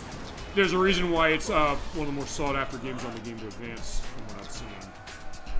It's really that, it's UO's Cosmic Attack, it's the Game Boy Advance Station 5 game, and a game actually, a Dolly Fan IOU, that is Dragon Ball Advance Adventure, which is by Dimps, who made Sonic Advance. At some point I want to get a copy of that, and we'll play it. Yeah. Fine, I'm not doing well with Shadow here. I think I might need to either...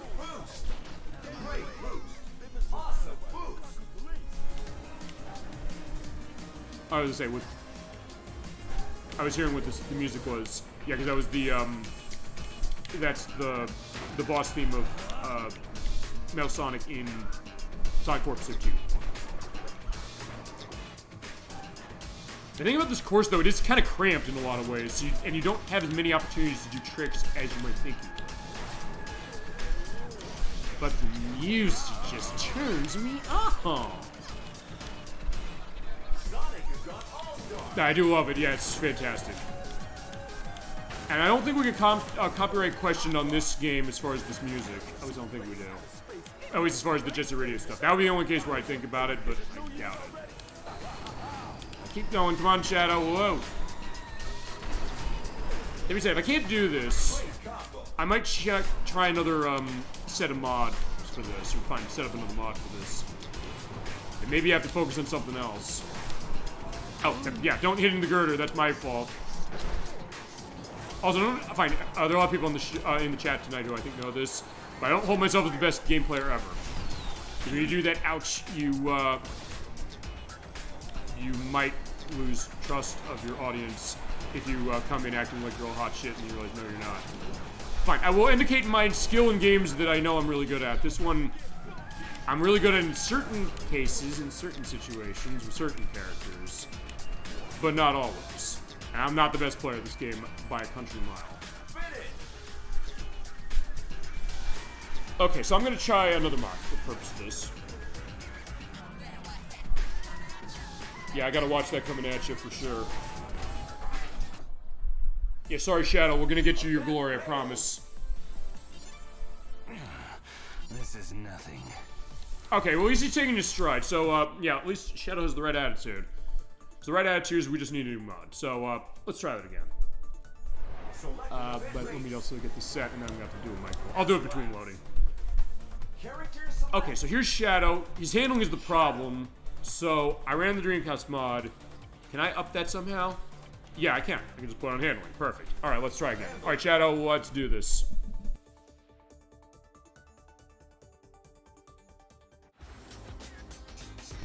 Alrighty. So yeah, we're going back to, take 3 that we're doing in this course. Also, how is it going?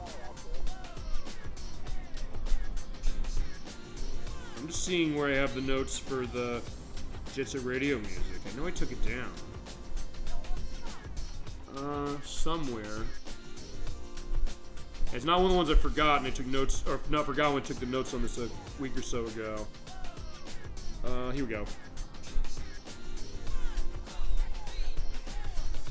Okay, no. The music we're hearing here is not Everybody Jump Around. I think it's, Get ready. 3, 2, oh, it's That's Enough. That's the track here, I think. That's Enough is the track. I think, oh, wait, maybe it is Everybody Jump Around. Well, maybe, oh, no, maybe it's both. Fine, they're both here. So actually, I think they're both represented. Actually, no, everybody... hold on, let me think about this. Because I was looking at Jet Set Radio the other day, just for the purpose of figuring that delisted Xbox Live show. And Chad, if you have anything delisted from 360 that also might potentially be back from Pat for this, although we're on 360, that you want to see that we didn't show last year, let me know, we'll show it. No, Everybody Jump Around, I think, is... I believe that's the track that when you hear, like, the initial broadcast of Jet Set Radio in the game, where you get the record scratch going, it says, "Let's get scratching." I think that's it. If that's wrong, I'll edit down below, unless, chat, you know I'm wrong. Then tell me I'm wrong. I'm fine to be told I'm wrong. It's also one of those things, honestly, now I'm thinking about this, I don't know if I know a whole lot of people who played Jet Set Radio. In fact, I think the only person I know who played it, I think is St. Aspertine. I think he's the only one I know who played it. I think. I don't know if Ed Wax even played it. I would think he might have, but I don't think he did. Ow. And the only other case is not someone who played it, but I know Nocturne got me. I'm gonna picture this when I edit. She got me a t-shirt, like a fan t-shirt somebody did, which was a mixture of Beat from Jet Set Radio and, I don't know if it's a specific character. It might be the Squid Girl, I think, for this, from Splatoon. Because when I thought about this, it's a really good mix that I never thought would actually be a good mix. Alright, so fine. First I was saying, behold, the ultimate power. Fine, I'm in the angry case of death to all who oppose me. And so I guess that attitude got me ready in first. I guess maybe also the handling mod.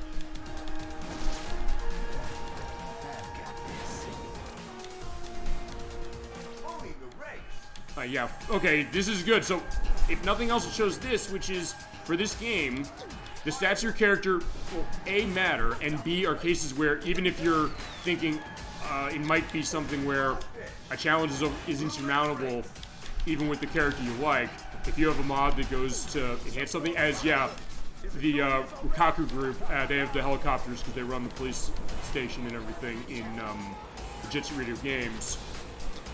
And Goji Rokaku in Jet Set Radio Future, by the way, is voiced by Charles Martinet, who was the voice of Mario, as we're pointed out. I love knowing that now, since we did Super Mario Sunshine. But, yeah, in that case, they blew up the bridge, and now we have to go flying. Yeah, so we don't have the case of doing graffitiing here, and I don't think we get Inspector Onishima as far as on this one. Okay, so that was the answer, just getting mods. So in that case, you do have a way to go through that, and there we go. Shadow, you're getting victory. So, perfect. Awesome, there we go. And keep playing to get better. That's the idea of this game. You just keep playing and playing. It's still so much fun, and then you get great at it. There we go. Event complete. Not bad. Indeed not.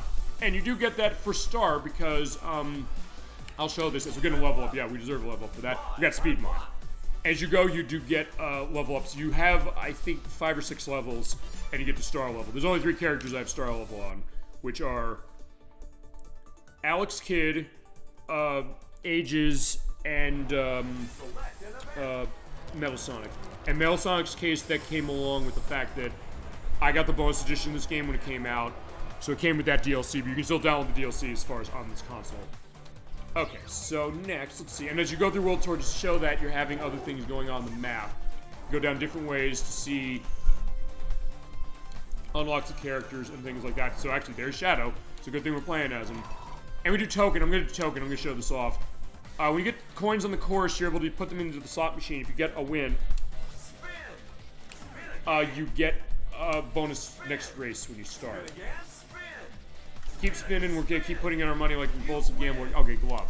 Start with that in the next event. So that means next event we start with an item on our purse. Alright, we're going to this area from Billy Hatcher and the Giant Egg. Yeah, let's go expert on this as well. Yeah, Billy Hatcher was a character in the first game, as far as this franchise. But he's not in this one, but his level is.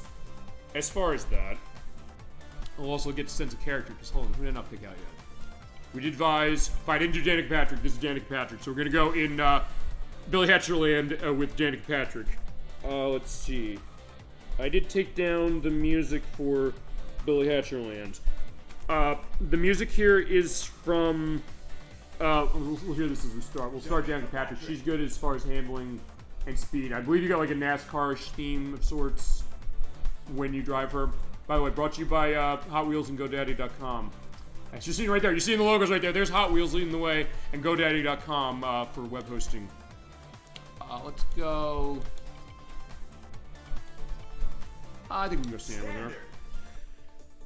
I'll mention this when it comes to the setup of this for the Billy Hatcher track. Okay, fine. Even with the FPS boost, it's still running the crane there when you're close. Okay, I'll mention in a second. Alright, the music we're hearing is Beginning Adventure from Billy Hatcher and the Giant Egg, which you've sort of briefly shown because of the GameCube preview disc. There's Billy Hatcher. Sorry, not playable in this game. Oh, wait, no, that's not him. Sorry. You also hear music from Village J2 and the boss music from this game. It's an interesting game. I'll have to get, as far as the play of this, I'll have to get Edweck's assistance on this one because he owns this game and it costs a lot of money. Okay, because I was going to say, when we played this the first time, that crane there ran slowly, but it seemed like when you come into this, it still was running slowly. But now it's running smooth at 60 FPS. Don't know why. But we are in a snowy area for the perspective, so alright. So what else is that case as far as saying, like, let's bring Danica Patrick in to heat things up. So let's go. Things are heating up. Actually, I don't know what your experiences on Billy Hatcher and the Giant Egg are. I know that there's only one game based on, which is that game on GameCube, which was the last game But one of the last games that Yuji Naka was involved in as Sonic Team, I believe. It's kind of like a platformer take on Katamari Damacy, but I think it came out before Katamari Damacy did. At least I think it did. I know the Japanese release of Katamari Damacy in 2003 as well, but I don't know if it was before or after this was. But it is interesting. We have to kind of feed the egg with fruit and then crack it open to get other animals and power-ups. You go there, goo goo goo, when you hit that. It's an interesting game. I don't know if it's great, but it's also something that when I played it for the GameCube preview disc we did at the beginning of the year, I did. Whoa, that's a weird case as far as Danik Patrick bouncing. Great jump, or bounce, whatever it is. I liked it maybe more than I did when I first had played it, as far as like playing with friends and things like that. So it's one of those things that maybe it could benefit also with a re-release for a fresh perspective. Because it's another one that costs a lot of money. It's like $100-something, and I'm kind of surprised that happened. I mean, or maybe not because of the low sales. Sometimes we have games that didn't sell well and they don't cost much. Like the Electverse, a racing game I know I owe you, and I gotta figure this one on licensed content too, is... fine, I guess I'm going too fast with her to not crash into that. But I owe you Quantum Redshift on Xbox. We're gonna do that. I just want to scope that, and I know there's Junkie XL music in that, and I need to dance around. And that's a really good game, man. That was a great request for the purpose of that. But I know that game didn't sell well, and it's cheap. But the Hatch with the Giant Egg, that didn't sell well, and it cost a lot of money. Alright, so Danik Patrick, she blows up the flaming wheels. We didn't show this last time. I needed to take off on a theme of NASCARs, I think. So in that case, yeah, fine. Danik Patrick's getting her revenge this way, I guess. I don't know, but I don't know. I don't think she has anything against Sonic and the gang. Please don't think so. Ow. Oh shit, she gets shocked. But yeah, she keeps, she comes back for more. Look at that. To find out, yeah, Joe Musashi, get out of the way. Yeah, looks like she's a good sport about it, if nothing else. Oh yeah, unfortunately, Danik Patrick's confused. Okay, I think I'm going too fast, honestly. It's one of the cases of why am I complaining about going too fast in a racing game? In fact, I'm gonna try this again. I'm also gonna do, console mod, or fine, a mod change. Yeah, I think she's too fast, I'm sorry. Danik Patrick will love you, but you're going too fast on this course. Or fine, I think in the Methods of Mayhem song from Crazy Taxi 2 of Crash of, you're going too fast, you're going too fast, I think you're gonna crash. Alright, not bad, but we do have to win, so that's the idea. We'll take her to victory. Event failed. This car needs work. She's right, yeah, in fact, we need a tune-up, she's right. And she would know about that, I would think. I know South Park kind of went into that as perspective, saying like, oh wait, do you have to be stupid to drive NASCAR? But then they realized, no, Danik Patrick's really smart as far as the stuff she's doing. So in that case, it's kind of an interesting case. All right, fine. Yeah, Danik Patrick, we're taking to victory, and she's right. We do need to change our idea of this. So what I want to do is I actually want to turn off. Okay, so she's VIP mod. I want to go slower, so we're gonna go slower. I guess as far as NASCAR games, we haven't played any of the show. They're like the sim cases as far as that, the ones EA made. I know for a couple of those they have licensed music. I know NASCAR Thunder 2003, I think it is. Yeah, Sweet Home Alabama from Leonard Skinner, and I know for a fact I can't play that as far as the music. But there's also a game I do have that I want to show, and that is, I don't know, Chad, if you ever played this. It's actually not far off on like a kart racing case. It's called NASCAR Rumble. It came out on the PlayStation in 2000. It's kind of an arcadey game, but with a lot of the NASCAR licenses and cars and things. Aside from that, there's nothing licensed as far as it. And it got a sequel on the PS2 called Rumble Racing, which is just doesn't have the NASCAR connections. But it's a game I picked up for dirt cheap back in 2007 when GameStop stores were shutting down. Well, fine, they were shutting. They're getting rid of their PlayStation, Dreamcast, and Nintendo 64 stock. So what I did is I got Flippy, which reversed my controls. I just picked up a bunch of games. I picked that up because it was like, I don't know, like maybe $2 or something. I played it. I was like, this game's really, really fun. And it's really, really surprising. It's like, I've never heard of people talking about this. I think in the NASCAR name, you'd think it would be a sim. It's like, oh, it's a simulation racing, right? No, it isn't. And it's great. In some ways, it's one of the most underrated racing games on the PS1. And I find, as is always the case, it means that it's something I'd love to show. Talk about your underrated game. That's definitely one. I don't know if you played that game, chat, but if you haven't, I would definitely suggest it. It does not cost much money. It's actually pretty affordable. And I know they re-released it a couple of times as far as having different revisions and things. Not for fixing glitches, but just for like greatest hits things, or like a, I think like an EA Collector's Edition thing, or I have it on the shelf. I'll pull it out when we're done with this race and look what it says. How's it going, All-Star? Can't find out. Yeah, Danica Patrick shooting a flaming wheel of tails. See, here's the other thing. If we're doing this with her, this place should be melting to the ground. It should be, I guess, like a melting glacier, and you have to race as everything's collapsing. But I guess not. Oh, that would be interesting. And I know with Sonic Racing Cross Worlds, they are saying you're going between different worlds when you're on one lap of a race, or one race total. Alright, so now we're winning. Alright, let's hold on. Yes, come on, Danica Patrick, let's bring you to victory. Yeah, alright, there you go.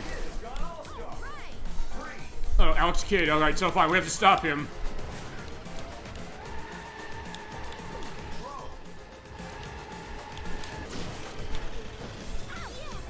Oh no, yeah, fine, I'm dazed. Fine, she does have a good attitude about it, so if nothing else, that's the idea. I also feel in some ways, as far as some of the things I'm saying, as far as racing this course with Danica Patrick, I feel like I'm just spouting out complete nonsense, but I'm saying, it's in context of the game, I promise, I swear to God it is. It makes total sense to me. Which is not a thought I would have necessarily said when this first came around. First, Danica Patrick's playing this game, that's weird. Ariella, no, we can't, come on, hang on. Back, shoot. Come on. Alright, we win. Thank God, that was close. Alright, good job. Danica Patrick won. Yeah, that was intense. Alright, so what do you have to say, Miss Patrick? Event complete. This car has some fight. Yeah, it does. No question. And a good idea in changing car with mod. There we go. We get a completion bonus. As well as we get some driving skills, pretty good driving skills with 547, and weapon skills. Yeah, because we did shootbacks at the end of the race that saved us, and more tokens. But the tokens, I believe, do not give you experience points. They just go in your bank, which you can have a max of 99.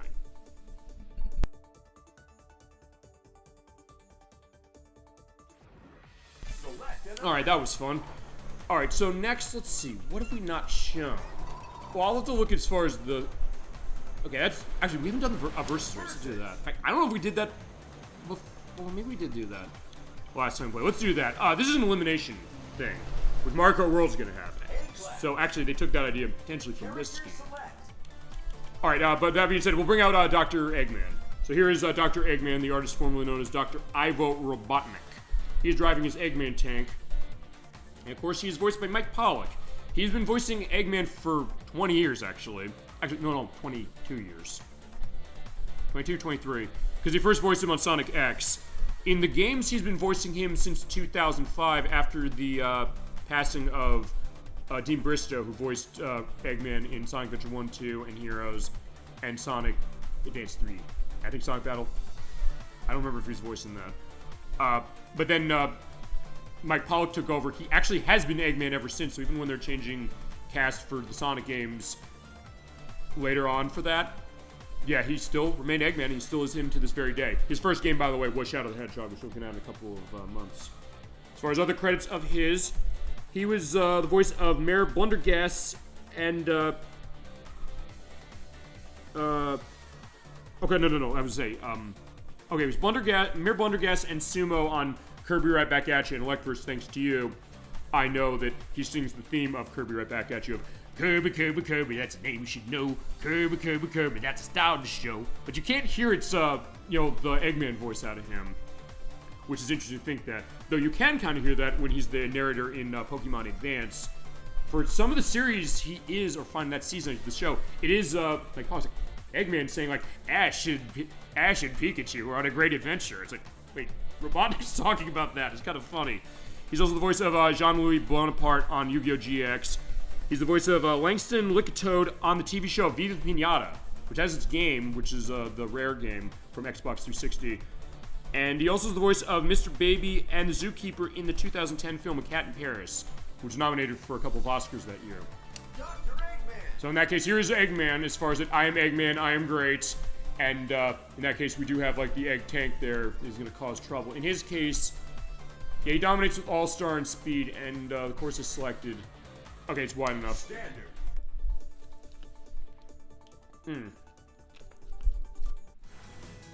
Okay, yeah, I was going to say, yeah, it's fitting we're going back to Ocean Palace and Seaside Hill, as long as it's Splash Hill. Like, no, that's Sonic Episode 2. Alright. It's like, who's this star guy who's waving the flag? Hey! Yeah, Amy! You're going down! Alright, so yeah, we have to beat Amy after within 60 seconds. As long as we're ahead of her when that 60 seconds elapses, we're going to continue on. As I mentioned, Sonic, or no, actually, I don't know if Sonic Racing Crossroads is going to have this mode. I keep saying Sonic, no, Mario Kart World. It's going to have an elimination mode, although in that case, the way it's going to work, it's going to... Oh, right, if you get far enough ahead, you go to the next round as well. Right, I forgot about that. And Knuckles, yeah, we're going after the whole Sonic crew. So we're changing the trajectory of the franchise. Eggman's beating every single one of them. But anyway, alright, what was I saying? Oh, and we're going after Shadow as well. So yeah, in that case, like, yeah, I created you. Fine, my grandfather created you, and I can destroy you. Just keep going. Oh, right, they also changed the paths during laps. Right, because if you get in the green zone, you win, or you win that perspective. If you're in the red zone, you're too far behind and you lose.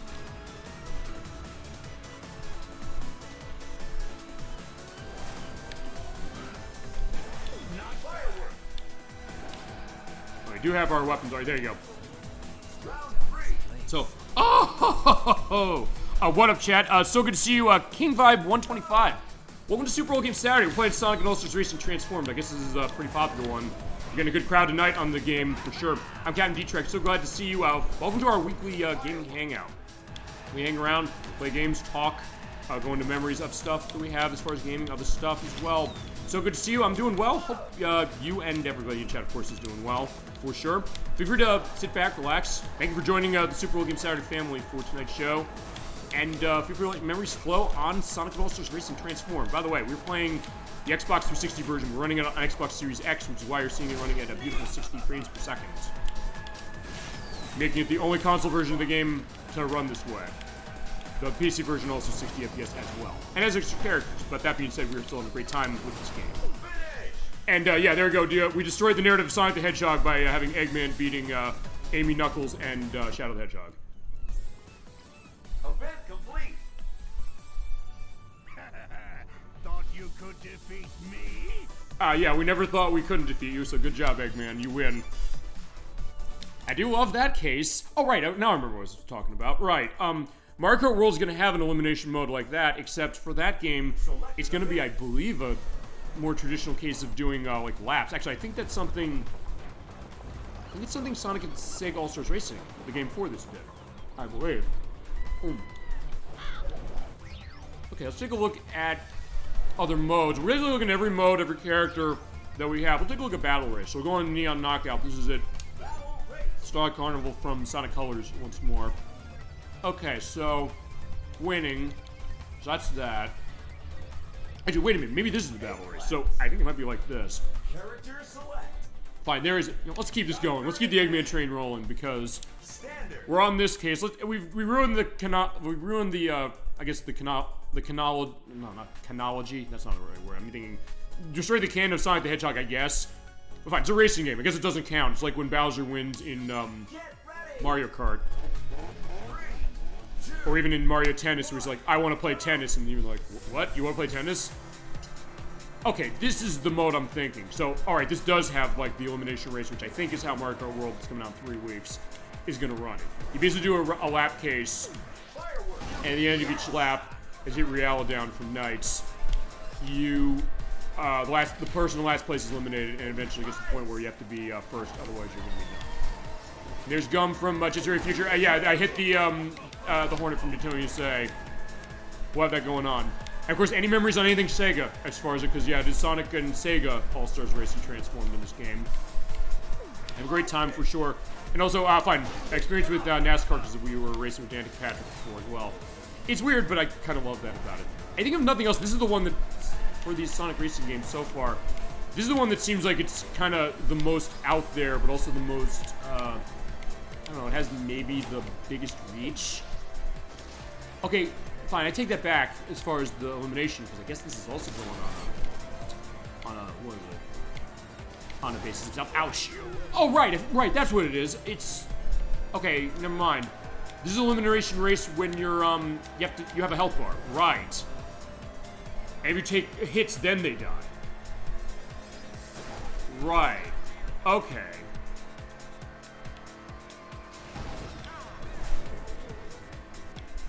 I thought this game also had like a lap elimination case, or maybe it was the first game. Maybe it was something else. And Mario Kart, I don't think Mario Kart ever had that. I think World was coming out in a few weeks on Switch 2 had it. I think that's the only one. All right, and you can see the weapons they have. So if you see Gum with the rocket, fine, stay back.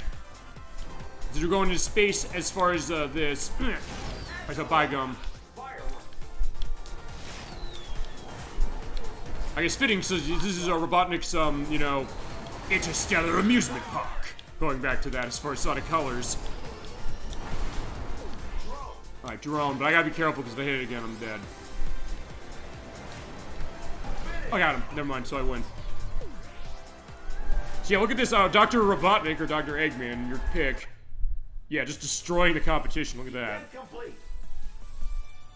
You actually think you can beat me? Yeah, so far that's the idea. I hope you have a great night. Of course, King Vibe 125. So thank you so much for stopping by for the show and joining us for sure. We're having a great time for sure. And hopefully you are as well.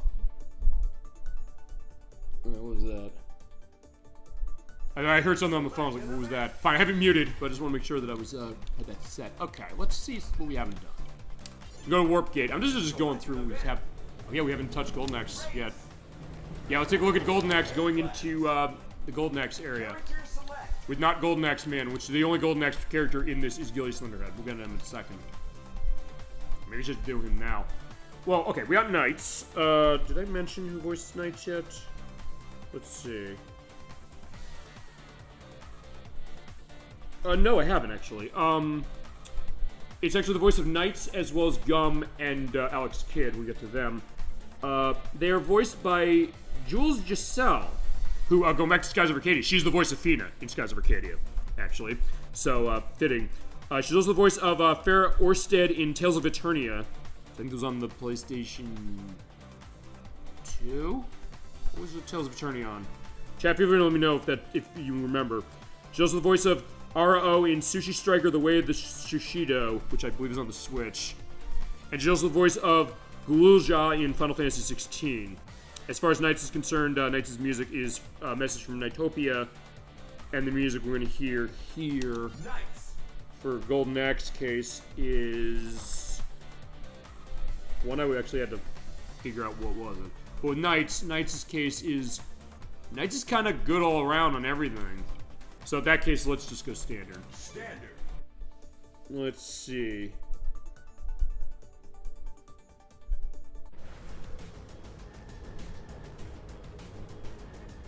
Okay, this is the title screen music from Golden Axe 1, as well as in the level we're going to hear music from Turtle Village and Wilderness, is the first level. Yeah, we have not played Golden Axe yet for the show. You do need to change that. Let's go! Get this great orchestral music of Wilderness, the yeah, the only thing missing is the hilariously distorted voices of the Sega Genesis version when you kill enemies. And they go the which I know Crusader64 laughs his ass off about all the time. Like, I show him all this retro stuff. For a lot of my friends and family, I show them this retro stuff. And sometimes they've never seen it, so they sometimes, because they have a unique perspective, just looking at it for the first time, and the unique personalities give them an element of that, sometimes saying things and realizing, oh, it kind of then becomes a part of it for it, and it's like, yeah, you're right, it is very distorted. But then the arcade version's a little less, like, so it actually sounds a lot better. Whoa. Yeah, it is the fantasy beat-em-up of Sega's that goes back to the arcade days of 1980. 1988, the arcade game came out. I know it was around the launch of the Sega Genesis that came out. It got 2 sequels on Genesis, one of which we didn't get in the US for a while. It was Golden Axe 3. Then there was Golden Axe Revenge of Death Adder, which is an arcade game that only has like 2 home ports, I should say. One of which is on the Sega Astro City Mini. But it does not emulate its 4-player version. It only emulates the 2-player version. I think there's some other device of some sort that hasn't emulated on it.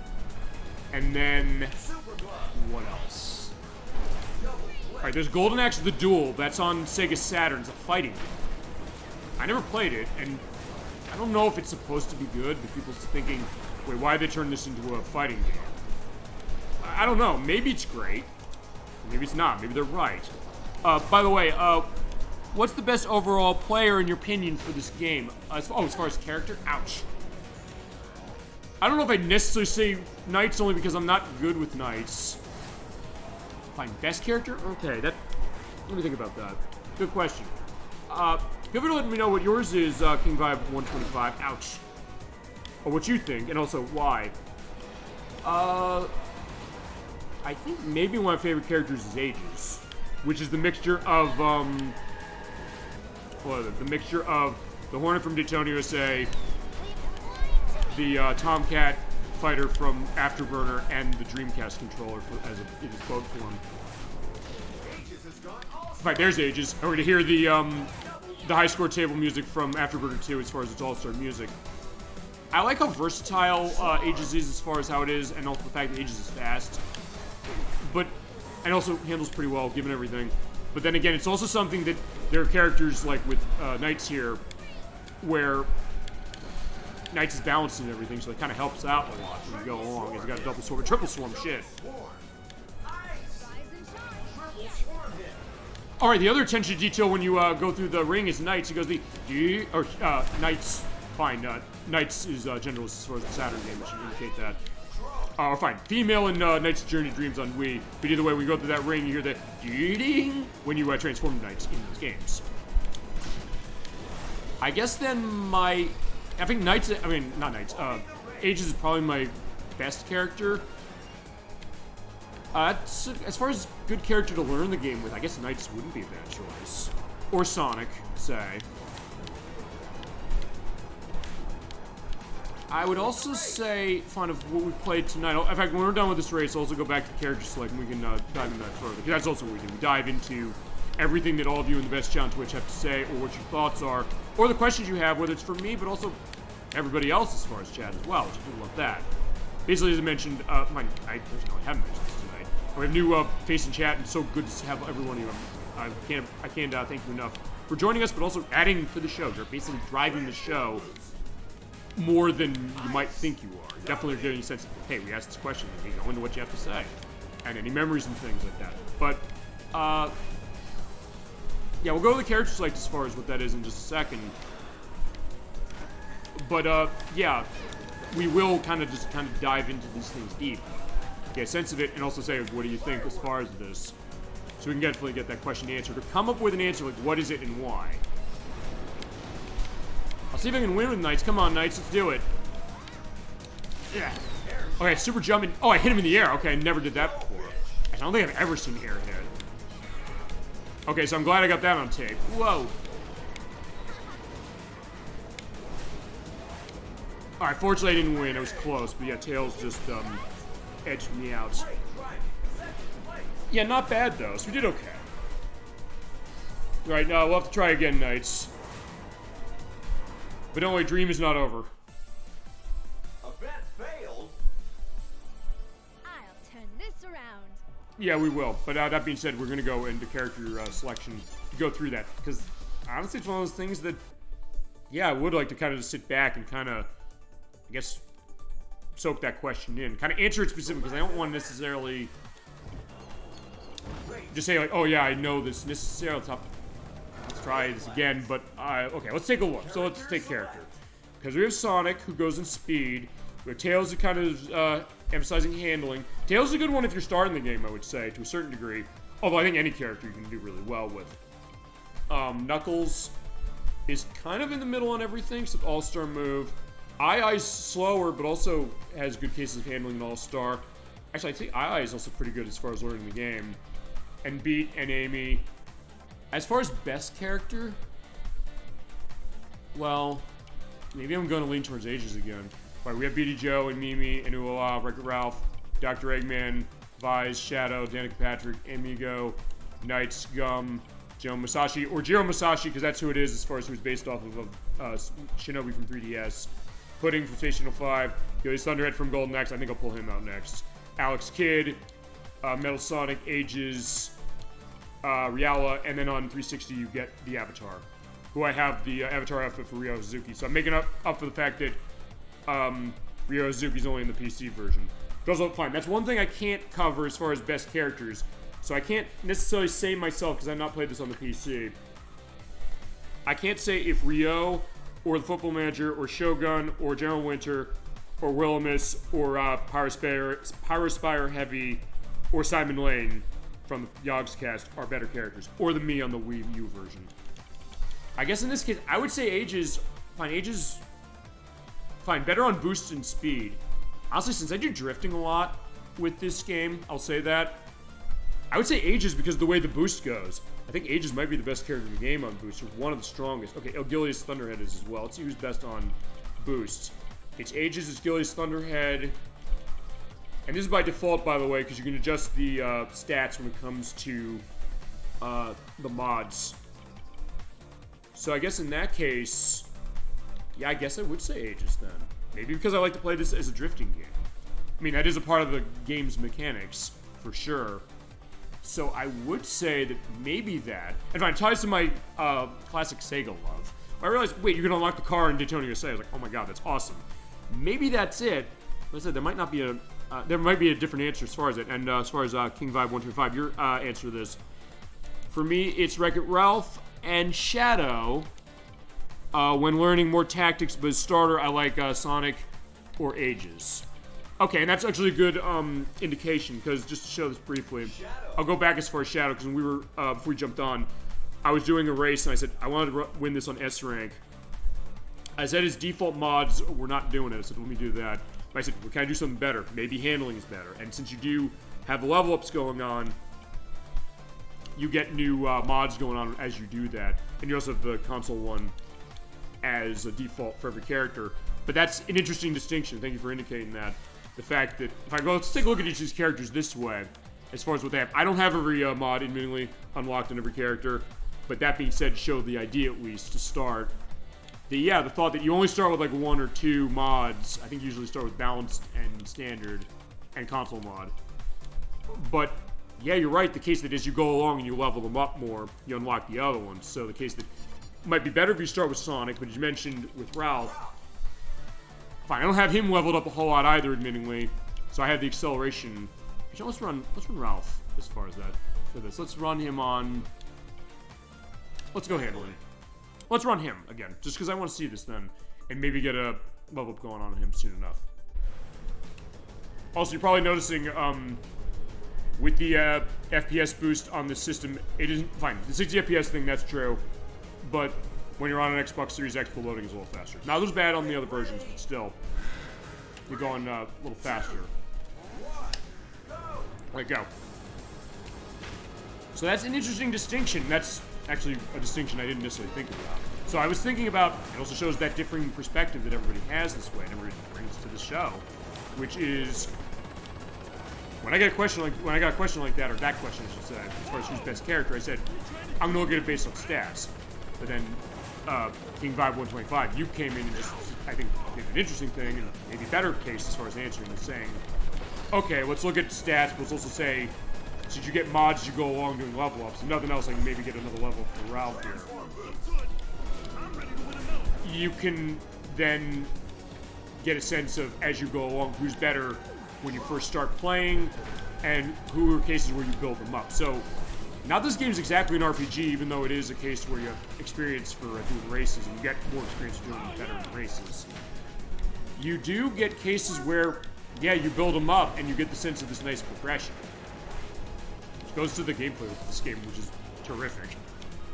It's a case that you have good stats as far as your characters as you go along, but also cases where you think, well, you know, as you go along, you win more races and things like, oh, wait a minute, I leveled up. Oh, wait a minute, I got a mod here. Oh, wait, I can shore up a stat of a character that maybe they're not normally strong with. Like, oh, I need handling something here, but is Ralph a good character for that? But then you say, oh, I have a mod, I can mitigate that.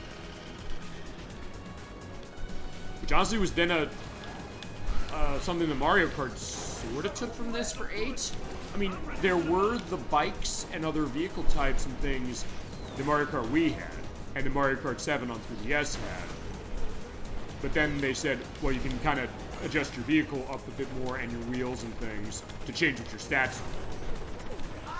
So even if you pick a really slow character in something like Mario Kart, these were the better acceleration, something like that, and you want that speed, you can build up to get that speed a little more, so it can be a case where you can keep the stats that they're well known for, or that play your style maybe, and then say, I wish I could go a little faster. And realize, okay, I can make my wish come true. All right.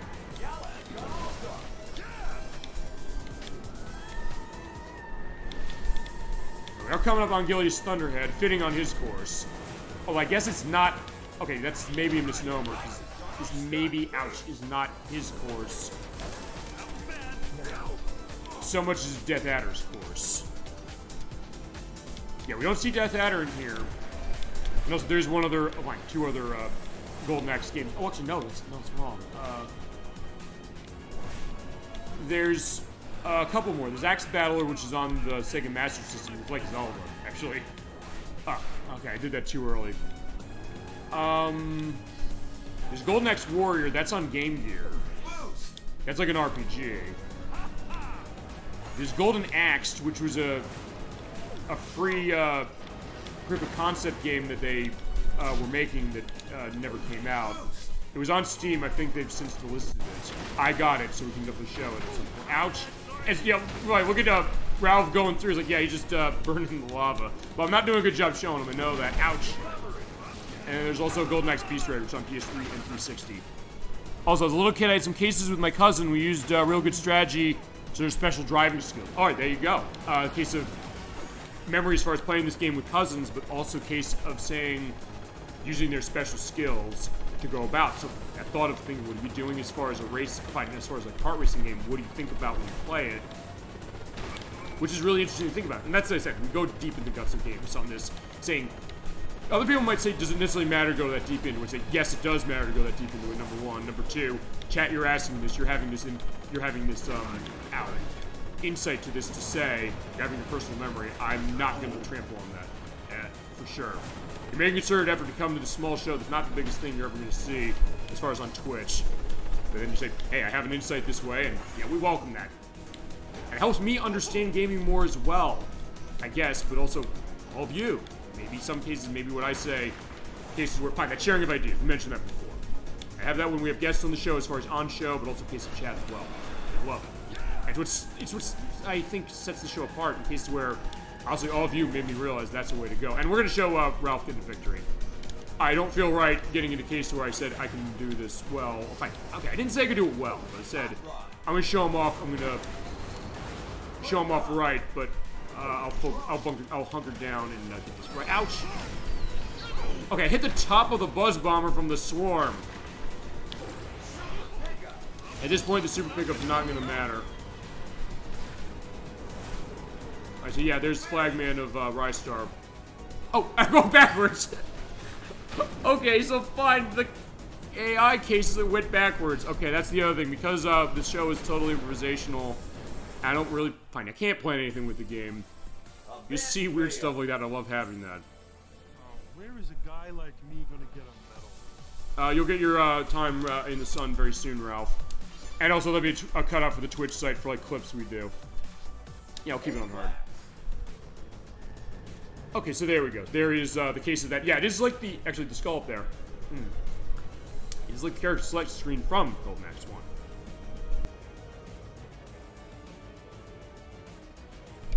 1. Alrighty, so let's get ourselves going. Ready.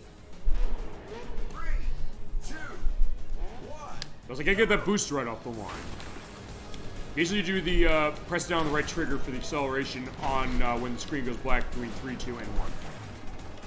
And each time you do it, you get a stronger boost. So it also shows the strategy this game has, and maybe this thought when it comes to kart racing games, which is it just going fast and then relying on items you might get? And the answer is, or maybe for some kart racing games, but not for this one, not for Mario Kart, not for Diddy Kong Racing. The really good kart racing games do this. They give you cases where you have, I guess, that element of luck of what item you get, but also smart utilization of what that item is. You might get a great item, but it's like, I might use it wrong, like I sometimes done tonight. Your aspect of the drifting, saying, I can get a boost going on this way. I can hit the boost there on the track. On certain levels, I can decide what way I want to go to say I want to do boat or plane or car or something like that on the course. And then saying, I'll hold on their special skills. So in some ways, it really does kind of make you think about how a game like this goes. And I'd also be remiss, speaking of other car racing games that do stuff like that. Crash Team Racing, I'd definitely be remiss if I didn't mention that one. Which we've not done for show. When we do that to start, I want to play the PlayStation game. Because I know the, I played Nitro Fueled, it is on Game Pass for the system. But I do want to show the PlayStation 1 version to start.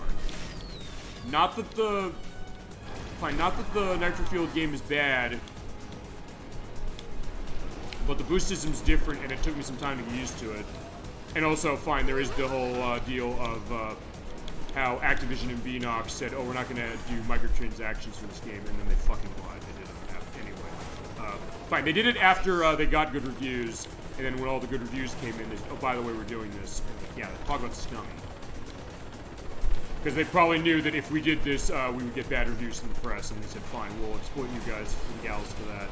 And then, whoa, then do this that way, and not be in a case of, fine, it's not like a deal, it is DLC, there's DLC in this game. The cases of saying, well, adding on more, but then saying, we're gonna do this, we're not gonna do this thing we said, right, we totally do this game, or this thing that we said we're not gonna get, as is. Well, that's more a case, I don't know, that's not really the game's fault. That's the publisher and maybe the developer's fault.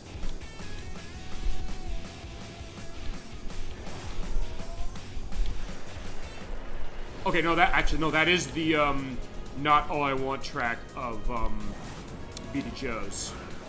So yeah, it's not, All I Want from The Offspring, although he got a copyright strike. But, it is inspired by it. I do know that they've said that. Also, yeah, because right here, we have a choice. I went down there on the other path on all the stages. But in this case, I said, fine, I can go this way, hit the blade wrong way, and then go this way. Also, it's worth pointing out, when it comes to strategy in this game as well, one thing I didn't mention here, and I don't know if I mentioned when we first played it, the plane is the fastest of the vehicles. So you can get into cases where you get in the plane, you want to do that. At least in the courses where you have a choice of saying, hey, I want to go this way, and then they can get you in the plane sooner, or maybe not. We're in third place on lap 3. Ouch! Yeah, so we gotta wreck it. Fine, wreck the race, not the car. Although there's no damage on the vehicles. Actually, I'm trying to think if there's a car racing game that has something like that. Chat, do you know if there's a car racing game that has damage modeling to itself? Because I don't think there is. Not that I know of it. That would be an interesting case if there was a game like that. Alright, flip out, boom. No, I want to hold this. Oh, no.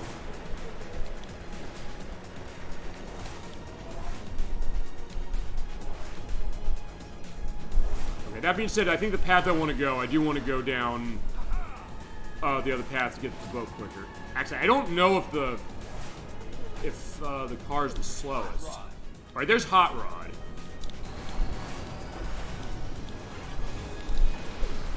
Boost! Alright, alright, there's Tails and... Fine, it is Joe Musashi, but it isn't at the same time. I keep doing air shots as far as this. There's Sonic. Alright, fine, I got third. Alright, we'll go on to another stage, but, and I'll show Ralph again as far as going that way. Actually, that being said, he is a big vehicle here, so that's something maybe to think about, too. Not that it's a case where, hey, I'm making an excuse for myself. I fucked up, clearly, but still. Welcome to Failure Town. Yeah, there you go. Yeah, sorry, sorry, Ralph. Don't rub it in. I tried. We're gonna... Alright, that's the other thing. I'll give you an indication that if you were in a case where you're not doing well in this, you can skip it. Although I've unlocked everything on this, so there's nothing to skip. Select an event. Let's do... Yeah, we haven't gone to Knight's Land. Let's go to Knight's Land. Take a look at this. I'll start on a hard case. This is flying a lot of the way. For this one, the music, because I do want to give credit to that. It's on this level. We're gonna hear there's Paternal Horn, which is the theme of the first level in that game, and then also what's the other one? I might remember it as we go, but that being said, for this one, it is wider. We're gonna run standard. Whilst the loading is going on. Oh, right, Knights in Reality, that's the track. So here we go.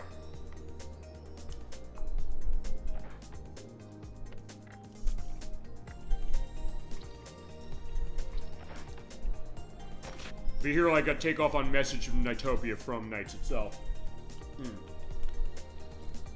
And actually, just like Knights itself, as you're getting... I don't know if that's intended. Is it supposed to be the flickering of the line there? Get ready. I'll see if it does that when you run this on 360, just out of curiosity. 1, go. You do get that great remix of Paternal Horn. And also, as you go through the rings, you do go faster. Do bling. And we have shown a lot of Knights games on this show before. We did do a full look at Christmas Knights on Sega Saturn. I did a little bit of a preview of the HD version of Knights from this, and at some point we'll show the Saturn release of Knights original. And there's also Journey to Dreams, which is on the Wii. And... well... there is, wow, look at that. There is, fine, this is not really a Knights game. Balan Wonderworld. It's not good, but I have the best version, which is on Xbox Series X. We'll show it there when we show it. And also, I bought it because like 20 bucks.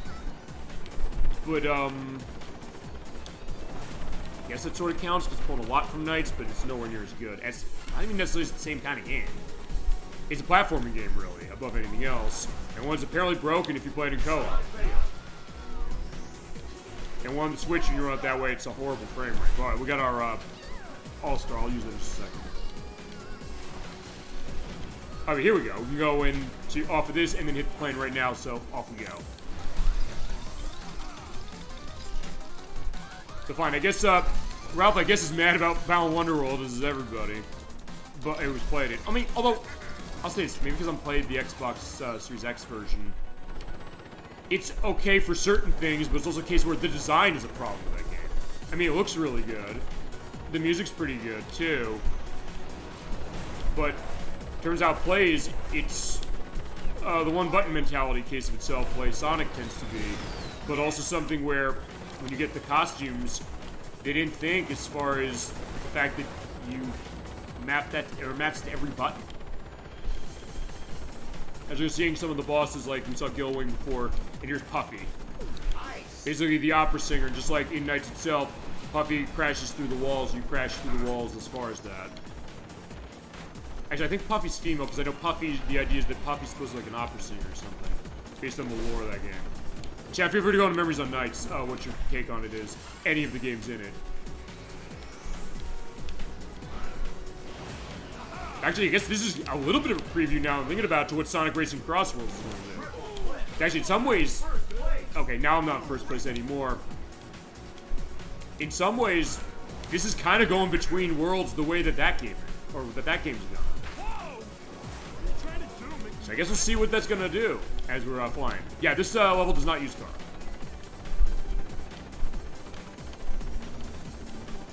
Alright, final lap. Yeah, so far so alright. There we go. We just had to get in the right mindset with Ralph, or I did anyway. And also make sure I'm on the right course and picking a mod that's decent. Fine, picking the standard one. Ruling the race. Okay, so fine. We're owning the race now. We're ruling the race. Jeez, I am so far ahead, but I'm not gonna, you know, rest on my laurels that way, because that's the first, yeah, when you do that, chances are things are gonna blow up in your face. Right, there is Wise Man the Wicked. Who, by the way, in Knight's Journey to Dreams is voiced by Roger L. Jackson, who's the voice of Mojo Jojo on the Powerpuff Girls. I do love knowing that now, which, it's fine. Actually, and he's in this game too, right, he voices him in this game too. Dominating. They take the archival footage back, there he goes.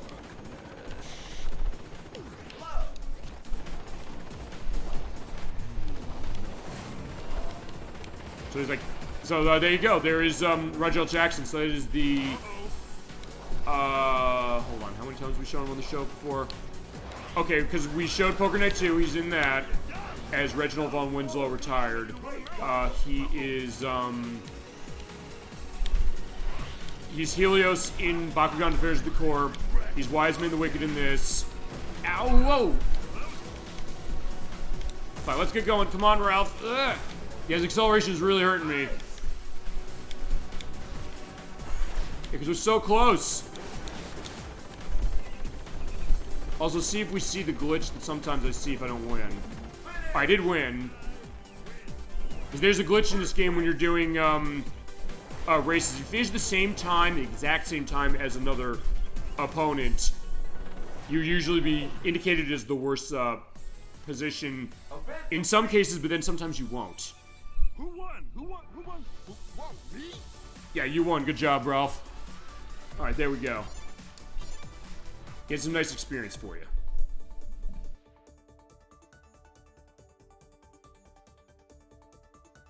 Select an event. Okay, so yeah, we did show Night Slam. That's a good case of that. Let's see. I also will show as far as, we did do Drift Challenge, Sprint. Yeah, we didn't do Sprint. We did do a ring race. I do want to show all the game types going on that way. Fun game. Sorry I had to log off. I have a commencement in the morning. Okay, well, good to see you, Dollyfin. Thank you for stopping by the show. By the way, next week's show on is going to be on May 24th, 7 p.m. Eastern Standard Time. We're going to Title Legends 2. We got our annual Memorial Day weekend, in this case, compilation program with Title Legends 2 for PlayStation 2, which is on the request of Blackfirst. We got that coming next week.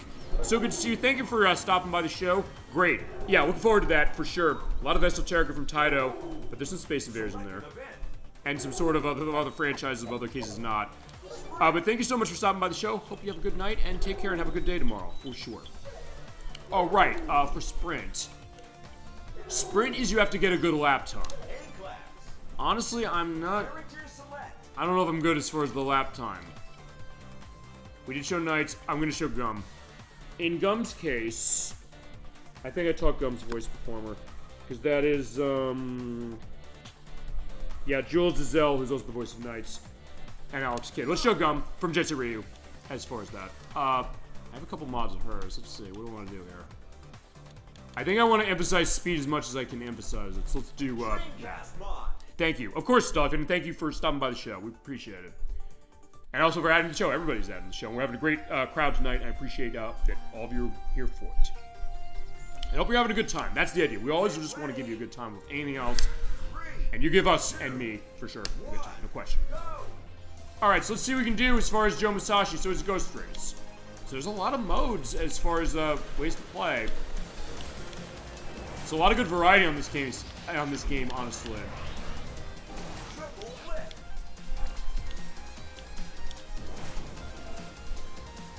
Actually, I think that's the idea. You get 3 laps to try and get the best time you can. Right, you also get that time separator. So yeah, we're 2 seconds ahead of them.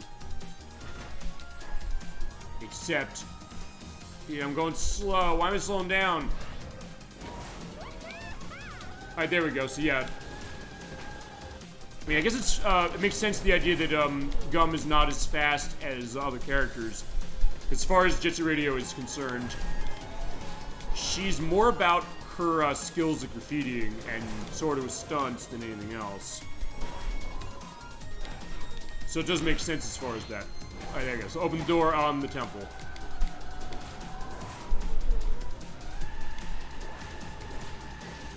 I do all the fat. Alright, come on, come on, come on. Target feet. Okay, so we got the target set. Awesome. Having said that, that was a short look as far as Gum, so I'm gonna give it another run with her. Event complete. I'm on fire today. Actually, I also don't know her voice performer. I don't know if she's voiced, heck, no, I don't think she has voiced Gum in the Jet Set Radio games. Maybe that new one that's coming out will. I don't know. We'll see. Honestly, I'm hoping for that out of Summer Games Fest. I'm hoping we hear something about some of those Sega games that were announced a couple years ago that we've seen yet. Pursuit. Oh, right. Pursuit is a case where, Pursuit. yeah, you have to go... Right, okay.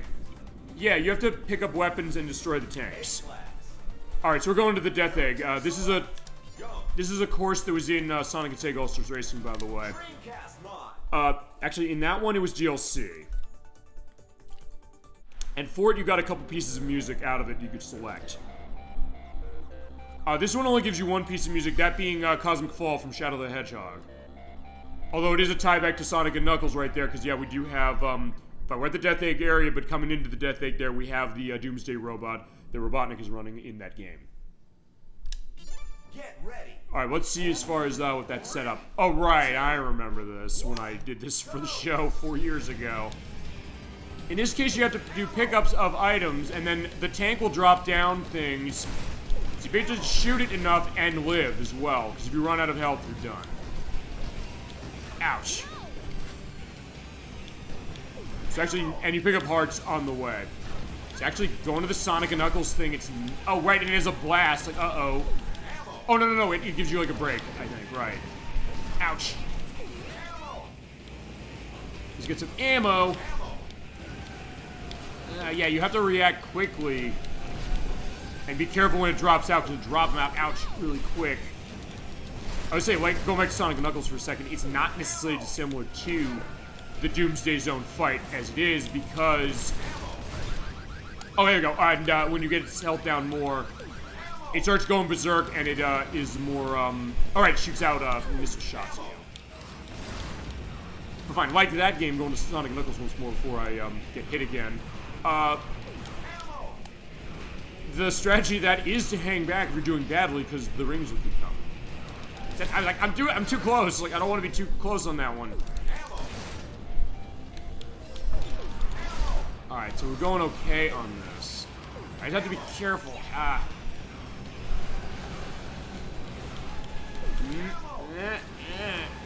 Ouch.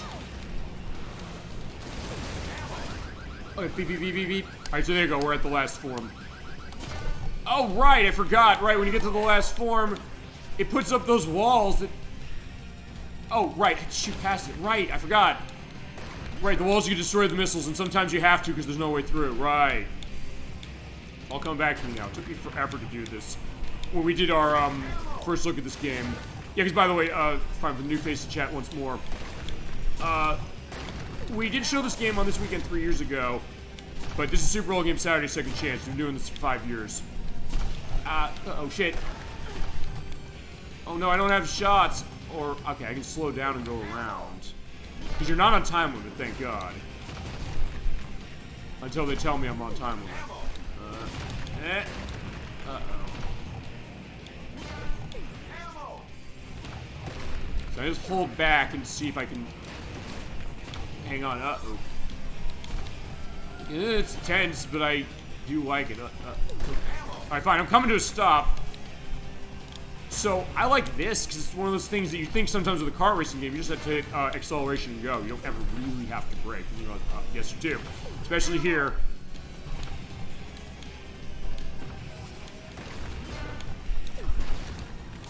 Ow.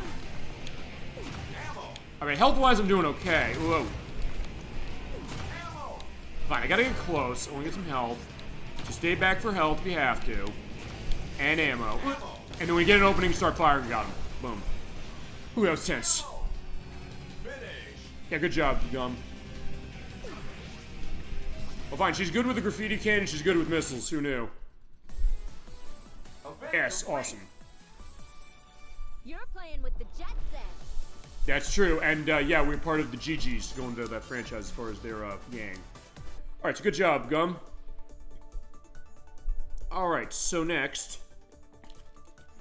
take a look at a couple of other stuff. Look at the other characters. Also, make sure we cover every course. That's the idea. Oh, right. Oh, we'll cover this one. This is the Curian Mansion from... Fine, it's a Curian Mansion. This is from House of the Dead. Which is mature rated as far as this franchise. Or fine, as far as that series. Yeah, let's try going, try going that way. We did look at Jiro Musashi. I can't not say it right.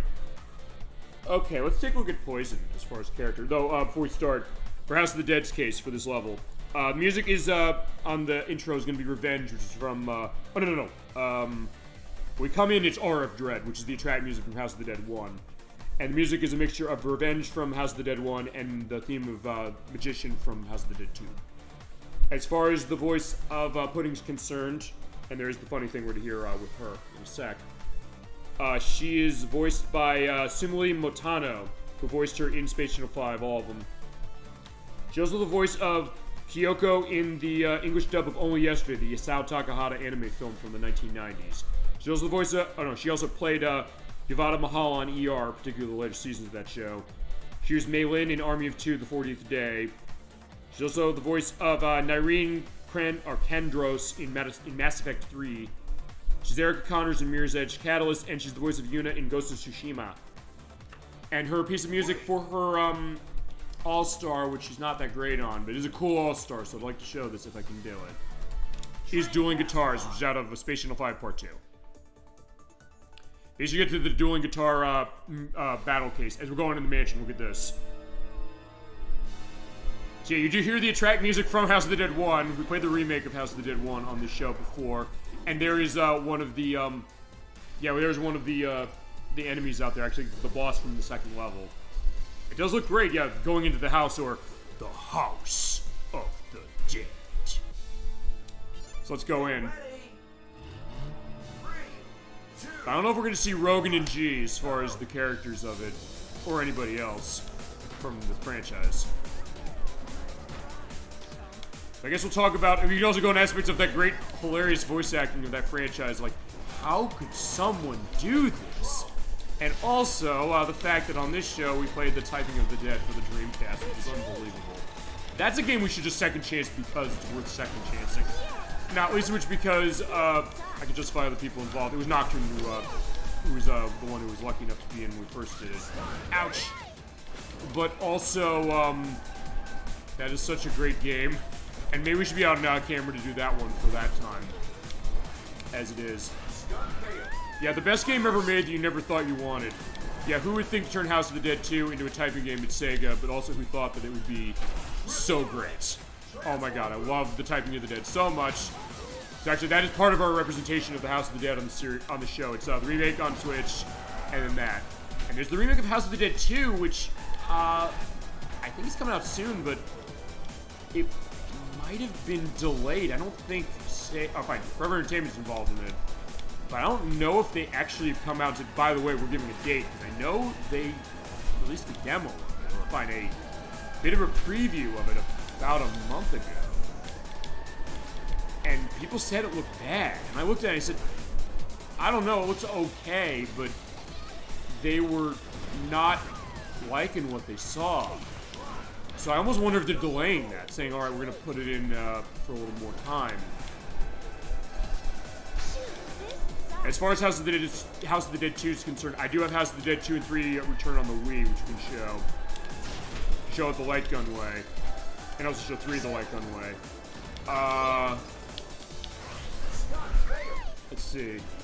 There's House of the Dead 4, which I have on PS3. That was download only on PS3, and I did make sure to pick that up. There's Overkill, which I don't have Overkill. I probably would want to show that on the PlayStation 3 if I was going to show that for the extra tech on it. And then there's the Pinball of the Dead on the Game Boy Advance. I do not have that one. I've heard it's awesome. And I also have House of the Dead 2 on the Dreamcast, but I do not have a light gun to show it. And given tech method, I can't really show it with that on Dreamcast. And I don't have the light gun anyway, so that would be the fact. We basically run 2 on the Wii for that. Ow. Yeah, fine. Yeah, shocked as far as what that is, right? Yeah, we're shocked to find, weird experiments going on in this mansion. Yeah, I don't know what it is, but it reminds me of the 1998 Kyrian case. That case? Yeah, that case. You gotta love that case as well. Like, don't kill me! And they're like, ah! My God. Love those voices. Those voices before were just so much. It's so bad it's good, but I love it. And it's also the kind of thing. There's such an earnestness to it. I just love it, and it's fun. It's one of those games I quote constantly just because of how that is. Don't worry. Fine. I always think about the "don't come, don't come." I always say that all the time as far as what that is when like someone's coming towards me as far as it. And they're like, "What are you talking about?" Like, House of the Dead 2, and then other people like they know when they know. Like, oh, wow, I love that game. All right. Actually, right, I haven't... Hold on. You know, I'm going to do this again with Pudding, because I think we might have heard this when we ran through this. But... when you crash, she goes, ah! But the thing is, they took the line from... I'll let her speak just a second. It's freaky, and I'm tripping out. Oh! Which... Actually, that is a reference to, I actually didn't know this. It is a reference to Beyond the Valley of the Dolls, I think, which is the movie from the 1970s that was directed by Russ Meyer and written by film critic Roger Ebert, as it was. I know Austin Powers referenced that line, saying like, it's trippy and I'm freaking out, or something to that degree from that movie. And I know Mike Myers openly said, yeah, I was referencing that movie with that. Okay, I didn't know this game had it.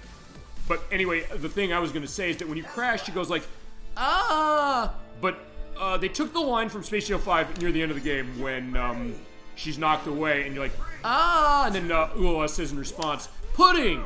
But they keep that line in the game, so it technically is Pudding saying something and then Ulala says something, even though Ulala is not anywhere in, is nowhere anywhere in this level. So it's the idea like, who's talking? Or is it a case where, I don't know, is the thought that Pudding has... Either she talks in the voice of Ulala, or she has like a multiple personality case. I don't think she does. Fine, help me. He's like, they got Pudding too? Yeah, retreat. Shoot. Huh? Okay, so fine, I'm crashing a lot with her.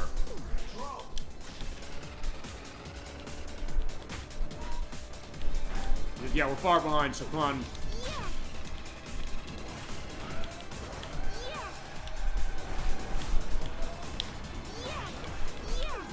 Fine, she's saying yeah a lot.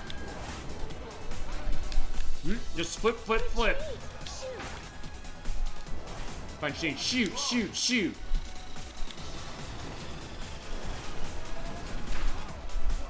Actually, I think it might be if I get hit by something. So now I'm not in last place anymore with Pudding. I can at least show that. I was hoping I could show her All-Star move, but I didn't. I showed it a couple years ago. Ow.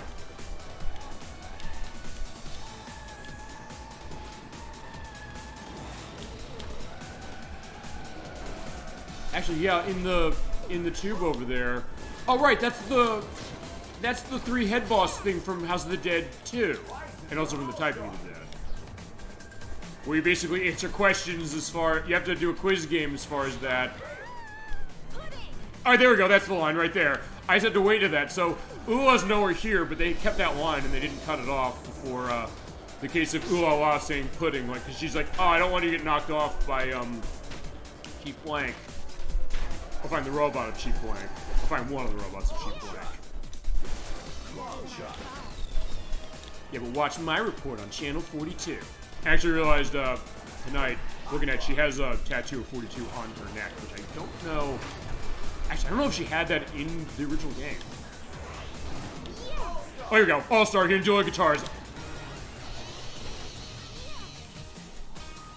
I do love this music. Oh my god, it's so good.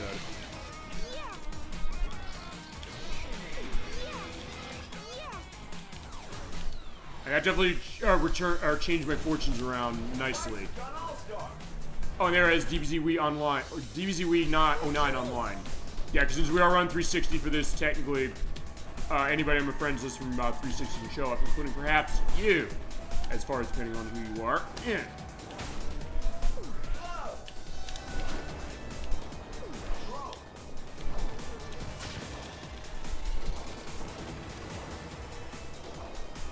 Okay, so yeah, and on lap 3, by the way, you have to go down the undead way. So you're going in the wine cellar, which I think is more of a... I don't know, I think of Sonic Unleashed more than I think of House of the Dead, although... Oh no, there is... Well, I think there's a path into House of the Dead 1 where we do that. Actually, though, the disco floor... I don't know, is there a House of the Dead game that has that in it? Chat, do you know? Maybe it's 3. Maybe it's 4, I don't know. I haven't played all the way through 3 or 4. I wish they port Scarlet Dawn, because Scarlet Dawn has not been ported as far as the home release. Alright, Lee's gonna get second, I think, but yeah, I wanna be winning. Oh, beat is. Fine, beat 1. Alright, but we got second, at least take that. Fine, she's always second best, I guess, to Ooh La La, but they did team up in the first game. Yeah, sorry, Pudding. This sucks. Alright, there you go. She's not talking about the game, she's just talking about the fact that she didn't win. Actually, I think also they were taking lines from Space Channel 5 Part 2, which I have not played yet on the show. I'm gonna try and see if we can't show that for the Delisted Xbox Live showcase. That would count. Okay, I also want to see... Pursuit is that. Boost Race... hold on, did I do Boost Race? Actually, I don't think I did. Let's try that. Right, we're just pure driving. Let's go with that, and we'll stick with who's next on the list. Yeah, Gilly's Thunderhead. I haven't shown him yet, so let's run him. And in his case, the arcade mod will work.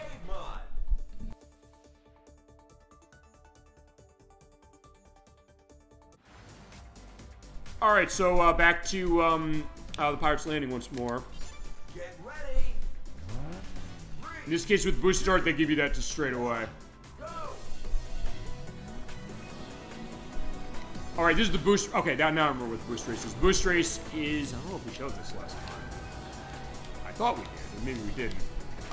The boost race is there's a lot of boosts on the track, but there's no items. So okay, there's a way to play this game without items if you don't like items.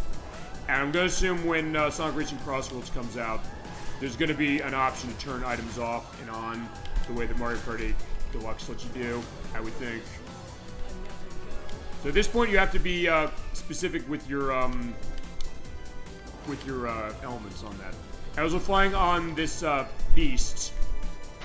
Actually, I don't know if it's the... I don't know, I'll have to get a sense if it's the chicken wing from Golden Axe itself. But chicken wing's usually on the ground. And actually, I don't think there's any flying creatures in this series. Or in that series, I should say. Fine, there's the turtle. I know what the turtle is. That's supposed to be Turtle Village, because the second level in the first Golden Axe game, you're on top of a giant turtle. Actually, no, I think... Okay, I think I know what it is now. Now I'm remembering. In Golden Axe, I think there's a level that's on top of, like, a bird village or something like that. Or, fine, it's Turtle Village, but there's, like, a bird thing you go on your quest to find Death Adder. So I think that's what it's a reference to. I don't think it's a reference to Beast Rider, because although Beast Rider was out at the time, Gilly's Thunderhead was not playable in that. It was only, what was it, Tyrus, the female warrior, fire warrior from the arcade game. She's the only playable character. It's also one player only, so there's no multiplayer in that. Which, I don't know, I haven't played that game, so maybe it makes sense for it to be only one player, but I would think Golden Axe is all about multiplayer. Unless you play the Sega CD version of the first one, in which case there's no multiplayer. And I do have that within the Sega the Sega Classics Ouch Arcade Collection. I was gonna say, can I go underneath that? I can, but the waves are strong and block me. That is, well, okay, the bridge is going out. That got me off of that. Yes, I don't know if I had that right as far as what I was saying with, oh, I don't know, the two-player thing. Right, that's the, okay, I did have that right, unfortunately, that Sega Classics Arcade Collection on Sega CD.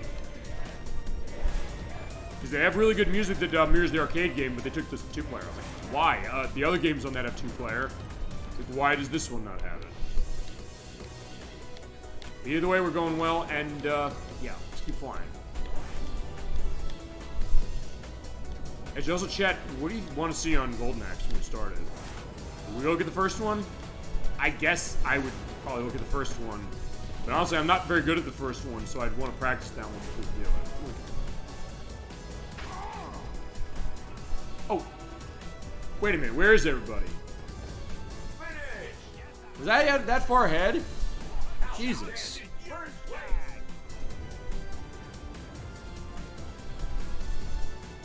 Actually, no, I think it is Chicken Wing looking at. Yeah, it is Chicken Wing.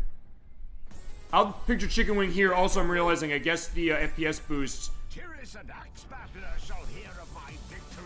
Okay, so I guess the FPS boost does do something screwy to the textures. Okay, I did not notice that. Alright, so I do think it's worth still running this on 60 FPS mode, but I guess when they did it, I guess it didn't take into account the way the textures are. Okay. I actually did not notice it, because I didn't notice that playing this before. And honestly, this is the longest that I've kind of soaked this game in.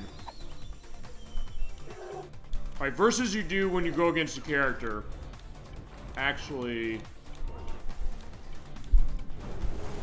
Boost Challenge, we've done that. Ring Race. That's a mod unlock for console for Sega Saturn. I'm also trying to see either courses we haven't done or modes we haven't done. Let's do this one. This is from Burning Rangers. Let's see. Okay, since there's nobody from Burning Rangers, I'm going to take the Avatar from 360. Exclusive this version. But it is Ryo Hazuki. We played Shenmue a couple months ago. I mentioned back then, man, I'd love to play this game for the show. We since have, thankfully. We also talked about Burning Rangers, which is a case where, Electrus, I think you said you played that. You tried to emulate it on your Steam Deck and said, I'm having trouble emulating this because I can't see the fire. And the game is all about fighting fires. Like, you can't see the fire, it's killing me. I'm dying. Why am I dying? Which is an interesting case as we are at the Burning Rangers area.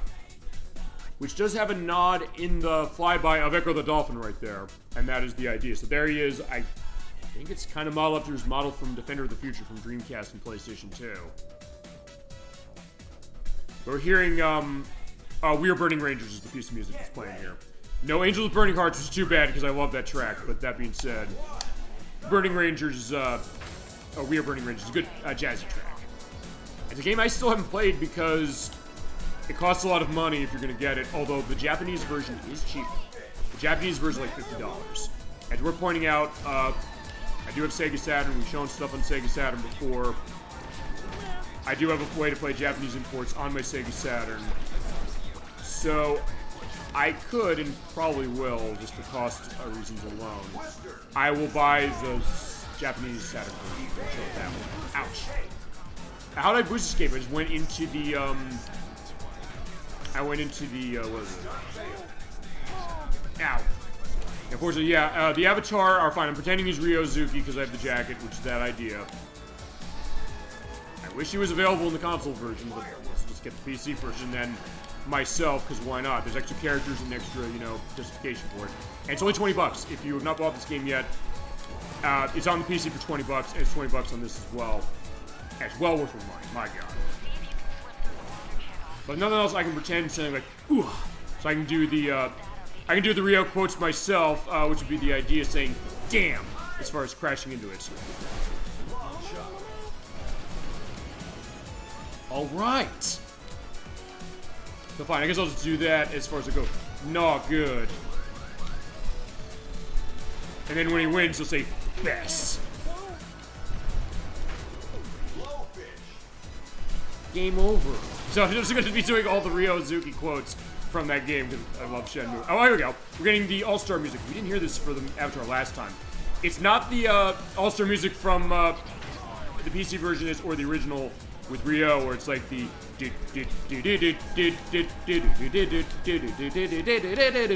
for the big battles. But in this case,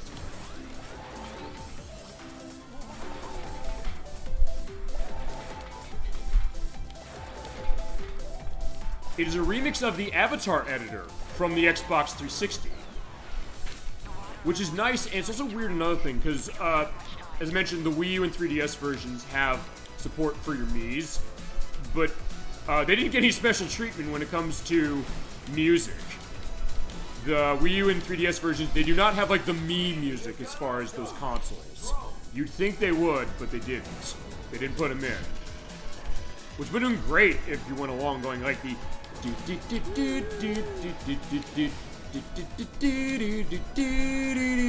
but they don't have that music, which is too bad, because they have the Avatar editor. So fine, 360 got a better deal as far as that one, as far as this.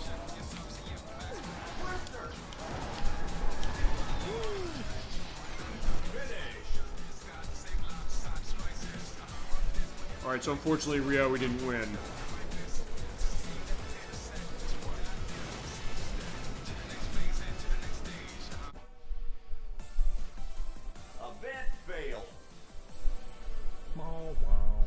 But you do get the Avatar voice as far as what that is. Yeah, maybe next time. I guess that'll be the line as far as Ryo. I don't know what his lines are as far as the PC game. You know what? We're gonna run this again, but I'm also gonna change out my mod. I'm gonna change the mod on this. Actually, as far as the Avatar is concerned, look at that.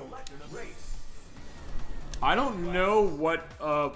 Okay, skill-wise on Avatar, it's acceleration and All-Star, really.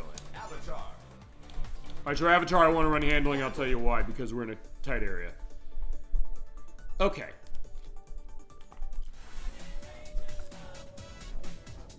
Alright, so let's try again as far as the Burning Rangers case. 3, 2, 1, go! And you're seeing the Rangers, they're kind of flying over there, because they do have jetpacks from what I've seen in this game. And it always looked interesting, and I've heard it's one of the better games on the Saturn. In a case where we didn't have, I'm going in the water. And also, by the way, when you go in the water in this game, you don't transform into the boat. That'd be neat if you did, but alas, you don't. Okay, so we froze as far as that. Okay, there we go. Yeah, okay, this feels way better. Yeah, but I've heard good things on Burning Rangers, and I think, like you said, I don't know, were you able to get that fixed as far as what you were doing as far as emulating that? And fine, given how much money that costs unless you import it, I can understand the idea of emulating, and maybe the case of, I don't know, re-release of that. But I know it's an ask, fine, it's not so much an ask, and I don't work in the game industry, I mentioned that before. As far as the case, I might say something and then they'll take a suggestion. But sometimes the thought of a suggestion, celebrating the love of game and the idea of bringing games to people, including stuff I missed, because I mentioned earlier on the Capcom Fighting Collection 2, that came out yesterday.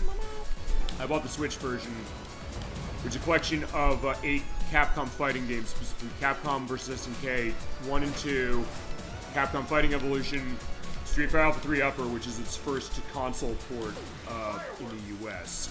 It was on Game Boy Advance and PSP, weirdly enough, in the US, but they're porting the arcade version. It never got brought into a console. Oh shit, why am I going backwards?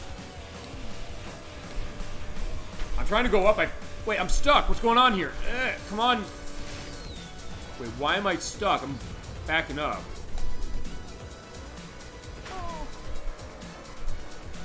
Okay, I don't know why I got caught on that. That's weird. Yeah, I don't know as far as taking this corridor. Good point. Oh, right, I forgot. Something has survived when it comes to the outside there, it's cracking the glass. Okay, yeah, that took me off. What the hell was that? Or maybe I need a boost to get through that? Fine, I have one, I just used it. Oh, I see, the place is flooding. Actually, something I didn't really kind of stop and take notice of when we first looked at this.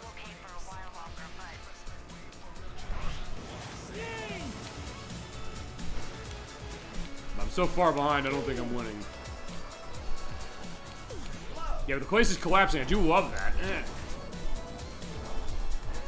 I think I'm so far behind, I don't know if I've got a shot. But I do love the jazzy music of this.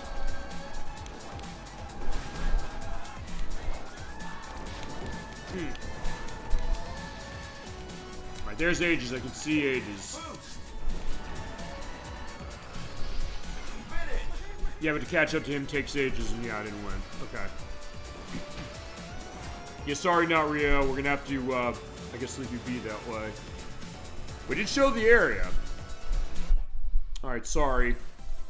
Event failed. Meow. Yeah, sorry, yeah, the avatar's not having a good time. Sorry. As I mentioned, if you do have your avatar outfits from 360, or I guess any of the default ones that go to running it on the modern Xbox systems, you do have the ability for that to show in-game. Alright, let's look at stuff we haven't shown. And we're getting close to the end, I think, of most of this, and I'm also going to pull something for online or see if I can. Let's see, race.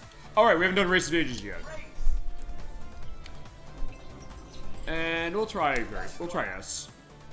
With, I'll pull Real out in a second, but I'm going to pull out Ages.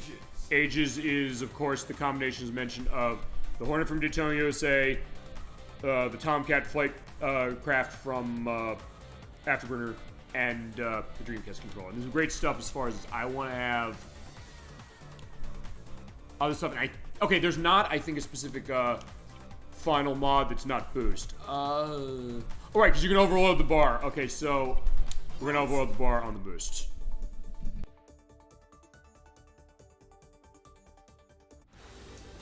Okay, welcome to the Races of Ages. This is based on a lot of franchises. You're going to see it in the background a little bit. Starting with Bonanza Brothers and Space Harrier, because there's a Space Harrier machine over there. You have Robo Mobo from Bonanza Brothers. We have this area, which I don't know if this is nodding to anything specific. But you also have the mice from Choo Choo Rocket, the cat from Choo Choo Rocket's down there as well. Over there, in fact. There is the cabinet for Afterburner, too. There's Ryo Hazuki. You're also going to see holograms going on of the Tomcat from Afterburner, and also the jet ski, which is a nod to Wave Runner from Sega. 3, 2, And the music 1, go! is a great remix of the Fantasy Zone from Space Harrier. So, welcome to the Fantasy Zone. Get ready. Yeah, love it. Oh, and there's the Sega Genesis over there. Actually, you're also going to see a lot of Sega machines in the line there. And me falling off twice, so yeah. You also hear the pit crew voice as far as the Hornet here, saying, try to go easy on the car, and you alright? So that's a voice acting going on. There is the bike from Hang on there, so it is the arcade machines. You have a lot of arcade machines, there's Sonic of course. Over there is the R360 cabinet that was used for G-Lock, which is a rotating cabinet. It is quite a sight to see that thing in action. There's the Sega Dreamcast over there. On the left, there's B. Joe getting burned. So, yeah, there you go. Eyes on the road, friends. Also, for this course, I think, although I'm not sure, it's random when you go in the water and go in the flight area. You also have the Dreamcast controller, and you hear, like, beeps going on when you crash. And you transform. You hear, like, the,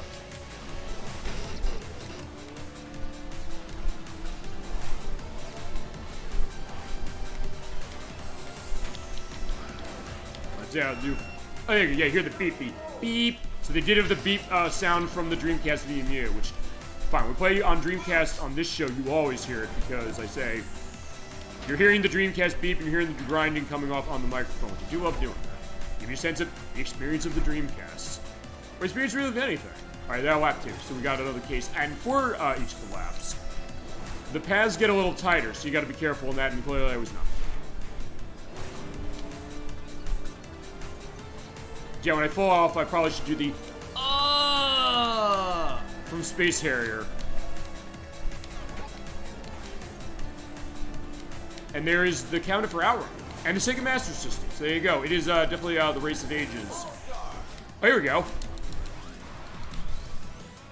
I do. Oh crap! I forgot. I can still off screen, but you're seeing there. If you go up the screen just a little bit, you're done. So you will not fly even though we're in a flight craft. So that's the most hilarious part of the whole thing. And also, I'm going to do this course again, but I'm going to do it with another character as well.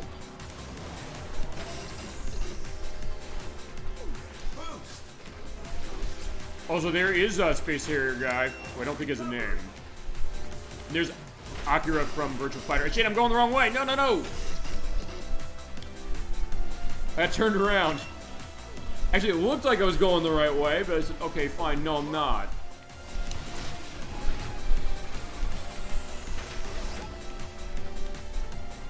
I do like this level for the diversity it has, but also because of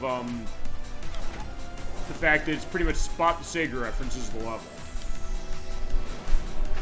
In case where for years I didn't know a lot of these. I said, okay, I can see one thing. I see Ryo, I see Sonic, and I was like, where are all these other things? I stopped and looked. I was like, oh wait, that's cool. Oh wait, that's cool. Oh, there's the Game Gear. Actually, that's one I've never seen before, so case in point. So every Sega console basically is represented in this. Oh no! Alright, I'm gonna have to try this level again, but I don't think I'm gonna try it with Ages. But I'll show Ages being played as is. I'll play it right. It's a great time going through this game once again. Whoa! But there's Alex Kidd. Like, yeah, we gotta beat Alex Kidd at least. Like, this is going badly, but it shows also that this is a pretty hard track. And if you're not online right, you will be in trouble. Okay, on my test play, just to go to that, well, I was testing this earlier today before we did the show, do audio checks and all that stuff. I actually was not ever seeing the flight area at this stage. I don't know if it's a case where I'm gonna pick another character, but maybe they don't give it to you with Ages for some reason. Ouch.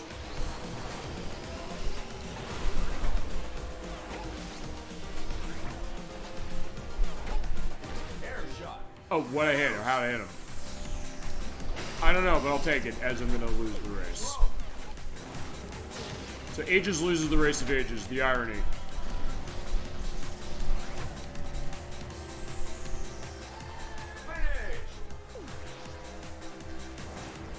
Alright, there you go. Nice look as far as it, but unfortunately, yeah, we didn't do so hot. Also hearing the engine sound. It is the Hornet engine from Daytona USA. Event failed. Aww. You're all over the track. Let's see some control. Actually, I don't know if that's a line in Daytona USA. Or if it is, I'm not aware of it. Alright, I'm gonna change character. And after that, I think I'm gonna look as far as the stuff I have on all the courses, make sure I hit them all, and then we'll do online. Yeah, we're gonna race. I'm gonna put it on hard, and then I'm going to look at. Character select. Fine, let's pull out Sonic. Let's pull out Sonic again. Why not? Standard. All right, let's go.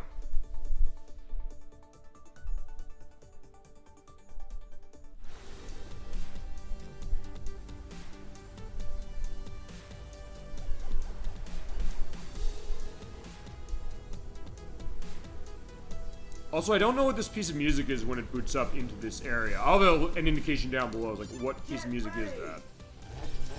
I think it's from something, maybe it's not. Maybe it's just something they made original for this game. Actually, one thing I didn't talk about when it came to this game is, I mentioned this by Sumo Digital, and it's ex-people who made, who worked on Top Gear. It was Gremlin Games who made Top Gear, and a lot of people worked on it. Including Ashley Bennett, who was actually the technical director of this. He directed or was involved in Top Gear on Super Nintendo and its sequel, and a lot of occasional things, and he's involved in this game as well.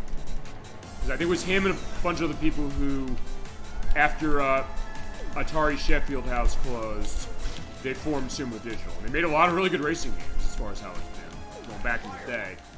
And a lot of other stuff, and I'll mention the credits at the end of this race, because if you want to win. And I want to show the flight area, too. That's one thing we haven't shown with Sonic. Okay, I don't know if it's random or if Ages just can't go down this way. There we go. We're getting flight. And yeah, we haven't seen Sonic flying tonight.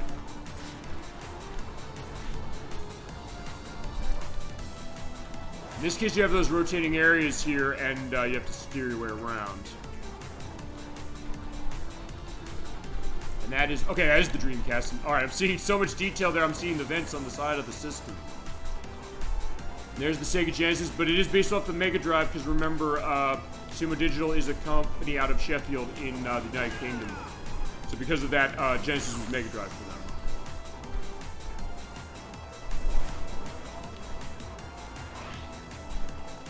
Also, we do stunts in the air. You basically do like a roll, but it doesn't give you speed boost or anything. Alright, let's see if we can get going now. But it is Ralph. He is next on our hit list. Whoa! Okay, yeah, I gotta... So I have to slow down here, because there are boosts on the track.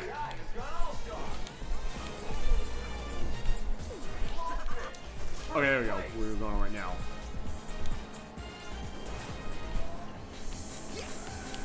So maybe it's just taking Sonic to go through this, as far as making the race go. I don't know. Okay, I just clicked right through that. I do love that. I don't know. I'll have to look in this. I'll look in this for the purpose of the edit. Is there something that dictates what path you go on? Right, because now it's we're going to the boat section again. But on the last race to do with Ages, and when I did it off screen with just Ages, we always did this. So I don't know if it's random what they give you or not. Maybe it is. See if we can't find an answer. And there's Ralph. Yeah, so Sonic's probably saying to Ralph, saying, "Hey, thanks for letting me star in your movie. Now I gotta beat you in this race, because you're in my territory now." Yeah, maybe, but... And there's our game based on Wreck-It Ralph, but weirdly enough, it's only on the Wii and the DS.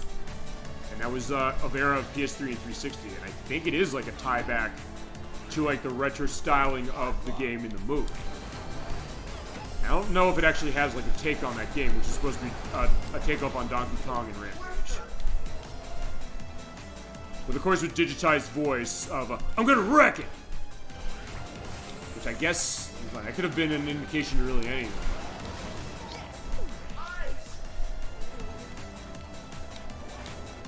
Okay. Let's keep our way going, and we're almost there. And there's Ralph. Yeah, Ralph, you're gonna have to go down. We love you, but you have to go down. Oh no! Ages has gone all-star. I was gonna say, yeah, okay, fine. Sonic's backing up with Flippy. Because first I was saying, if I'm backed up, am I gonna... Oh, did I hit him? Oh, the swarm hit him.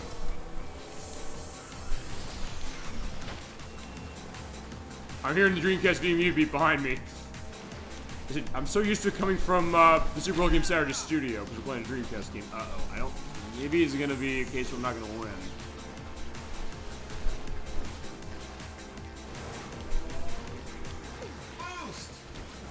I got 2 boosts, so I'm going to be careful I use this.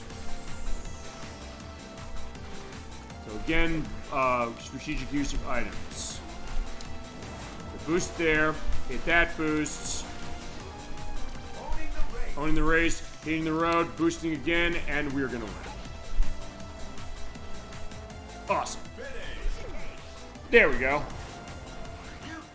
Yeah, fitting. Yeah, Sonic winning here. Good job.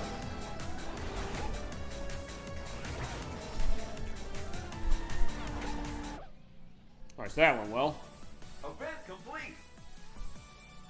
You did it! So thank you. Alright, so Sonic's giving encouragement that way. So we did do that, and we are close actually to level up for him. Okay, so let's take a look at what else we have on levels that we haven't shown. I do want to make sure I show everything. We'll show every character. I'm not going to stop till we show off every character. And we'll just see if I can get anybody going online. Actually, alright, Superstar Showdowns. This is the last one. We have Boost Race versus Traffic Attack, Race, Battle Race, Ring Race, Boost Challenge, Sprint, Ages Unlocked is the last one. Get Boost Race, Fatal Finale for that. This console mod, which you need... Oh, right, that's right. You get... That's the one thing I haven't done, which is you get the console mod for Ages by going through the World Tour mode. You have to have 232 stars, which admittingly is most of them. I do not have them all. Select a tour. Select a career mode. Let's look at the single race. Let's see what we got. Actually, yeah, there is one course I know we didn't play. We played all those. And we haven't done mirrored tracks. We can do a mirrored track as well. we did all these. Graveyard Gig, Adder's Lair, Race of Ages. I did the Sunshine Shore, I did the Shibuya Downtown, we did Roulette Row, we did Egg Hanger. Yeah, there's one we didn't do, and this is DLC for this game. Ouran Bay. I'm going to show this one twice, because we're going to show the mirrored one. Choose your difficult A class. And also see who we have on character left. We have Metal Sonic and Alex Kidd. We'll get to them in a second. We're going to pull out Riala. Riala's voice actor, I think, talked about, let's see, that's Knights. Alright, that was, Casey Robertson, who voiced, Riala. Okay, Riala, the, villain of sorts from, Knights. About one of the, villains. So for this one, Riala's, perspective is boosting and kind of handling, kind of speed, kind of all-star. We can run standard.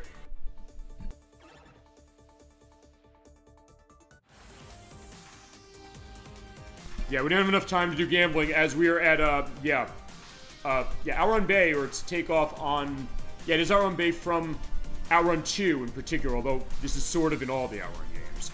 As you hear this remix of, what's the name of the track? It's the high score table from, Outrun. Yeah, I'll have an indication what the name of that track is. Right, there we go, so, get ready.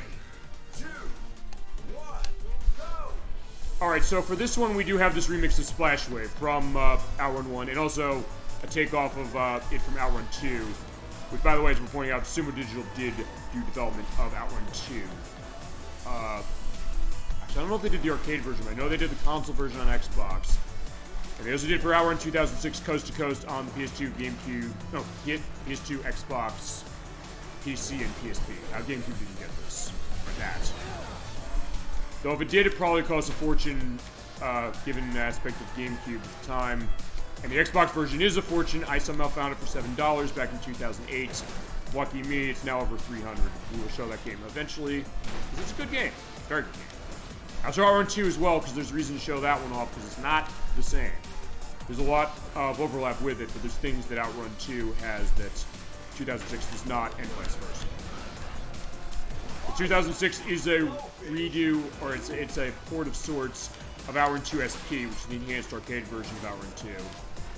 Ouran 2 has the original Outrun in it, and it also has all the courses from Daytona USA 2, Battle on the Edge, which didn't get ported until a year ago, or 2 years ago, in Like a Dragon Gaiden. Yeah, like a Dragon Gaiden has that. And also the new Like a Dragon game, the Pirate Yakuza game, has it as well. And it has the Battle on the Edge version, which was Power Edition in Like a Dragon Gaiden, but now the Pirate Yakuza has both versions, Power Edition and the Battle on the Edge version.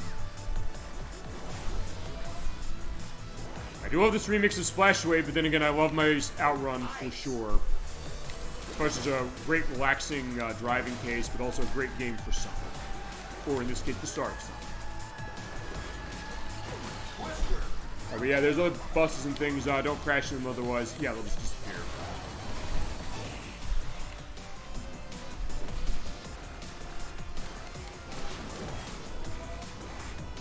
Alright, so yeah, it is nice. It sure looks good. It also looks good running at 60 FPS, which was also the case with that one too, honestly. Alright, so yeah, Riala's doing good. But Riala is definitely this trickster, so actually Riala is in disguise the whole time, I believe, in this game. That being said, I do need to catch up with Metal Sonic and Danica Patrick. They're the ones who are ahead.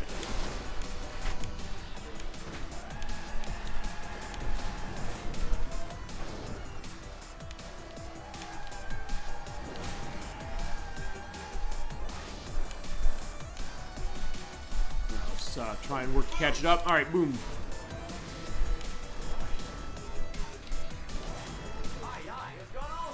Okay. I do love hearing that, and you hear that in the other ones as well, saying this character went all-star, so you get a sense of, okay, be careful. Alright, so yeah, it is pretty close. Okay, I have long shot. Okay, I did long shot, Metal Sonic.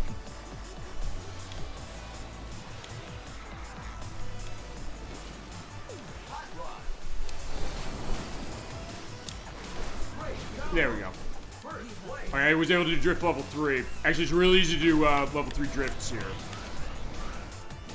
That turn in particular is wide enough that you're able to do that and hold your drift, because that's the thing about the drifting. Oh no! But yeah, Metal Sonic, get out of my way. You gotta go down.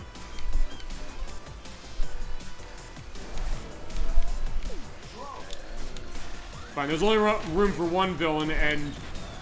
Oh no. Okay, it's gonna be him. Alright, fine. I backed up to get second place.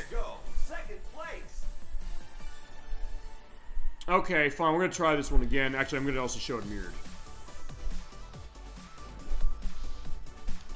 Alright, but that was pretty close as far as what we had. Alright, so I'll show the mirrored track, and then I will also show off an online case, and we'll also look at a couple other things, and I think we'll be done as far as the show. We've hit basically everything in this. Okay, so Outrun Bay, here we go. We'll do it mirrored. So we did it before, let's flip it. So let me also check, make sure we saw everybody, because I don't want to be like last time where I realized after I recorded saying, wait, we missed somebody. We showed Beat, we showed everybody here. Showed Eggman, of course. We showed Pudding. We showed Ages. We haven't shown Metal Sonic. He was DLC for the game as well. You have random. It's like some character random. And then Alex Kidd. Let's show off Metal Sonic. It's fine. Metal Sonic won. And by the way, when it comes to the DLC for Metal Sonic, when you get him, either if you bought the bonus edition of this game when it came out on any of the consoles that it's available on, or if you buy the DLC now, as I run the Genesis mod, even though he debuted on Sega CD, but that being said, oh, whoa. So yeah, what was that flash? I'll have a flashlight warning on that. That seemed weird. But anyway, he comes upgraded automatically as far as that full star level. So you don't have to upgrade Metal Sonic when you get it. Here we go. We also see all of the signs that reverse, including the logoing of Sumo Digital.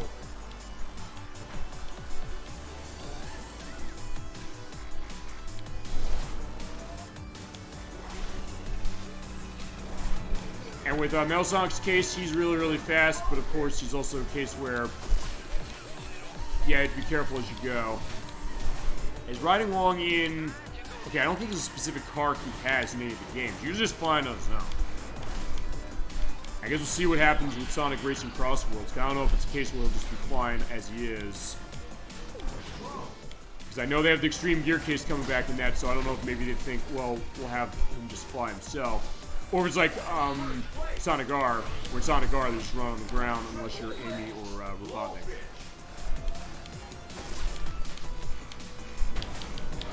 There we go. Yeah, going to the Yacht Harbor. That's kind of the idea of what we're doing here.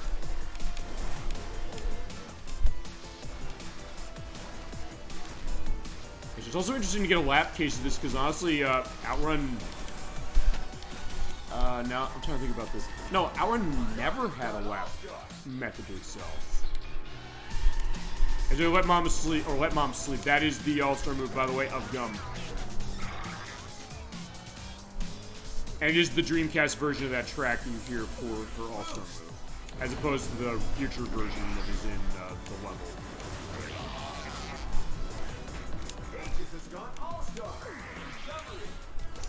Alright, so yeah, let's toss the swarm out. Also, point out when you drop the swarm, if you crash into the buzz bombers for that, you're not gonna hurt because you put it down. Oh crap! But yeah, I know I want to drone the car there. Ouch. Oh, did you like the metallic stuff going on as far as Metal Sonic? Metal Sonic doesn't really have a voice. But I think the only time he had a voice was Sonic Heroes.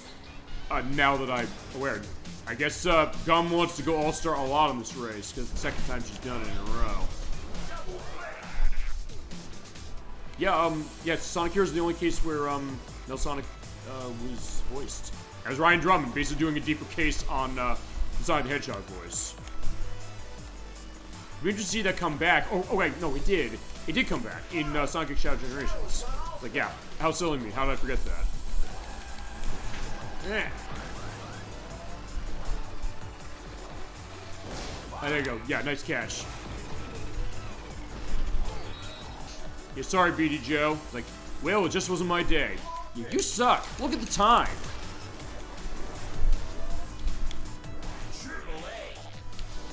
Oh, okay. Oh, there is another one of those. Yeah, avoid the swarm. Yeah, Melsonic says, yeah, I don't care about those bees. They can go all around them. Whoa.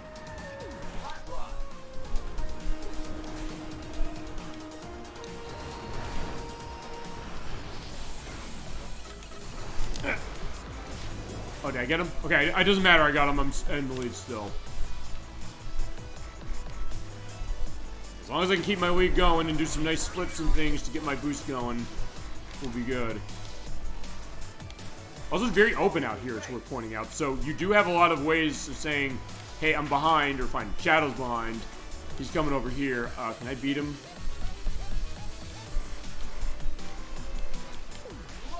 Alright, I can shoot the blowfish out to him, but I missed. Unfortunately, Shadow's winning. I finish. Okay, last thing we're gonna do, I'm gonna pull out Alex Kidd, and I'm gonna see if I can't get online running on this. Because from what I understand, people are still playing this on the PC. I don't know if they are on this console. We'll see. They were 4 years ago. That's been a while, so I don't know. Alright, so there's your driving skills for Metal Sonic. Alright, let's see. At that point... Choose your tracks. Yeah, I'll take a look. And if you do that... By the time attack, which you sort of showed as far as setting fast time. The Grand Prix, which is kind of like a Mario Kart case. Let's go to matchmaking. You have Race, Arena, and Lucky Dip. I honestly don't know what Lucky Dip is. I'll take a look at that.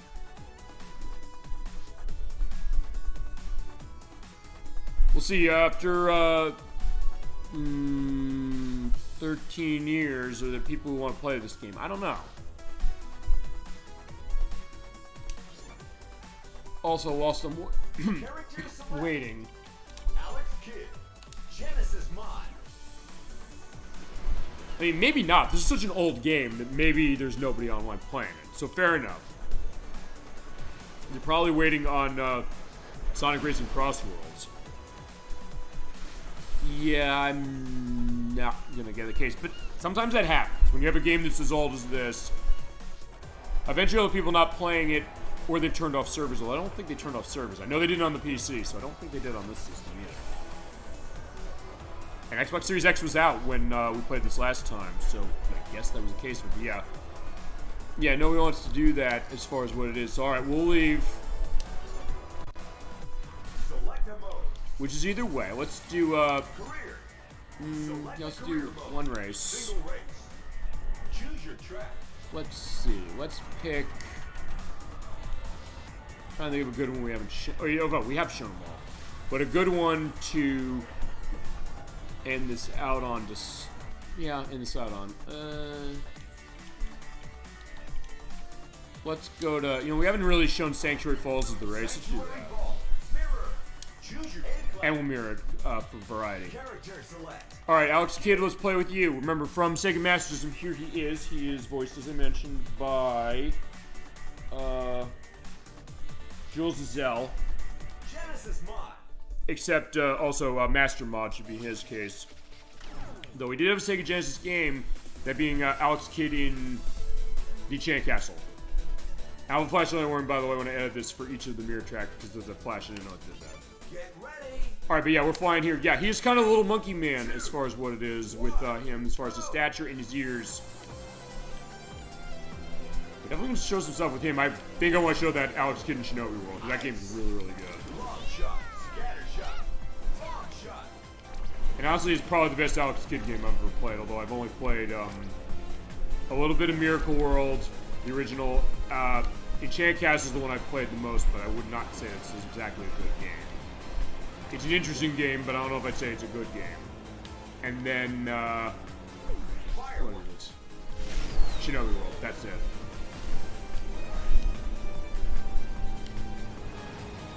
And the thought also, I guess, of him sort of being a little bit of a mascot of Sega before Sonic the Hedgehog came around. And Sonic came around, and it was case where he kind of was relegated to, I guess, the dustbin of history, but it's also a case that some of the games are pretty good as far as what they are. You have to dig and find. Because I've heard there's one, Alex Kidd in Techno World, I think it is. Oh, no, I don't remember the name. It was on Sega Master System. Apparently, from what I understand on that game, you have to, it's like a puzzle case where you have to make specific selections, and if you make the wrong one, you get a game over just off of nothing. So, I've heard that one's really, really bad. But also a case where it's not a platformer. Most of them are platformers, but those are kind of different platformers. It's fine, the Shinobi game, or the Shinobi World game, I should say, it's a take on Shinobi, kind of. Miracle World and Enchant Castle are kind of Super Mario Brothers-ish platforming game. Ouch.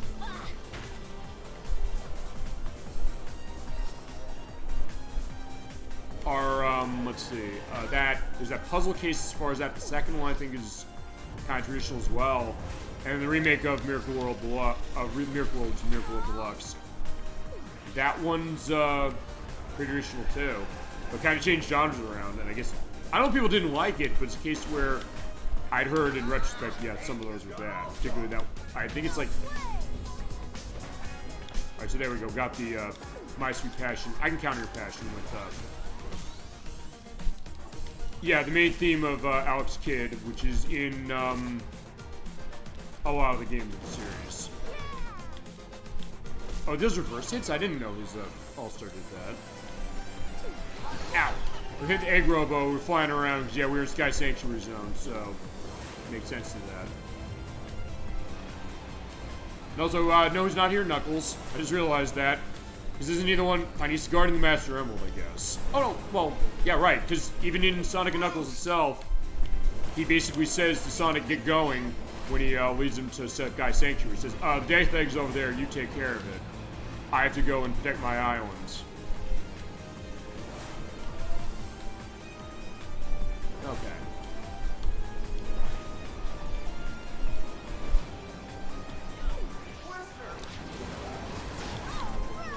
Alright, we're getting close.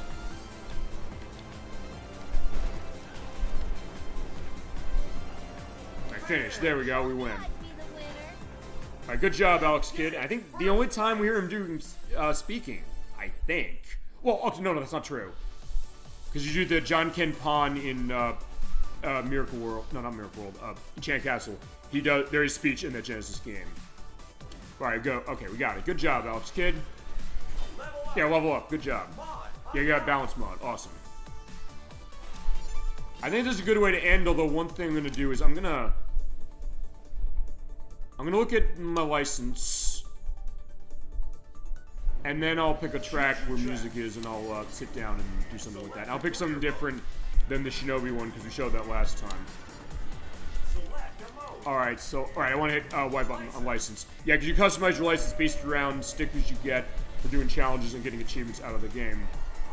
So as far as our case, my favorite character is Aegis, so I guess that's the answer for it.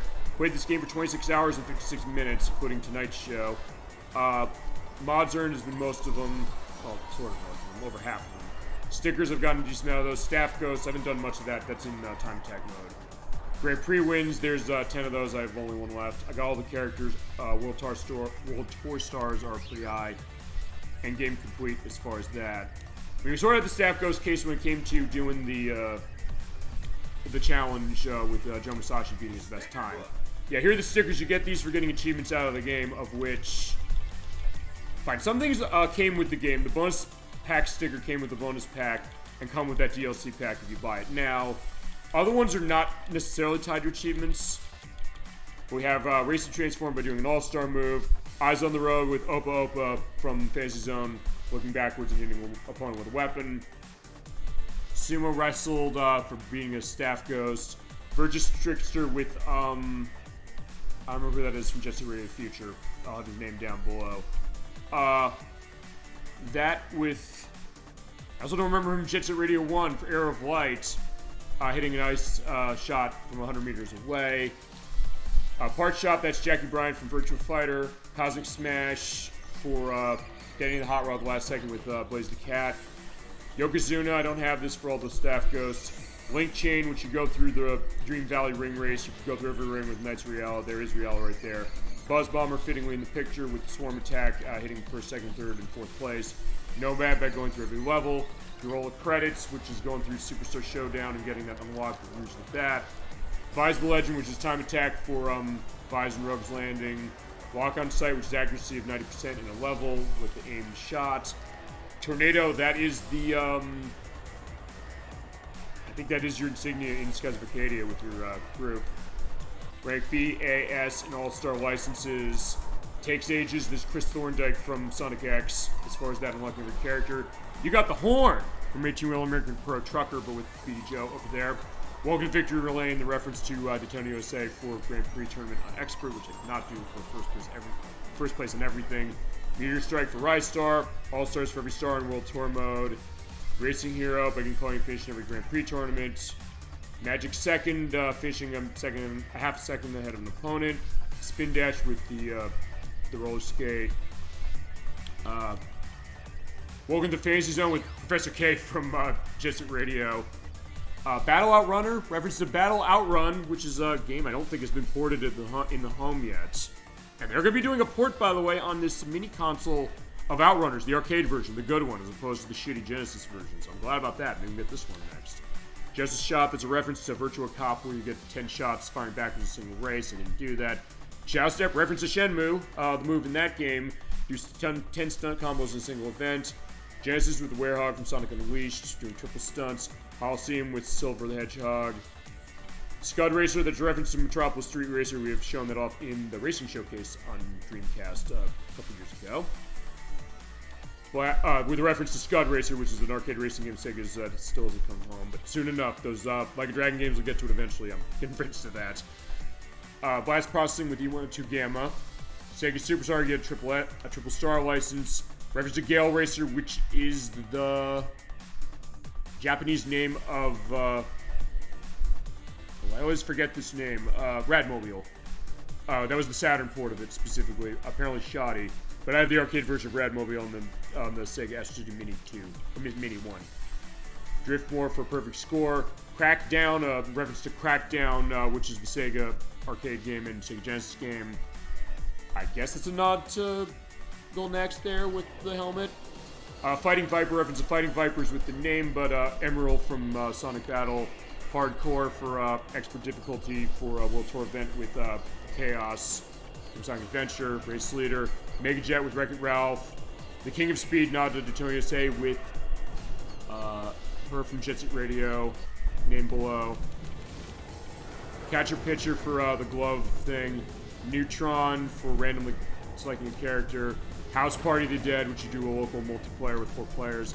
Axe Battler, which was mentioned that Game Gear. No, it's Sega Master System. I reversed. Gold X Warriors, the Game Gear game. Axe Battler is the Sega Master System game, which I do have in a collection. I can show that. Team Sonic getting 4-player mode going on, 10-player race locally, but have 4 players with you, and you get first, second, third, and fourth. Laser Ghost, resurrected in stuff in Battle Arena. Guardian of Angel Island, Knuckles, as I mentioned, beating Sanctuary Falls with an event as far as Knuckles. Puyo Popped, get 25 Blowfish hits with Blowfish there. Fallout, reference to Super Monkey Ball, falling off the track 3 times online. Menacer, reference to the Sega Menacer light gun with firework there. Burning Ranger, reference to Burning Rangers with the Hot Rod Blast. Sonic Heroes with Sonic and Shadow over there. Star Fantasy or Versal Fantasy Star with Tikal from Sonic Adventure. The Band-Aids with Scrap Brain from Sonic 1. Sega Swirled. I don't think this picture comes from that. There's that Sega puzzle game that was given away as freebies with Dreamcast magazine discs. And also this collection that has it on Dreamcast of a pretty fun puzzle game, Sega Swirl, to show that at some point. Edelweiss, that is the... Edelweiss is reference. I think that is reference to. No, right. That's the reference to the tank in Valkyria Chronicles. We're talking about that. I was just saying, it's either Skies of Arcadia or something else. No, it's Valkyria Chronicles.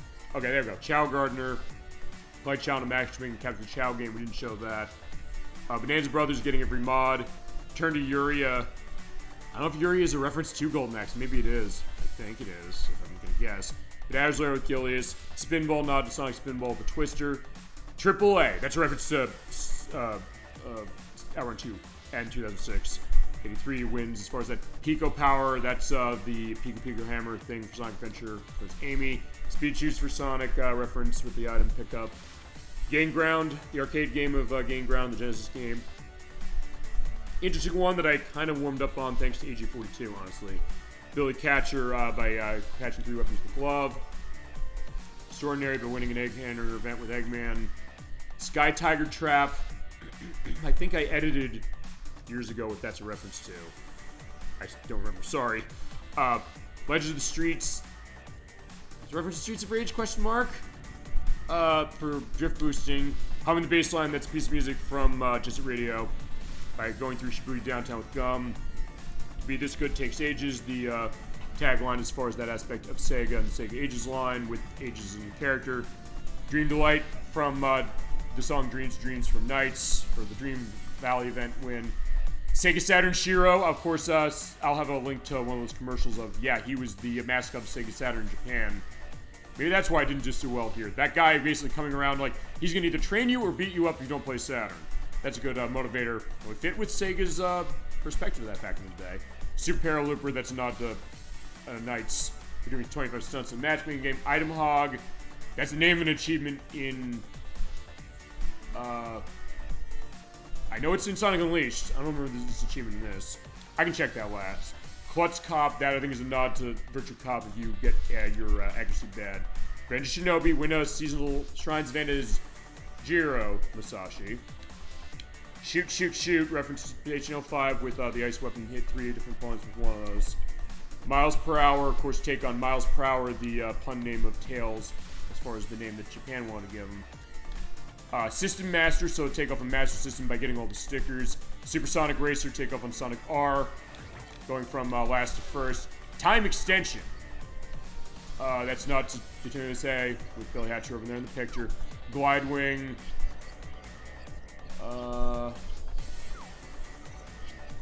What's that called next? No, I don't remember what Glide Wing's reference to off the top of my head, sorry. But edit, of course. Toy Racer, that was a European-only racing game based off of Toy Commander from Dreamcast. I do have Toy Commander, it's an interesting game. From No Cliché out of France, or was then back in the day. Pioneer, I don't know if that's specific to anything as far as a game. Funky Radio, take off on Jet Set Radio, including the City event as Beat. Monkey Target for the minigame for Super Monkey Ball. You're doing great from Space Harrier. Like a Butterfly from Jet Set Radio Future. There's the song Fly, Like a Butterfly. Chow Down. I don't know that's specifically nodding anything aside from Chow's Sonic Adventure. Power Edition, again, the Daytona USA 2 port. I begged 4 years ago on this weekend to port this. Thank you, Sega, for providing that. I want to follow up on that and say, I did beg for it. They did provide it. Thank you so much. I'm very happy that we have Daytona USA 2 admittedly without the licenses, but we have them available, Power Edition and now Battle on the Edge. So I'm very happy to see that. Swirling Ranger, takeoff on Burning Rangers. Rise from Your Grave from Altered Beasts. As far as that. Resurrect Yourself in Battle event. Zui Quan. I guess it's takeoff on Gui Zhang from Shenmue. Well, that's football from that. Yeah, because it's Gui Zhang. I think that's it. Pirate's Wrath going to Skies of Arcadia again with Vies. Mambo Domingo with Samba Domingo over there. And then these, which are not tied to anything specific for game. And then press the not start, not back buttons on this to go into achievement lists. Take a look at the achievements briefly, see what they are. Of the ones I have not gotten, Team Sonic, Shadow Step, Yale Racer, Race Leader, House Party of the Dead, Vi's the Legend, All Stars, Driftmore, Welcome to Victory Lane, Justice Shot, Yokozuna, Neutron, Sega Superstar, and Sonic Drift. And as far as I really want to go, the other 36 for a total of 610 points. Alright, so that is our look as far as that, and there is my nice perspective of this, and you can, I think... Right, because if you do this, I'll show this briefly. You can put them somewhere, so there's Gamma, we'll get rid of Gamma briefly, but we'll also show... Yeah, Gamma, we have Rystar on there already.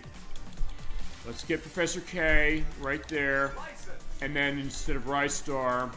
Well, one more good one. Yeah, let's get Charmy B. Yeah, because I didn't actually say that's who he is. There's Charmy B.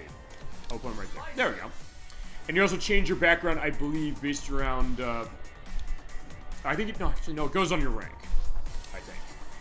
Okay, so we got that. What I'm going to do is I'm going to go back to, if I load the game again. Let's go to career, let's go to single race, or no, let's go to time attack. Choose your track. Let's see. Let's go to Ocean View. Let's stop there. Ocean View. And we'll pull out, let's pull out Danica Patrick. Why not? Danica Patrick. Or Danica Patrick, but it's Danica Patrick. VIP mod. Alright, so yeah, VIP as far as VIP guests. And we'll go into final thoughts in just a second. Get ready. Okay. That being said, Danica Patrick's just gonna sit here and, or stop, yeah, stop, back up. Oh, I was gonna say, fine, the ghosts are gonna go, but yeah, she'll just sit here and rest. They just take on You Can Do Anything from Sonic CD. Okay, so that is Sonic and All-Stars Racing transformed again, ladies and gentlemen. And you're seeing the ghosts of everybody else going by, but let them go by. There's Ralph. As far as the nice case of that, and looking at the, what is it, the whale going on there. Fine, let's get a nice view of what that is as we go. Okay, so yeah, to come back to this 4 years again, 4 years later, yeah, it's great to do that. I had a great time doing the show, showing this game off again, going to a different case, having a great case as far as everybody in the best on Twitch kind of going into everything that they have, giving their memories, giving their stories, giving their insights on this game, and everything else they got. I appreciate it so much. So much so I'm going to thank every single one. I'm going to thank Dolly Finn and Electverse and Heroin Bob, and of course our new members of the Super Bowl Game Saturday family, Marcus 2 and King Vibe 125. Thank you so much for joining us. That's the idea. Just stop by the show once. You're part of the best channel on Twitch. A great time as far as that, and do great stuff as far as the show. As far as Sonic and All-Stars Racing Transform, you not played this game?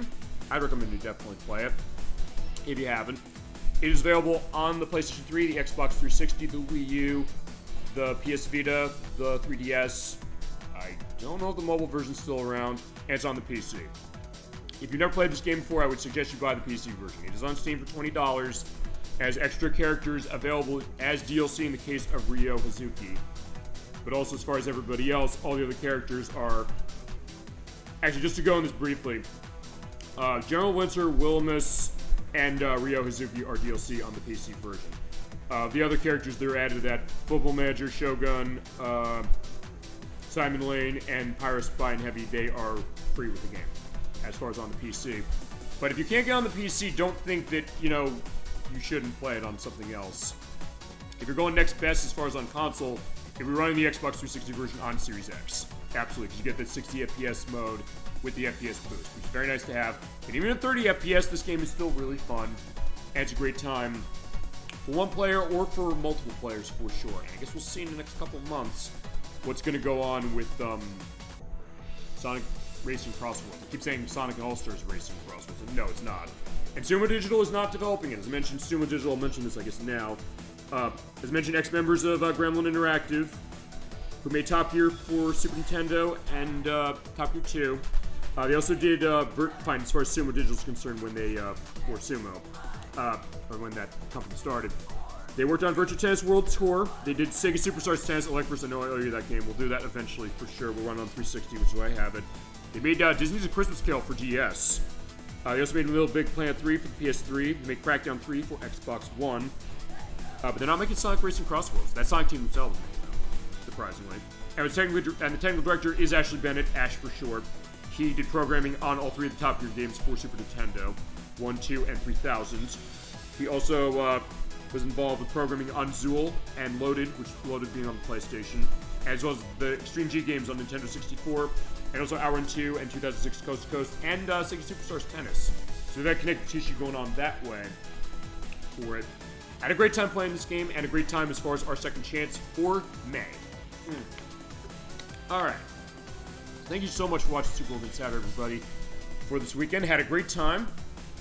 And, yeah, we keep going on this show, as we mentioned, as far as having more shows. If there's any games, by the way, that we may have played over on our YouTube site, maybe more recently than that, as far as maybe on the Twitch site here, you wish you were here for. He's like, hey, we can show it again for a reason.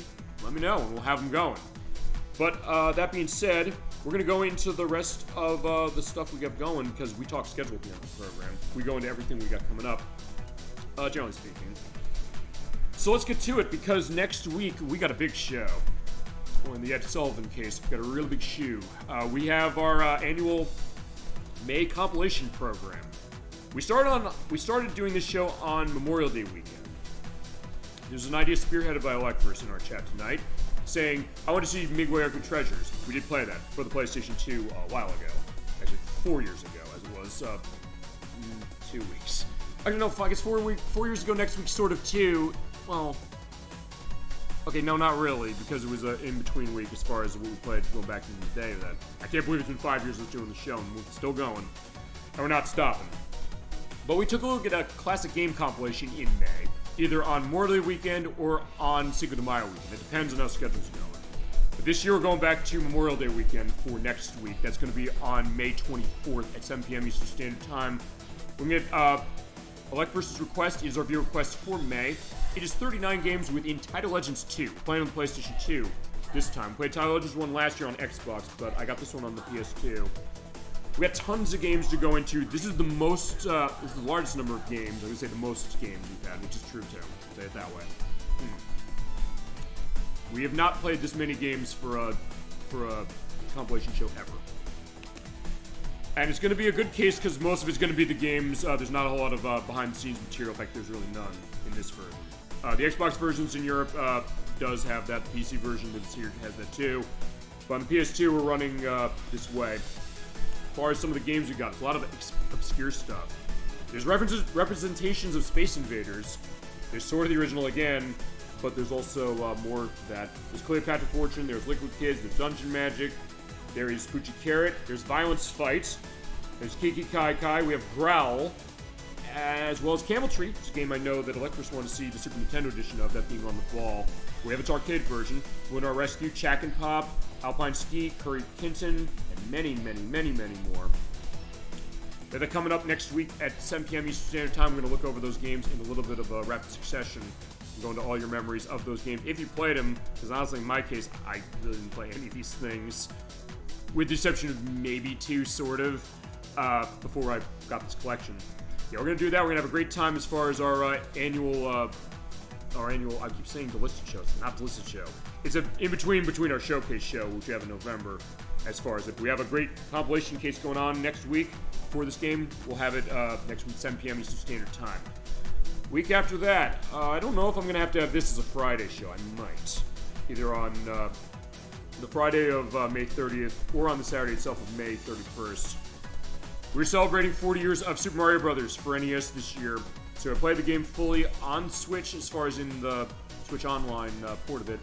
We'll also look at the versus Super Mario Bros. Port from the arcade.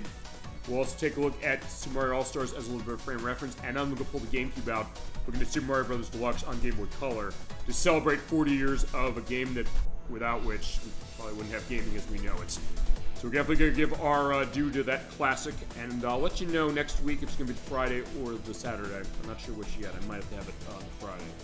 But I'll keep you posted for sure on that one.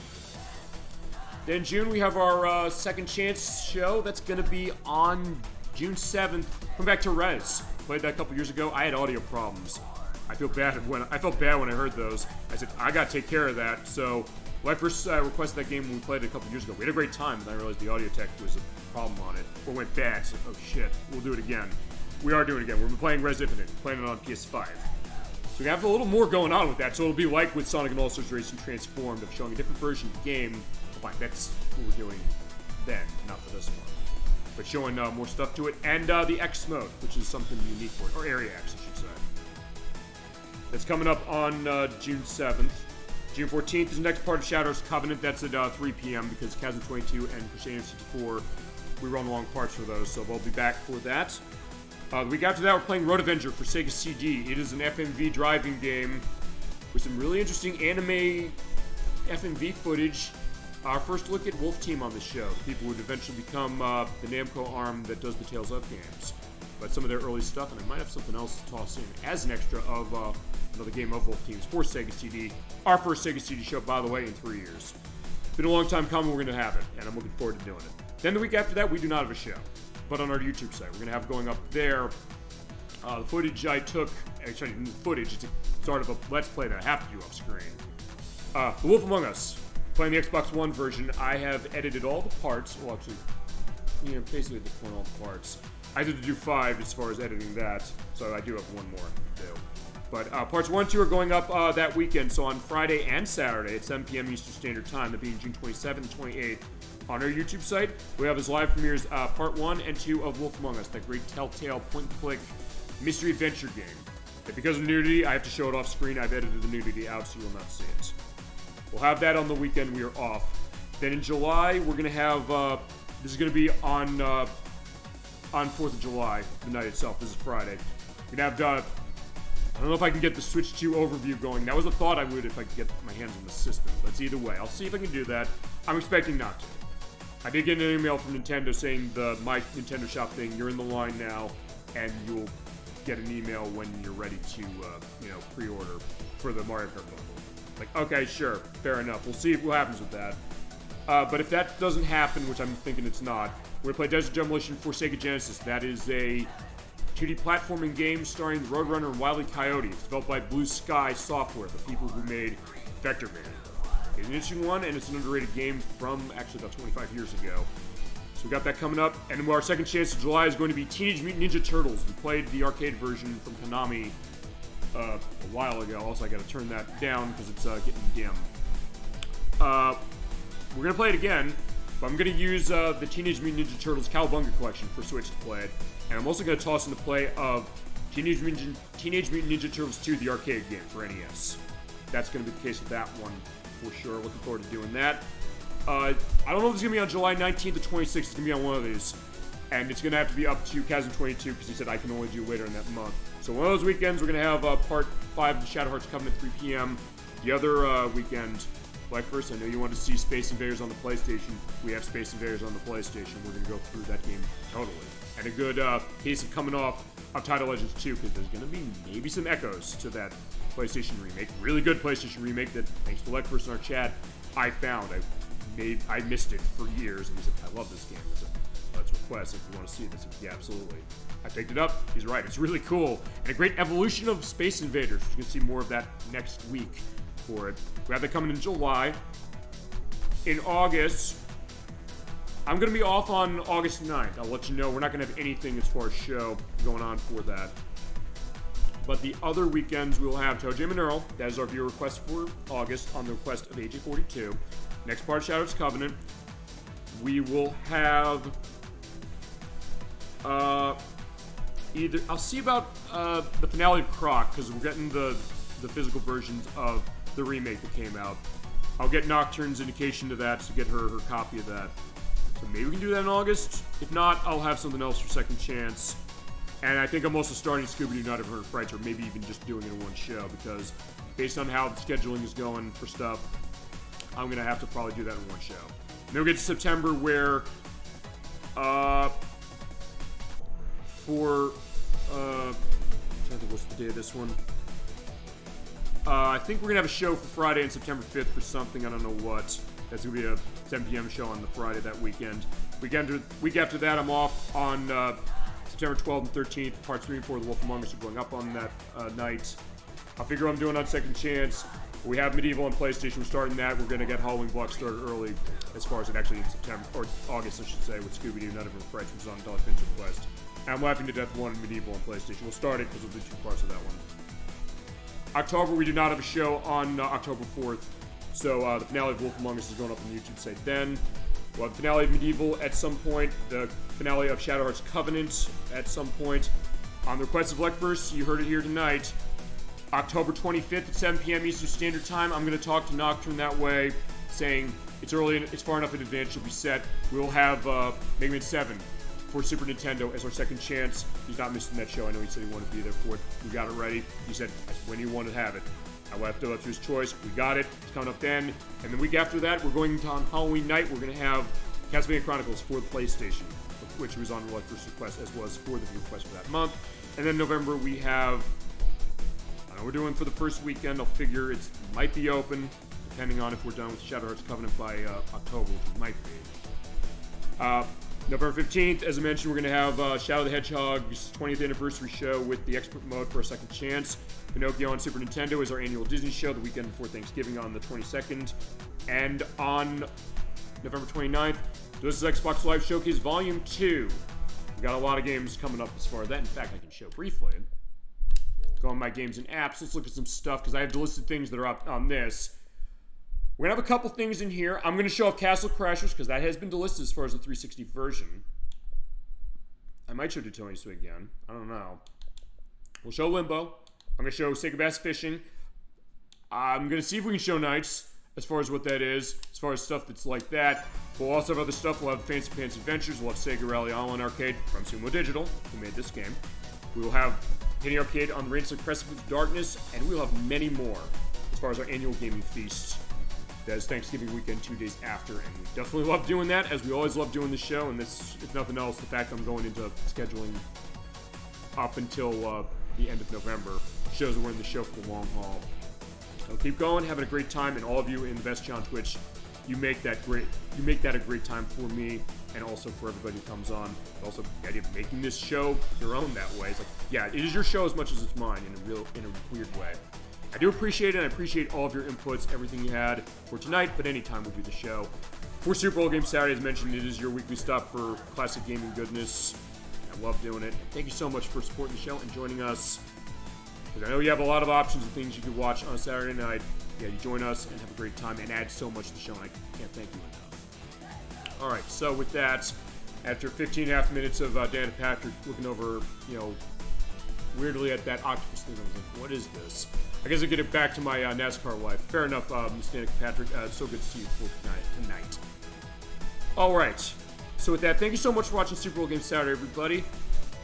And hope to see you next time on the show. And have a great rest of your weekend, a great week coming forward. And I'll see you next week at 7 p.m. Eastern Standard Time for Title Legends 2 on the PlayStation 2. You are not going to want to miss that metric ton of classic gaming esoterica and goodness in some cases, and mostly in that case. A couple not great games, but we'll have that going on. And looking forward to doing it. And anybody else come by, yeah, we always welcome you for the show, for anything we do. All right, so I see you next week for Title Legends 2, everybody. Have a great rest of your night, and I'll see you next week.